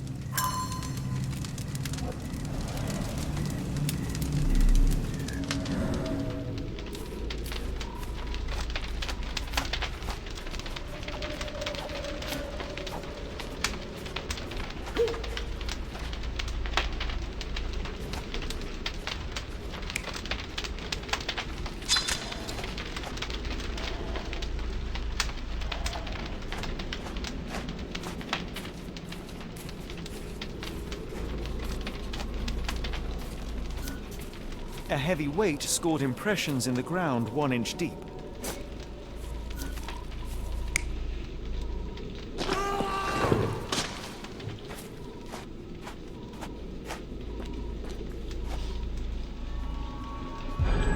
Arneson was held captive in this cage until his abductors tied him to a cross and dragged him to the bonfire. Arneson was left hanging here for a while before being freed and led to the altar. At the altar, Arneson's captors performed a ritual on him and poured blood over his head. With Arneson now prepared, he was escorted to the sealed entrance. They used the mechanism with an indentation to open the passage.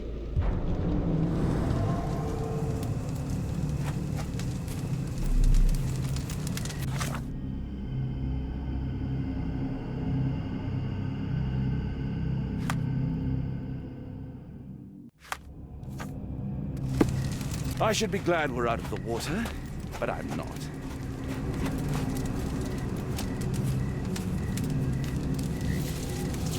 Heavy and covered in blood.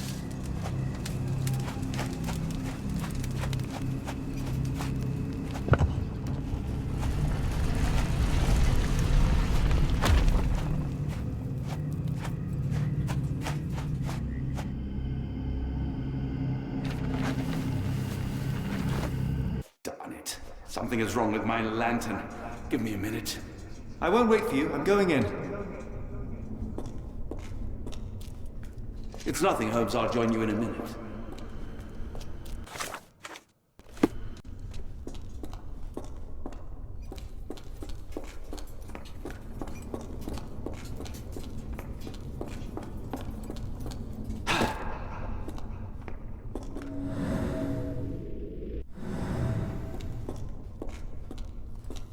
Woe betide those who take it. Walk away.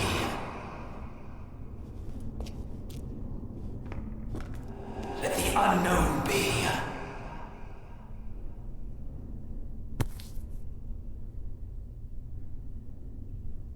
That's human skin, and still warm. What's happening?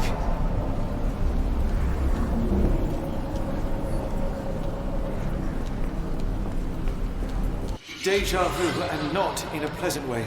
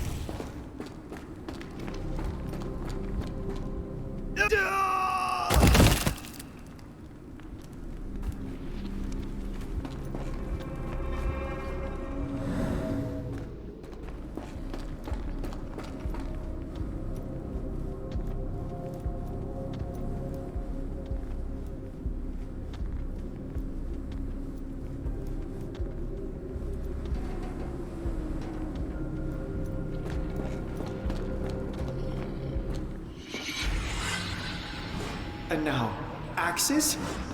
What on earth for?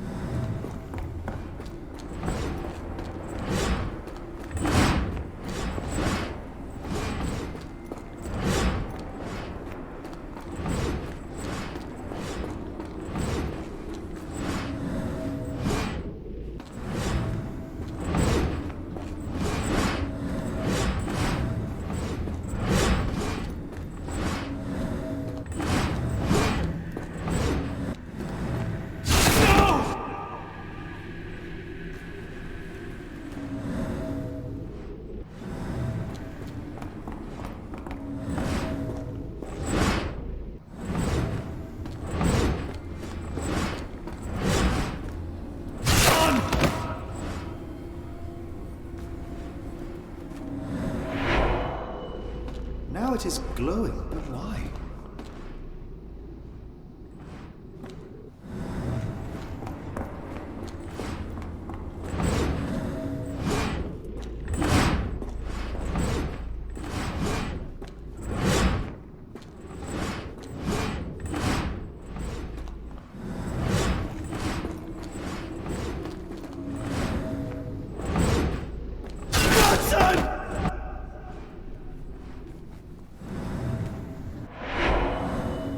There's that glow again.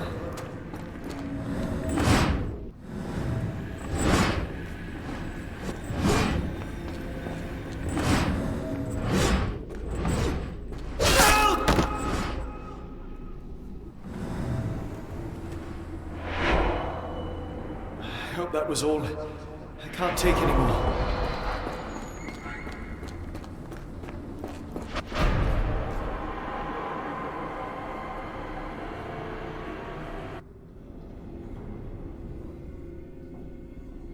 At last, the lantern's working again.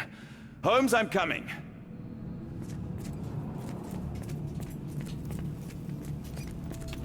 Holmes, what are you doing? Sitting in a place like this?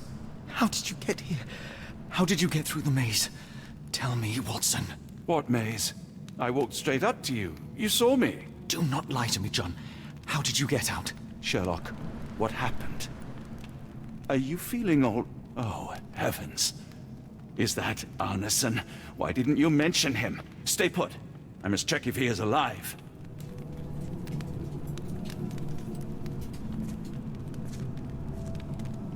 I just need a second, John.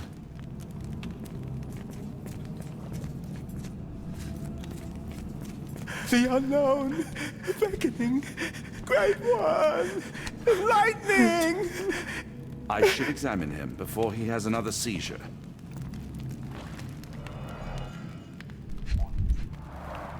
Blunt trauma to the cranium, dilated pupils, lips moving without a sound.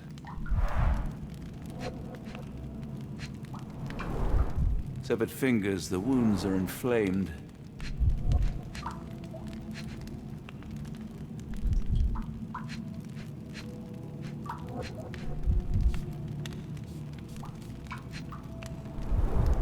Pulse is racing, 110 beats a minute.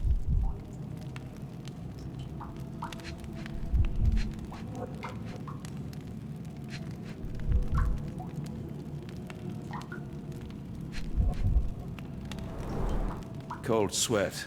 2, no, 3 ribs fractured. Arneson is delirious after all he's endured. We can't get him to the boat in a state like that. It's dangerous to us and him.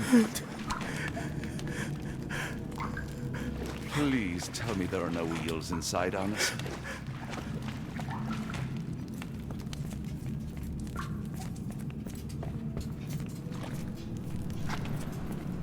The walls are spinning. Let me catch my breath.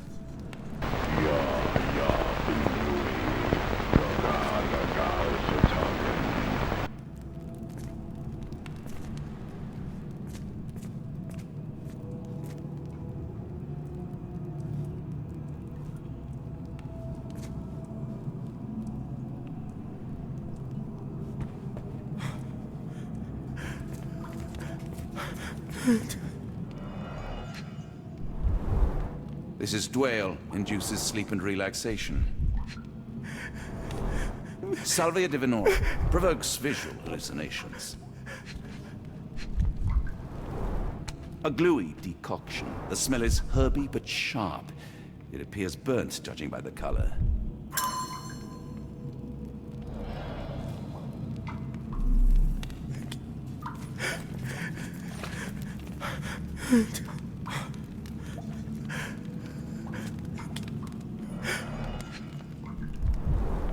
Pokeweed berries, though they appear harmless, the whole plant is lethal. Some kind of amanita mushroom, extremely poisonous. Pharmacopoeia, listing drugs, effects, and directions for use.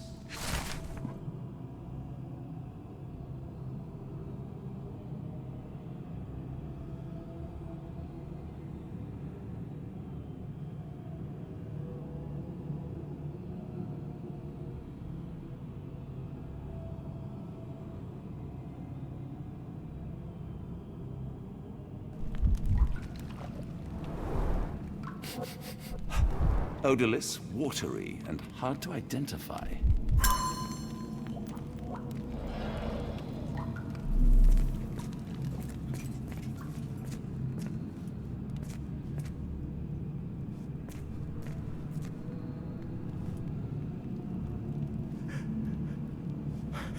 The nightmares these poor souls had to endure.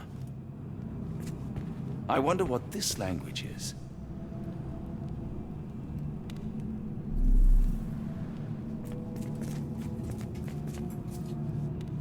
I can't decipher that text.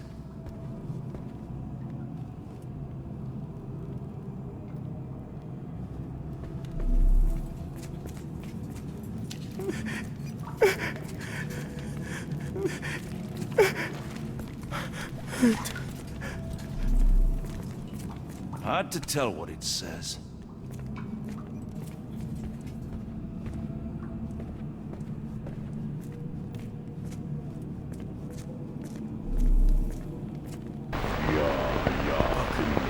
Please, I got lost.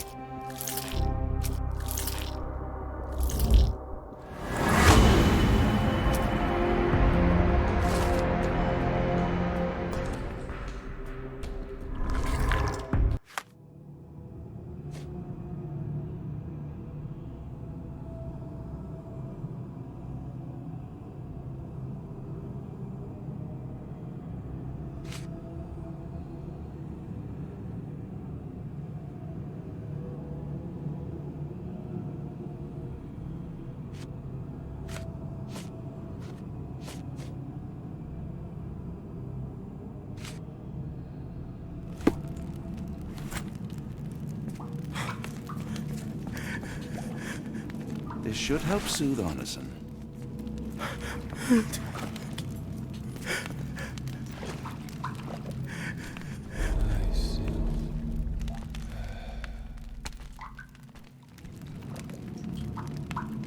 I need some fresh air. Yes, please go. I'll be right behind you with Arneson. Perhaps you can prepare the boat.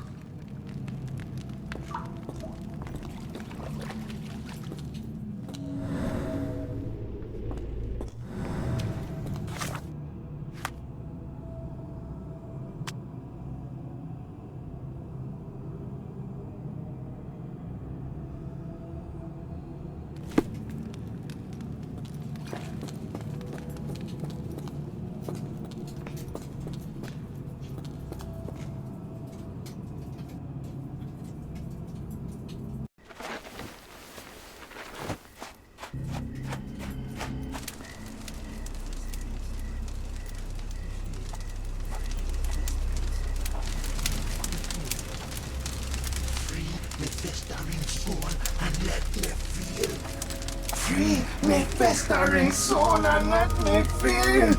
Eyes without purpose and now see the truth. Tear me mind from me flesh, score me festering soul. Phantoms of nothing, we are born to die, built in the eyes of our eldritch lord. Free my festering soul and let me feel. Oh, please, I wish to return. Free me, let me return. Free me and rejoice.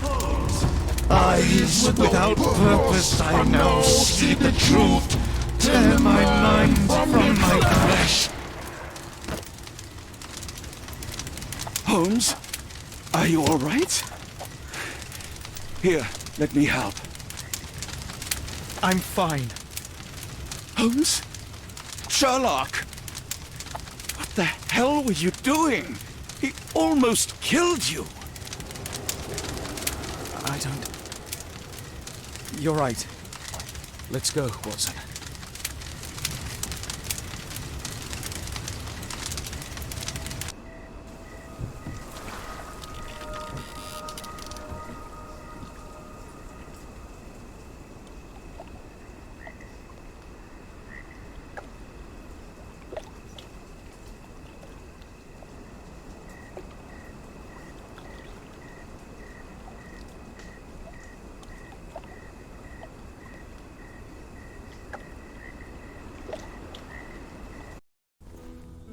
Bon Dieu! Still among the living. We are, though not for lack of trying by the sheriff. Well, he'd been telling people you died in the swamp despite his trying to save you. Crooked man. Through and through. Wait, is that Mr. Arneson? Yes, but he's not well. You know Lucy? Belle from the Nymph? That I do. Please bring her here. Mr. Arneson needs to see a familiar face if he's to have any chance of surviving. Power of the heart. I get you. Wait here. Errol? Oh, Errol! Reckon we should give him space. Farewells are painful. No, tell me that's not true. Watson? Mr. Arneson has endured a lot. Lost 4 fingers, a lot of blood, and some of his sanity. But with rest and tender care, he ought to survive those injuries, both physical and mental. Thank you, Johnny. I'll take care of him. Thank you for bringing him home to me. We'll be all right. Are you quite certain? Do you have the space? The resources? I will stay with him at the mansion. It is not a burden to take care of your love. His property is in quite a state. It may not be the best place for recuperation. Hush now. Champagne will see it sorted. Then it's settled. Hear that, Errol? Us living under one roof. Careful what you wish for.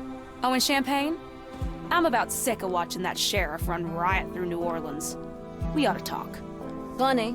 I was just thinking that grub did nothing to save your man. Together, I reckon you, me, and Errol have the sway to make some changes round here. I like the sound of that. Holmes, our boat. Oh, we must make haste. Farewell all. Take care.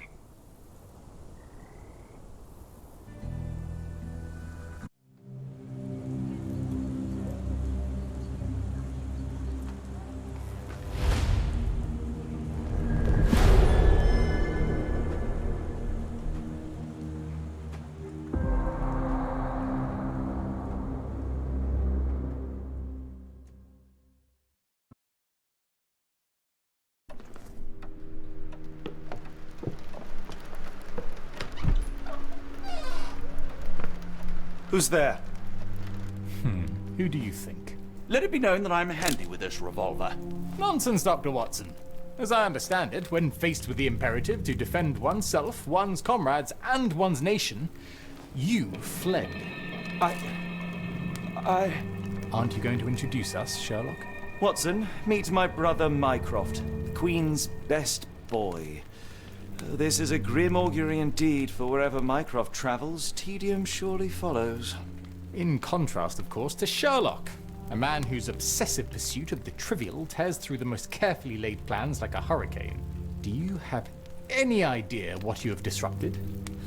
Your ego is inflated as much as your waistband. What word comes to mind? You work for the government? International trade is a delicate beast. Your antics and Edelweiss have jeopardized one of the Crown's richest relationships. Oh dear. As rich as all the butter you've been slathering on your bread? We need your help. What? There is evil afoot. Strangeness and savagery like I have never seen. Something otherworldly festering in the dark beyond our reach. We have seen things that defy explanation. Mystic forces, magic. You must help us. It's true.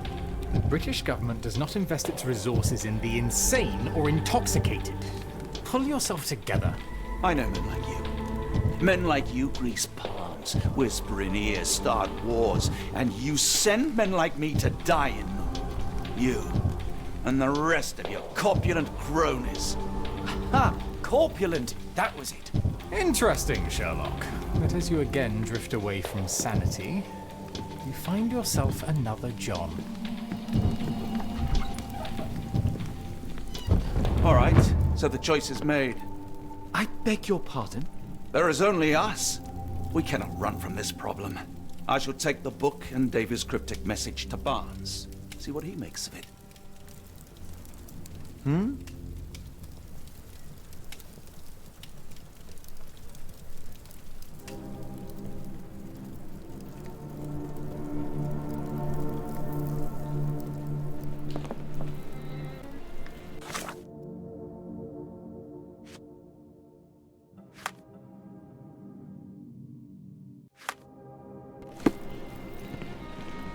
As you were, Watson. Do what you must.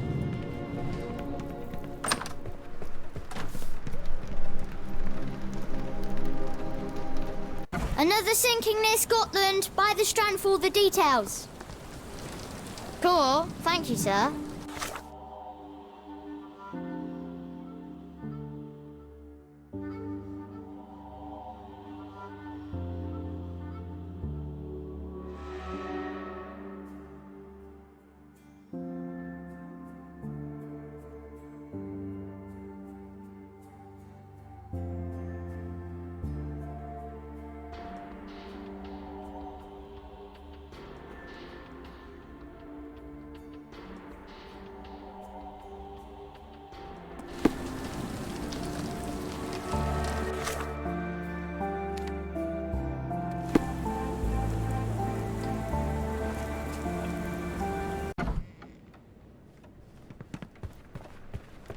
It has been a while, Barnes. Dr. Watson. Indeed it has, and good to see you as always. How can I help? Someone is full of pep. Oh, yes. Mr. Holmes, he was quite the inspiration. Last time you were in town, he offered me some stirring advice, which I have since acted upon. Holmes is nothing if not provocative. Indeed, the thorny truth is often hard to hear, but it did the job. And now my heart is full. I'm glad to hear it. Much obliged, Doctor. Last time we met, you mentioned your knack for translating occult texts. I was wondering if you could help me with this book. Certainly, Goodness. Where on earth did you procure this grimoire? That's a long story. What do you make of it? It seems to describe pagan rituals, ancient deities. Wow, what a marvel. I can try and translate it for you. Just the pages bearing that symbol. This section, really. Entity of ocean or time. Oh my. Oh, already on it, as you can tell. If you can have it done at your earliest convenience, that would be lovely. Barnes, does Stevenson's guiding light mean anything to you? Well, my mind first goes to Robert Louis Stevenson, an up-and-coming author. I've been following his work in the periodicals. Interesting man. I take it his literary pursuits are somewhat of a deviation from the family business. What makes you say that? He wrote a poem. Let me see if I have it still. Yes. Say not of me that weakly I declined the labours of my sires, and fled the sea, the towers we founded, and the lamps we lit. The labours of his sires. I wonder what they do. I have a book on great British families. If the Stevensons have achieved anything of note, they will be in there. Please, feel free to take a look. It should be on the shelves to the right. Much obliged.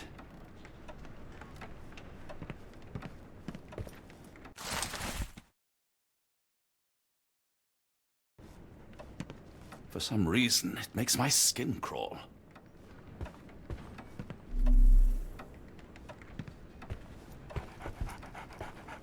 Take care of your master.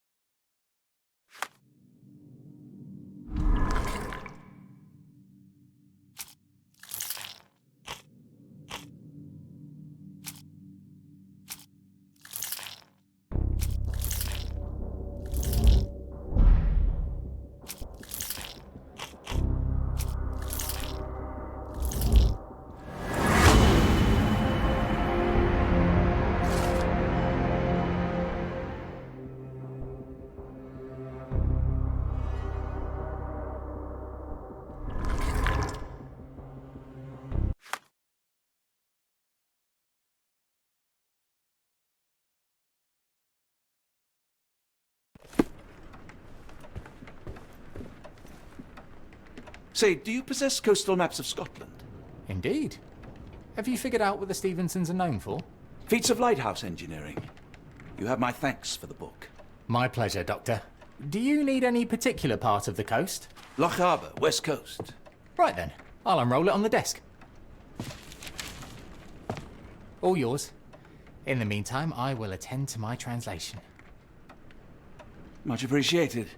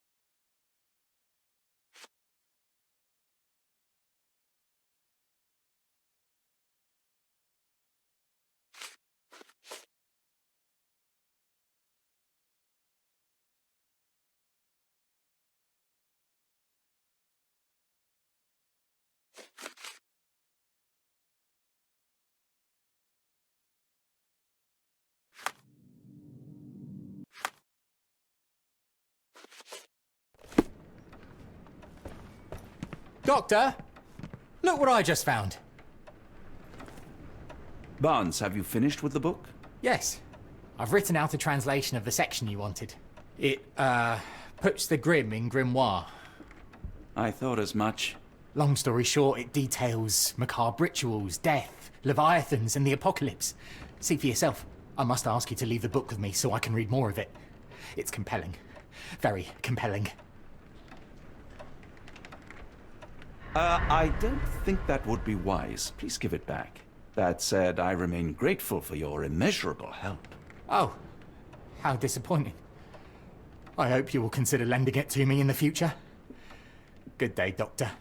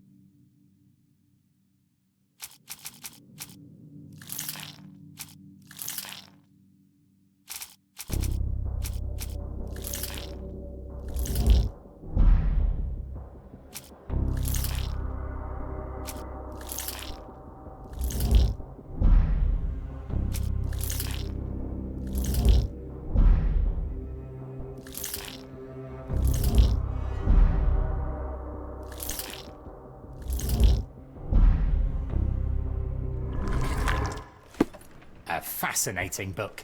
Thank you for the opportunity, Doctor. Mycroft, here to buy a book on fraternal dysfunction? The Holmes family is beyond counseling, Doctor. True, more deserving of scientific study. What do you want? I came to warn you. Perhaps you have a moment to... Sorry, I reserve Tuesday afternoons for time with friends. I'm worried about Sherlock. He's not well. You should know that he has had episodes in the past. Detachment from reality. He will need your support.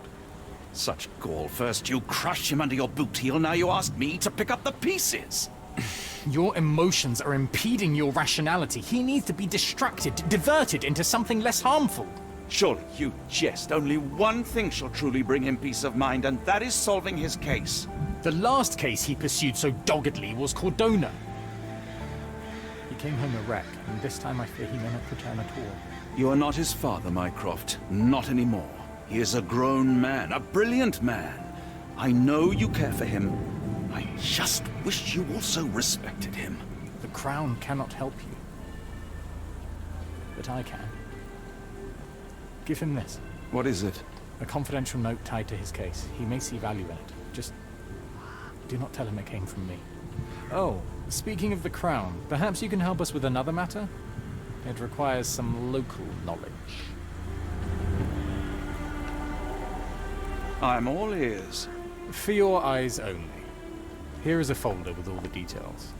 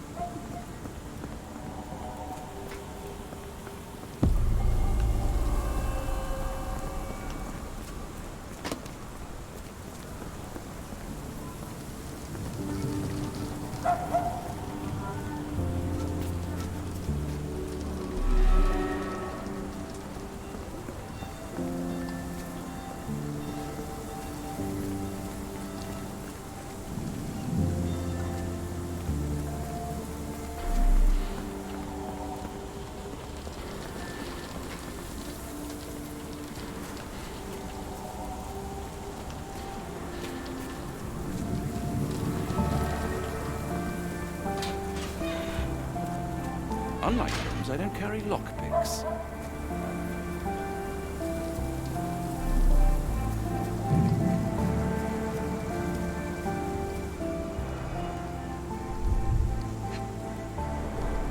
His face and neck are swollen, and I can see wasp stings all over the skin.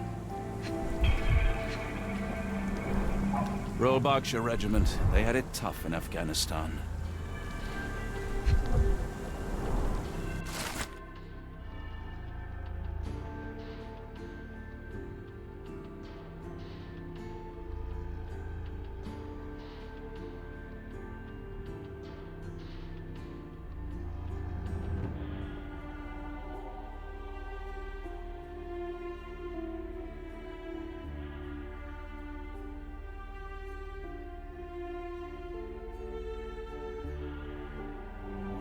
Capital M, signed by someone else's hand.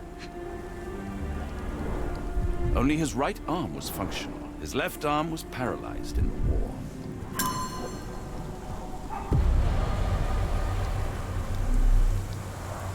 The spyglass was positioned to watch the windows of the embassy across the road. A map of possible routes taken from the embassy. I thought only Sherlock was capable of this kind of deduction. Near-perfect camouflage. It makes me wonder if Mycroft also spies on our suite in Baker Street.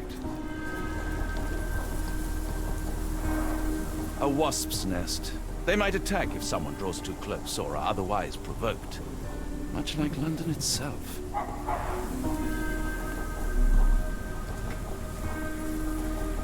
Unlike Holmes, I don't carry lockpicks.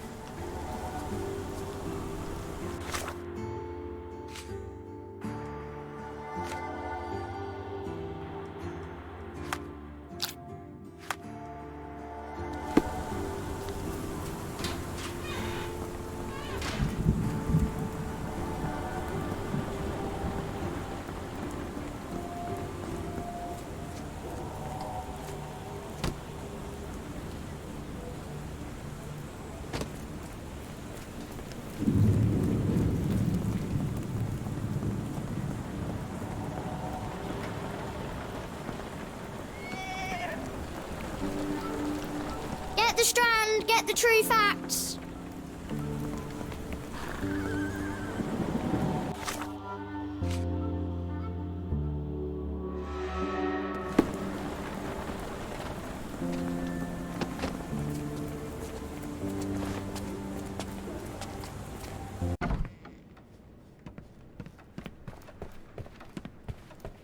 I'm sorry, I have bad news. Please do not tell me Hawk is a turncoat. Worse, I have found him dead in his wheelchair, out in the garden. How did he die? Exactly. He was stung repeatedly by wasps. His body succumbed to anaphylaxis. And that is all you observed? Was there anything suspicious? Well, there was one thing. In his notes I found a handwritten M, but it didn't match Hawk's other writing. Listen carefully, Doctor. Do not investigate further, do not talk about this matter to anyone, and do not ask questions. Thank you. Now leave it alone.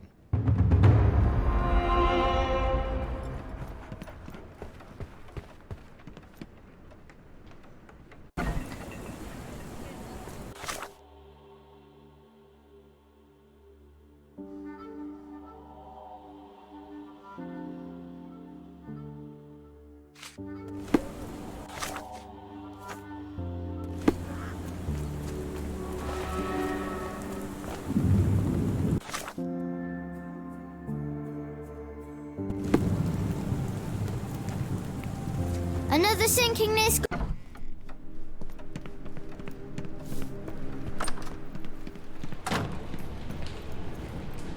Holmes, I have the translation. But Barnes was affected by the book. Holmes? Watson?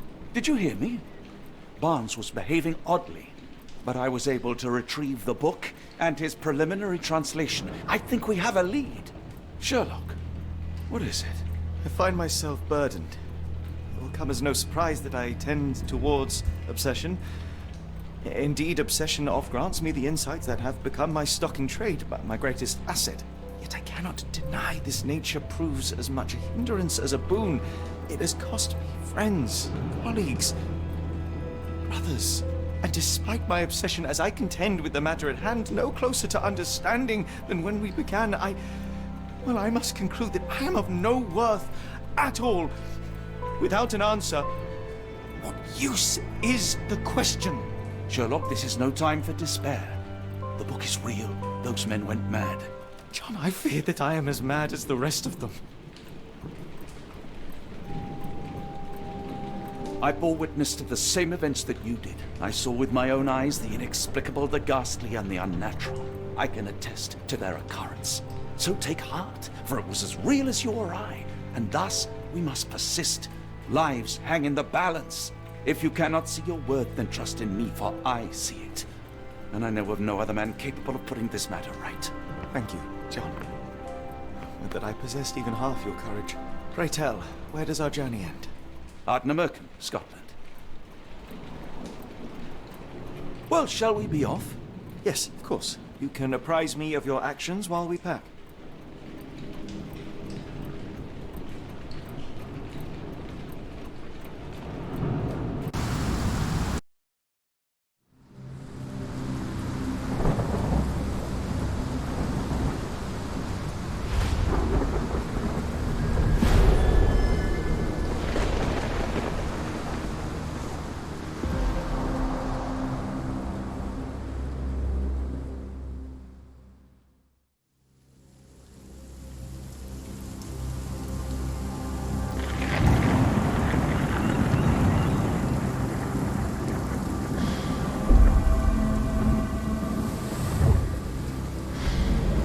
Holmes, if we don't make land soon, I fear we will join those missing souls.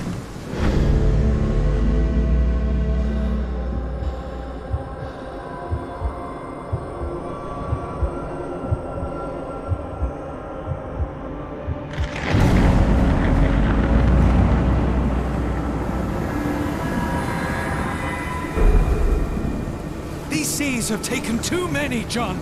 Let's stop them from taking more, then.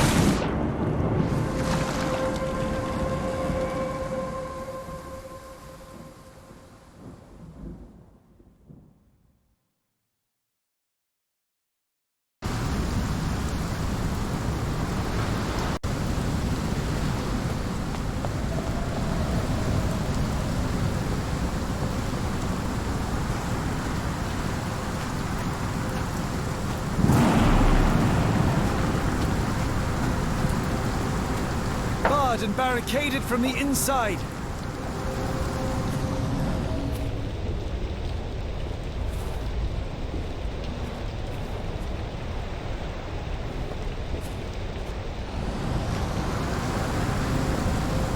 The door won't budge.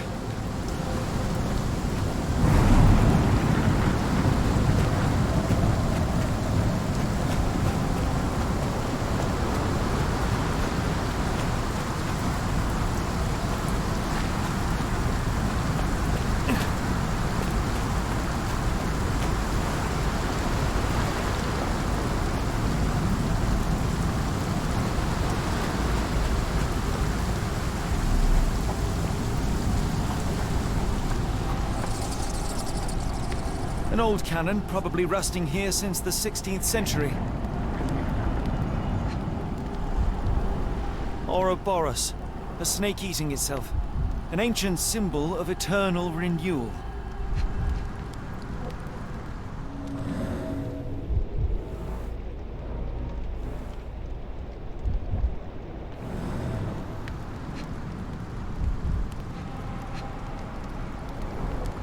Fresh marks, something scraped along the stone. This door requires a very specific key.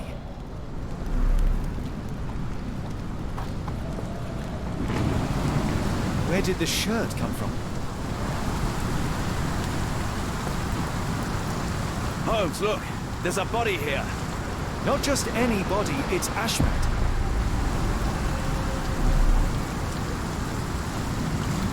The body is still soft to the touch. He died recently. The infamous curved dagger. It's tied firmly to his hand. Scratches, bruises, and stabs, all self-inflicted. Oh, his eyes are gouged out.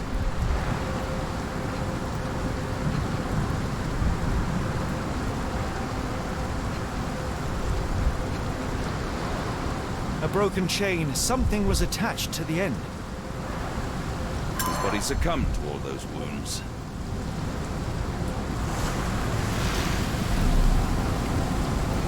He crossed the ocean twice with his cult, only to end up splattered on this rock. Seems everyone is disposable.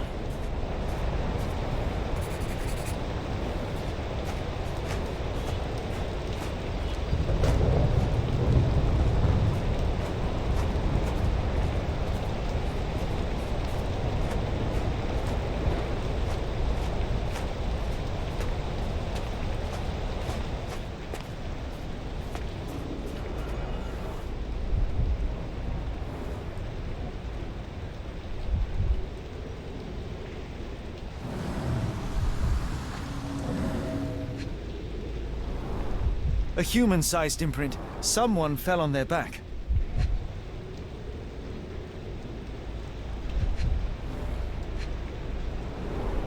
This branch was recently broken. The wood is still green. Whatever Ashmat had secured to his chain, he lost it here.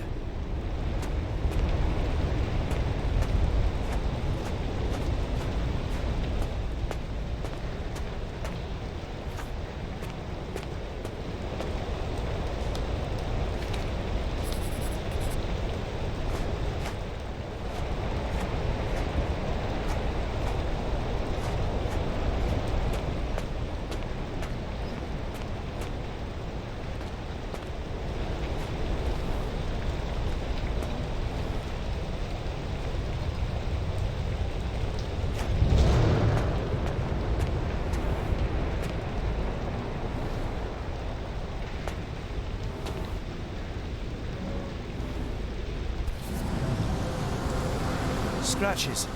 This medallion saw frequent use. Interesting occult pattern. What drove him to this dreadful act? I fear we are about to see for ourselves.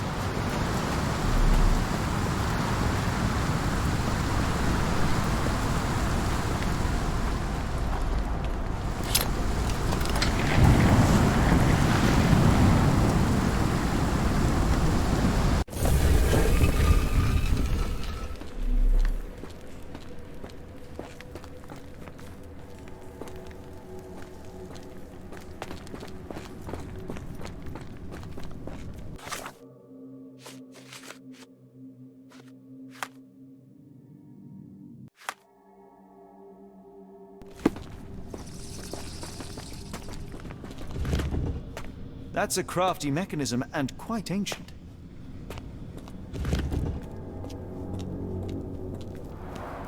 An obsidian heart. Masterful work.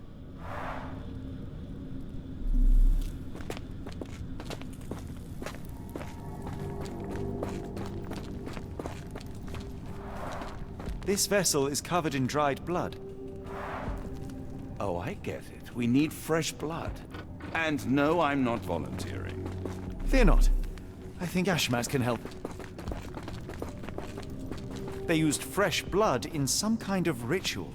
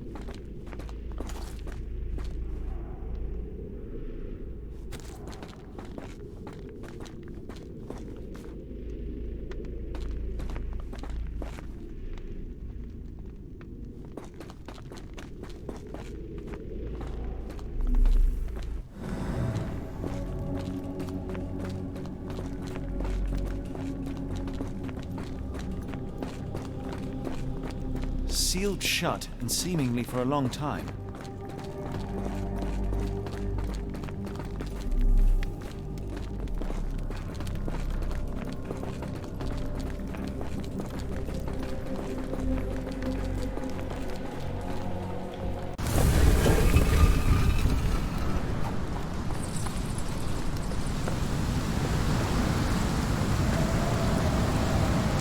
Do you have anything to hold blood, Watson? Fine, take my flask. Something in the caves drove Ashmat mad. It might still be there, so let us proceed.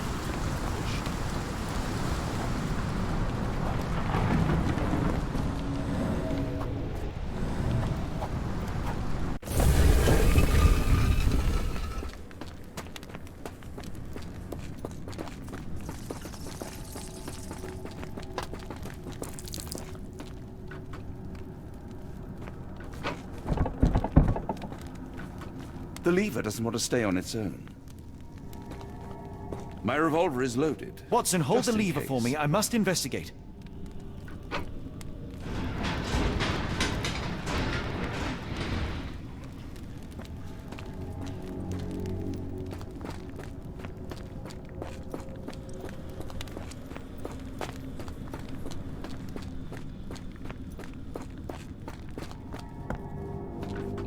Holmes, watch out! My lever went back up.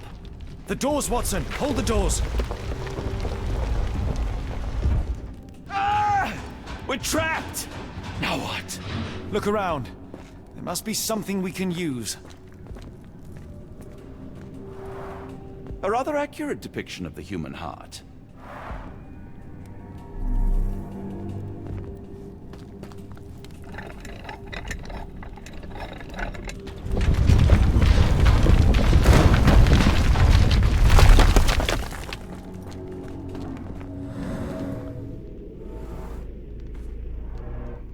Those holes seem to have a purpose, but I won't risk my arm to find out what.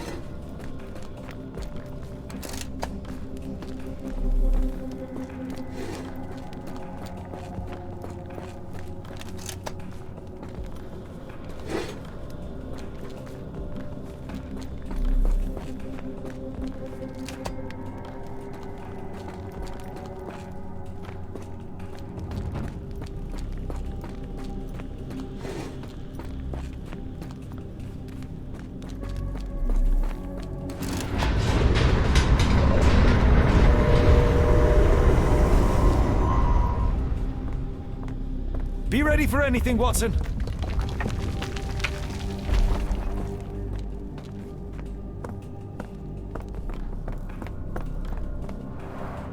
It's all right, Watson. It's merely a chest with coins and a dagger, made of obsidian by the looks of it.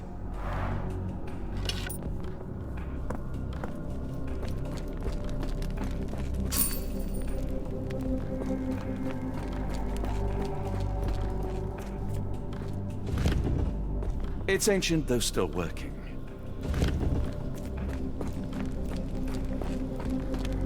Use these with care. Let us be the first adventurers to raid a tomb without destroying it.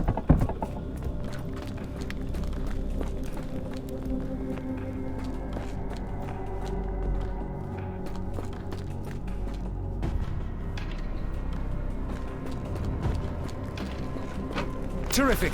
Now, onward before they close again. Let us hope our paths converge, Holmes.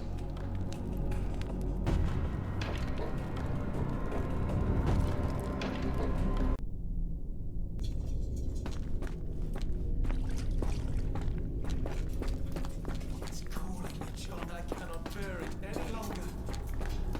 Holmes, say something. Holmes! Holmes, speak up! Please, John.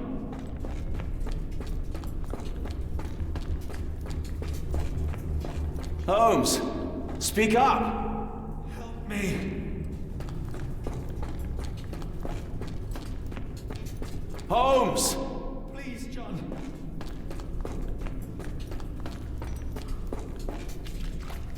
Holmes! Help me. Holmes, speak up! Help. Please help. Sherlock? Help. Please help.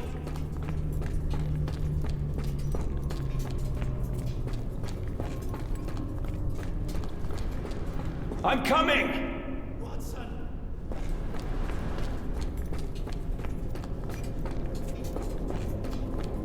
Keep talking!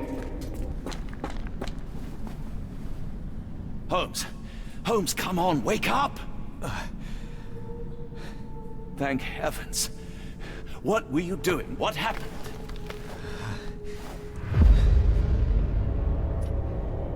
The whirlwind. Stars are so distant. The sun inverts. The earth, it becomes transparent. Sherlock, snap out of it. Nothing is everything.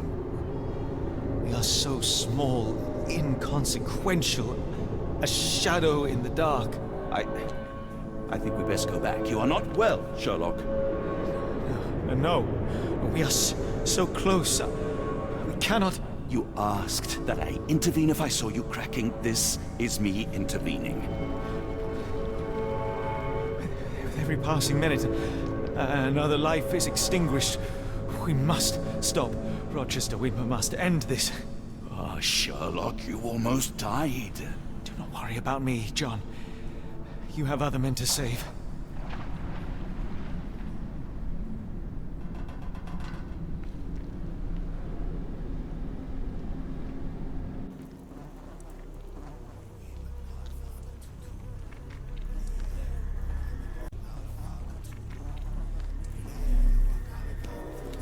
I thought that I'd seen horrors during the war. Careful, Holmes!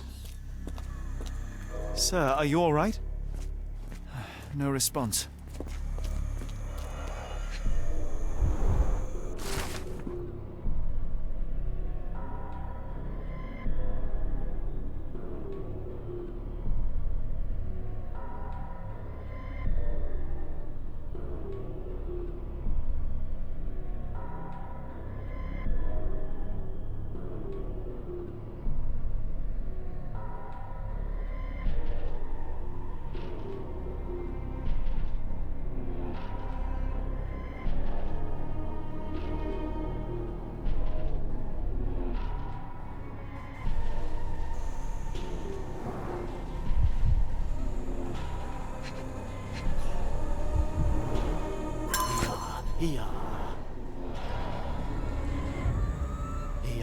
Ia.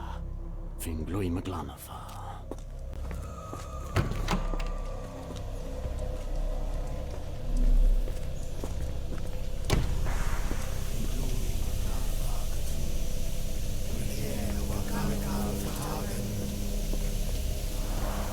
They are all entranced, captivated by the light of the lens.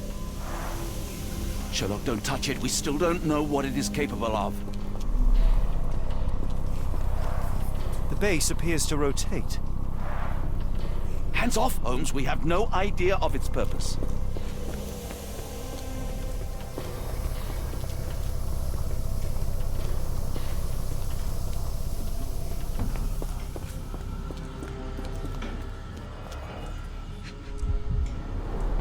The sheer form of it, the color, it makes me feel uneasy.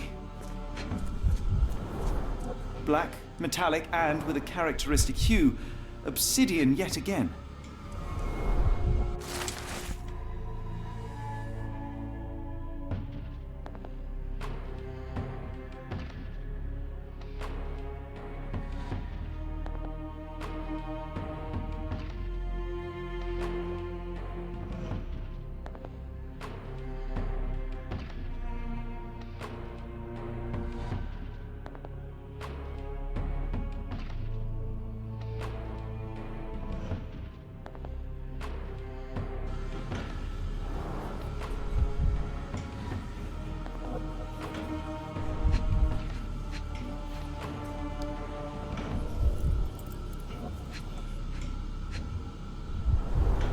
This material feels very sturdy. It would take an enormous effort to break like that.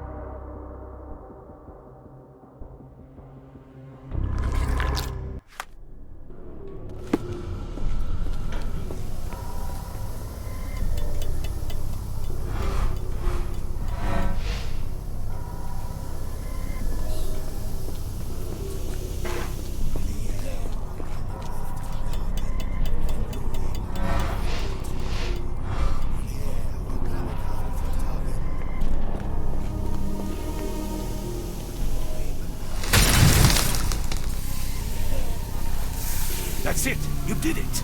The lens broke. John, the worshippers, we need to make sure. Of course, I'll see if they're all right.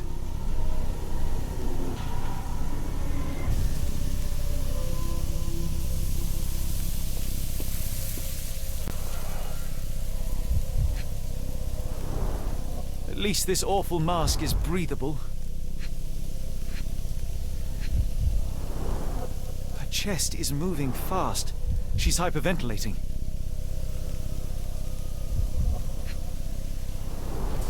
Check her pulse, can you, Watson? As expected, the pulse is elevated, but within normal limits.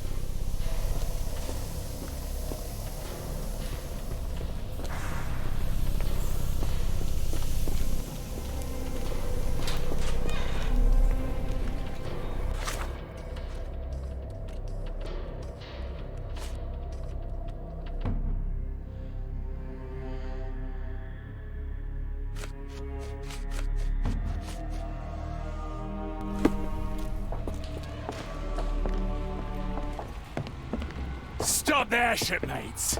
A storm awakens and we've battened down the hatches. Dirty Summers, I presume. Nice to put a filthy, sweat-covered face to a name. That's no way to speak to a captain. Sherlock, get down!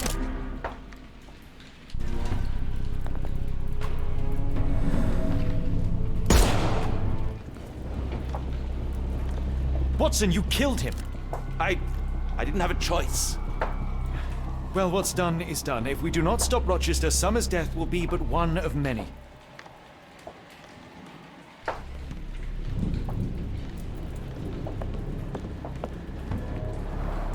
The sailor who didn't survive the storm. The port of London feels so long ago. Forgive me, Summers.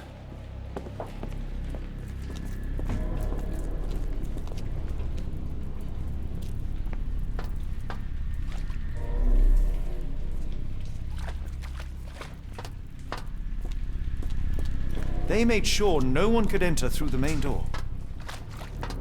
Hold on. We need a plan.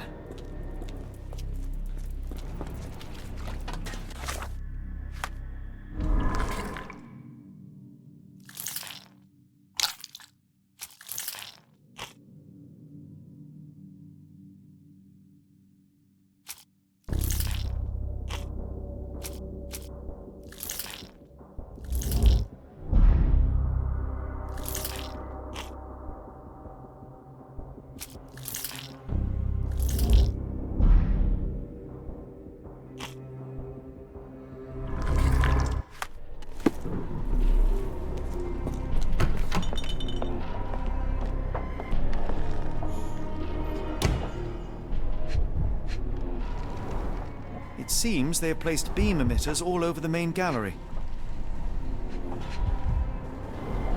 Khalid lenses are placed inside the lantern room. They modify the gallery and watchroom. One moment, Watson. I'll redraw this blueprint.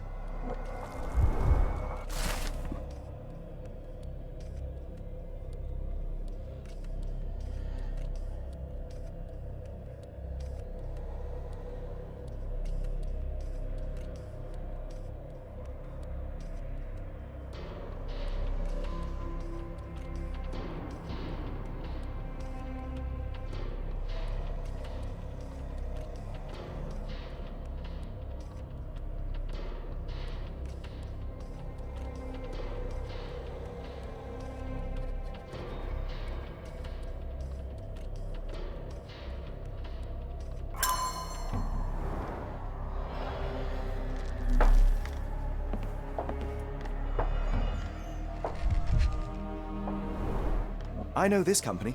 They make Fresnel lenses, essential for any modern lighthouse lantern.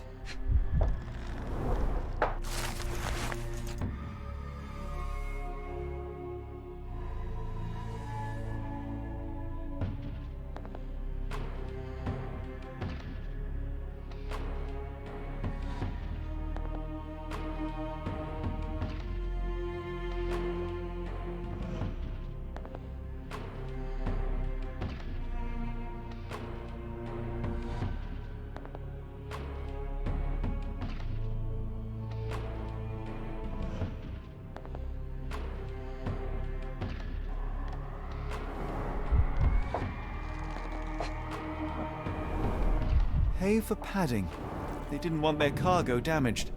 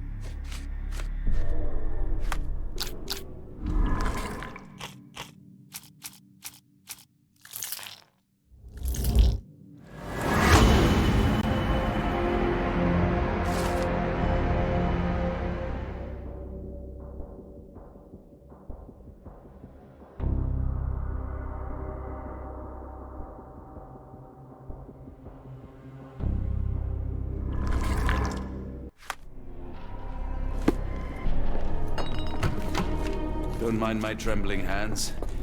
It's not fear, it's adrenaline.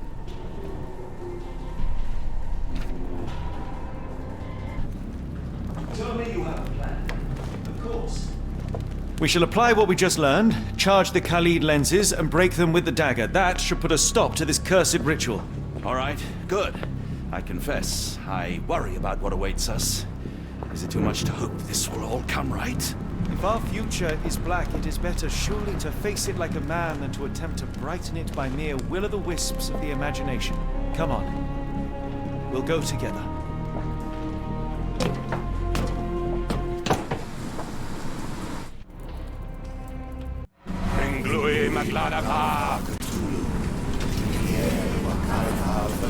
Look at them all. We have to help them. Watson, stop. Rochester will see you. What should we do? We get answers. Stay here, see to the lenses. I shall confront Rochester. He owes me the truth. Sherlock! Sherlock! Mr. Holmes, you are late. Was the path here not as you anticipated? You expected me? We've stood here before, Mr. Holmes. Another you, another me. Many years ago. I wonder what will happen this time. What? What are you talking about? Join me. Bear witness to the end.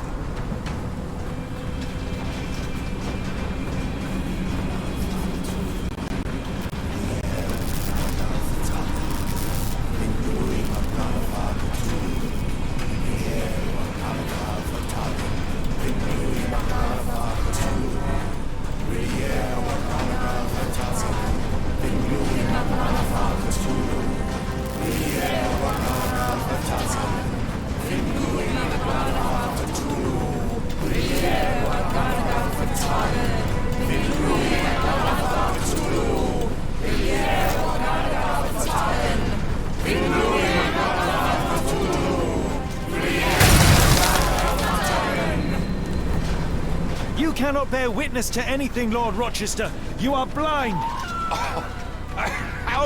How could you... It is what I do. No! How could you be so ignorant? For I have never seen more clearly than in this moment. Never felt more than I feel right now. Every fiber of the earth, every molecule reverberates in anticipation of the awakening. The bile of madness rises in our throats just as our master rises below. I see moon beasts, night gaunts, a witch doctor in Arkham. I see what the stars themselves are dreaming. I know more than any man has ever known. You are delusional. How did you do it? The compulsions, the visions, was it some form of hypnosis or no?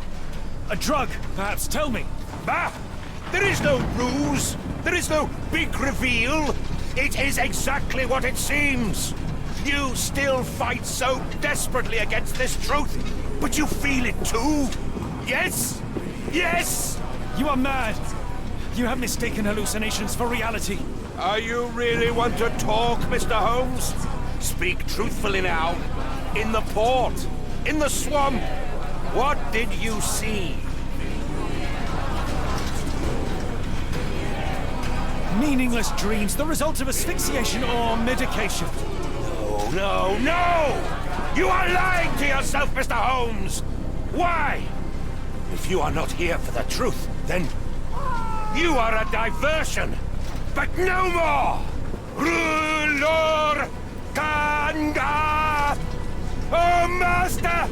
Oh, Great One! He has come! Take me! Accept my sacrifice! The world is yours!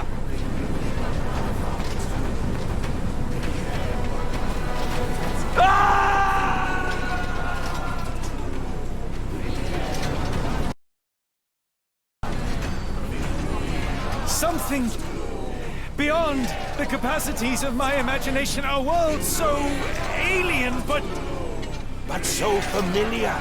Yes, I see it too, in your mind's eye. Untold horrors lick their lips in the shimmering dreamlands as Sarnath sinks eternal.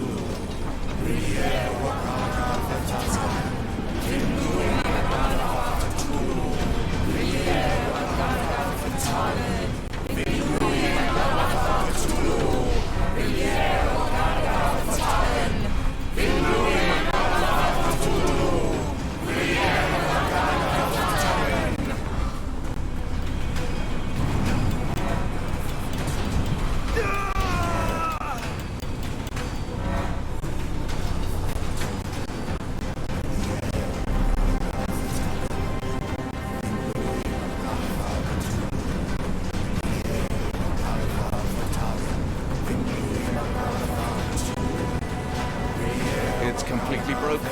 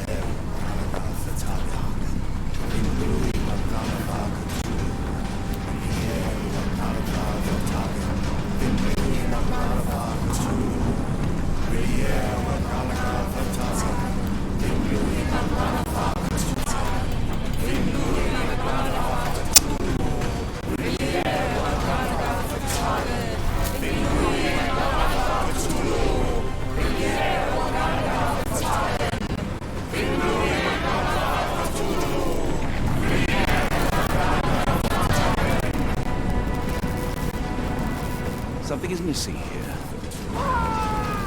Interesting.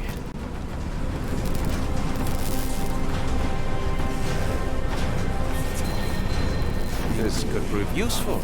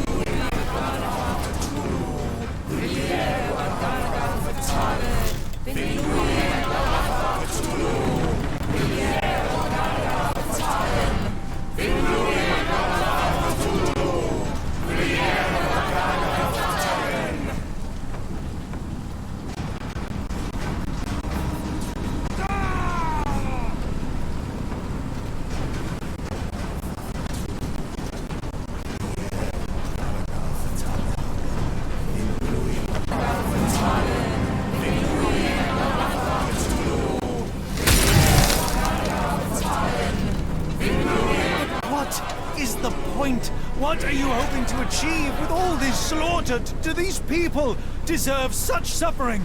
They are just tools. Their existence is meaningless unless put to use. Oh, all-seeing master. Oh, grand God beneath. How he has blessed them with purpose. You use them for cruelty. I've seen a man eat his own flesh just to hear the whispers of lizards. I've seen a mother behead her newborn, that she might travel to another world. Galaxies swallow each other whole. Light folds in on itself until nothing remains. You know not cruelty, Mr. Holmes. Cruelty is for such knowledge to be beyond the reach of so many. This is hubris delusion. You are Icarus flying too close to the sun. No, no. You misinterpret the legend, Holmes. Icarus flew.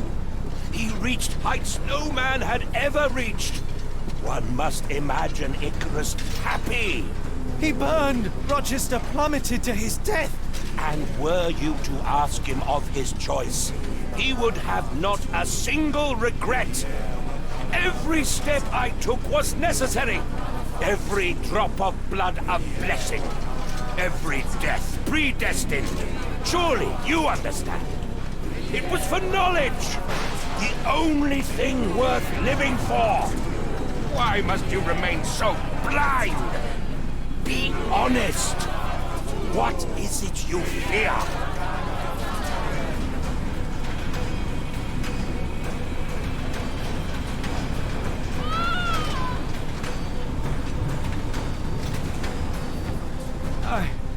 I'm afraid that it will cost me my sanity, much as it has cost you yours. There is no such thing as sanity. There is only the world as it is, and one's willingness to accept it.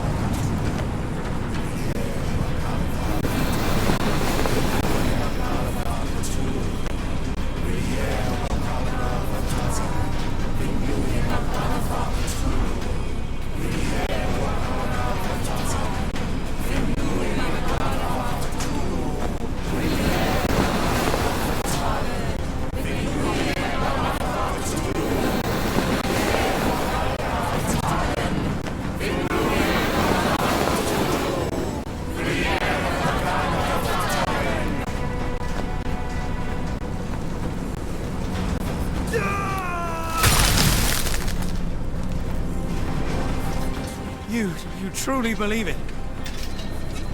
That a god arises from below, that the world shall end? There is only nothingness. Only chaos and torture and endless time, stretching its wings, baring its teeth. It's preposterous. It's nonsense. You've drugged me. The fumes in the temple, narcotics, a bad reaction. Oh, you're one of my cross agents. Yes. This has the stink of my brother all over it. No, wait. Of course. I am dreaming in the asylum. In Black Edelweiss, tied to a chair. You are standing right here, Holmes, as you always do. You said that before. You said we had met, but I've never seen you before in my life. The cycle repeats. Old becomes new, and we remain pawns in the hands of a god. Submit! Submit to your inconsequence! It is unthinkable. It is undeniable. I cannot. When you have eliminated all which is impossible, then whatever remains, however improbable, must be the truth. Now, Holmes, now is the moment. You know it in your heart. Say it. Say it!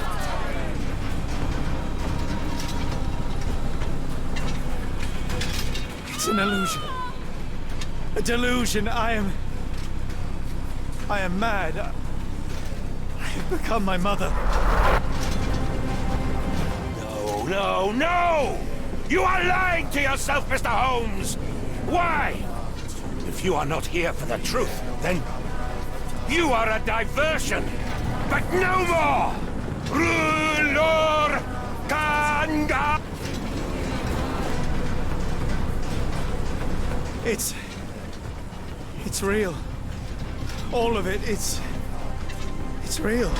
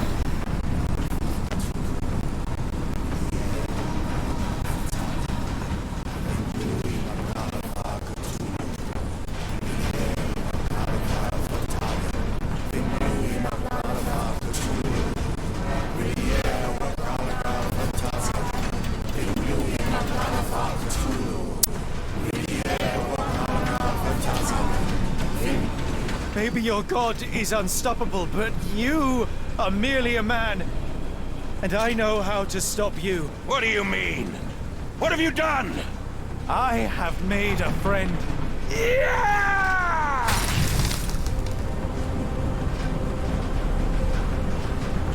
No! Curse you! Oh, great one, forgive me! It is over, Rochester. I thought this time would be different. But the gods laugh at man's arrogance.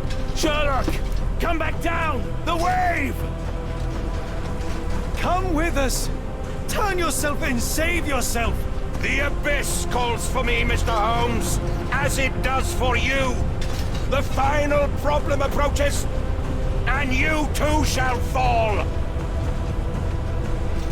Sherlock, please! Rochester, don't!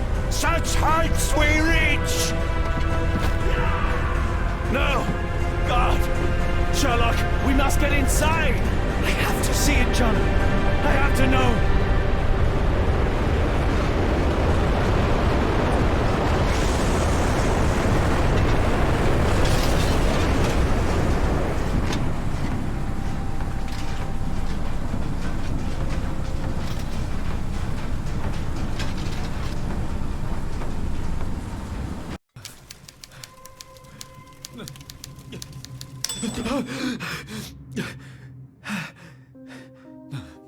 apologies. Did I rouse you?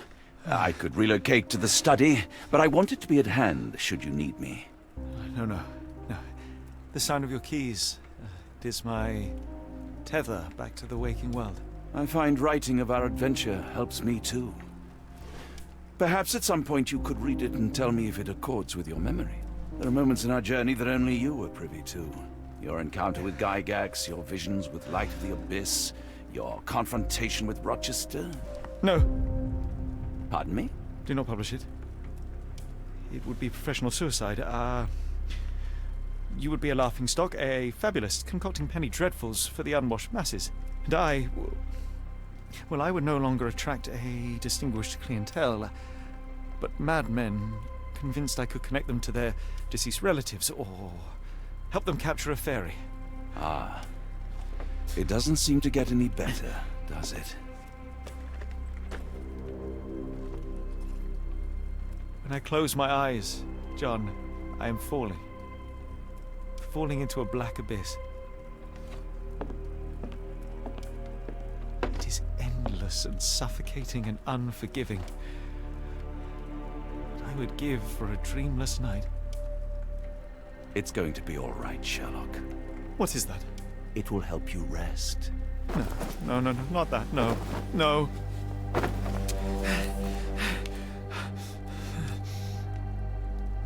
I say, Watson, would you be afraid to sleep in the same home as a lunatic, a man with softening of the brain, an idiot whose mind has lost its grip? Not in the least.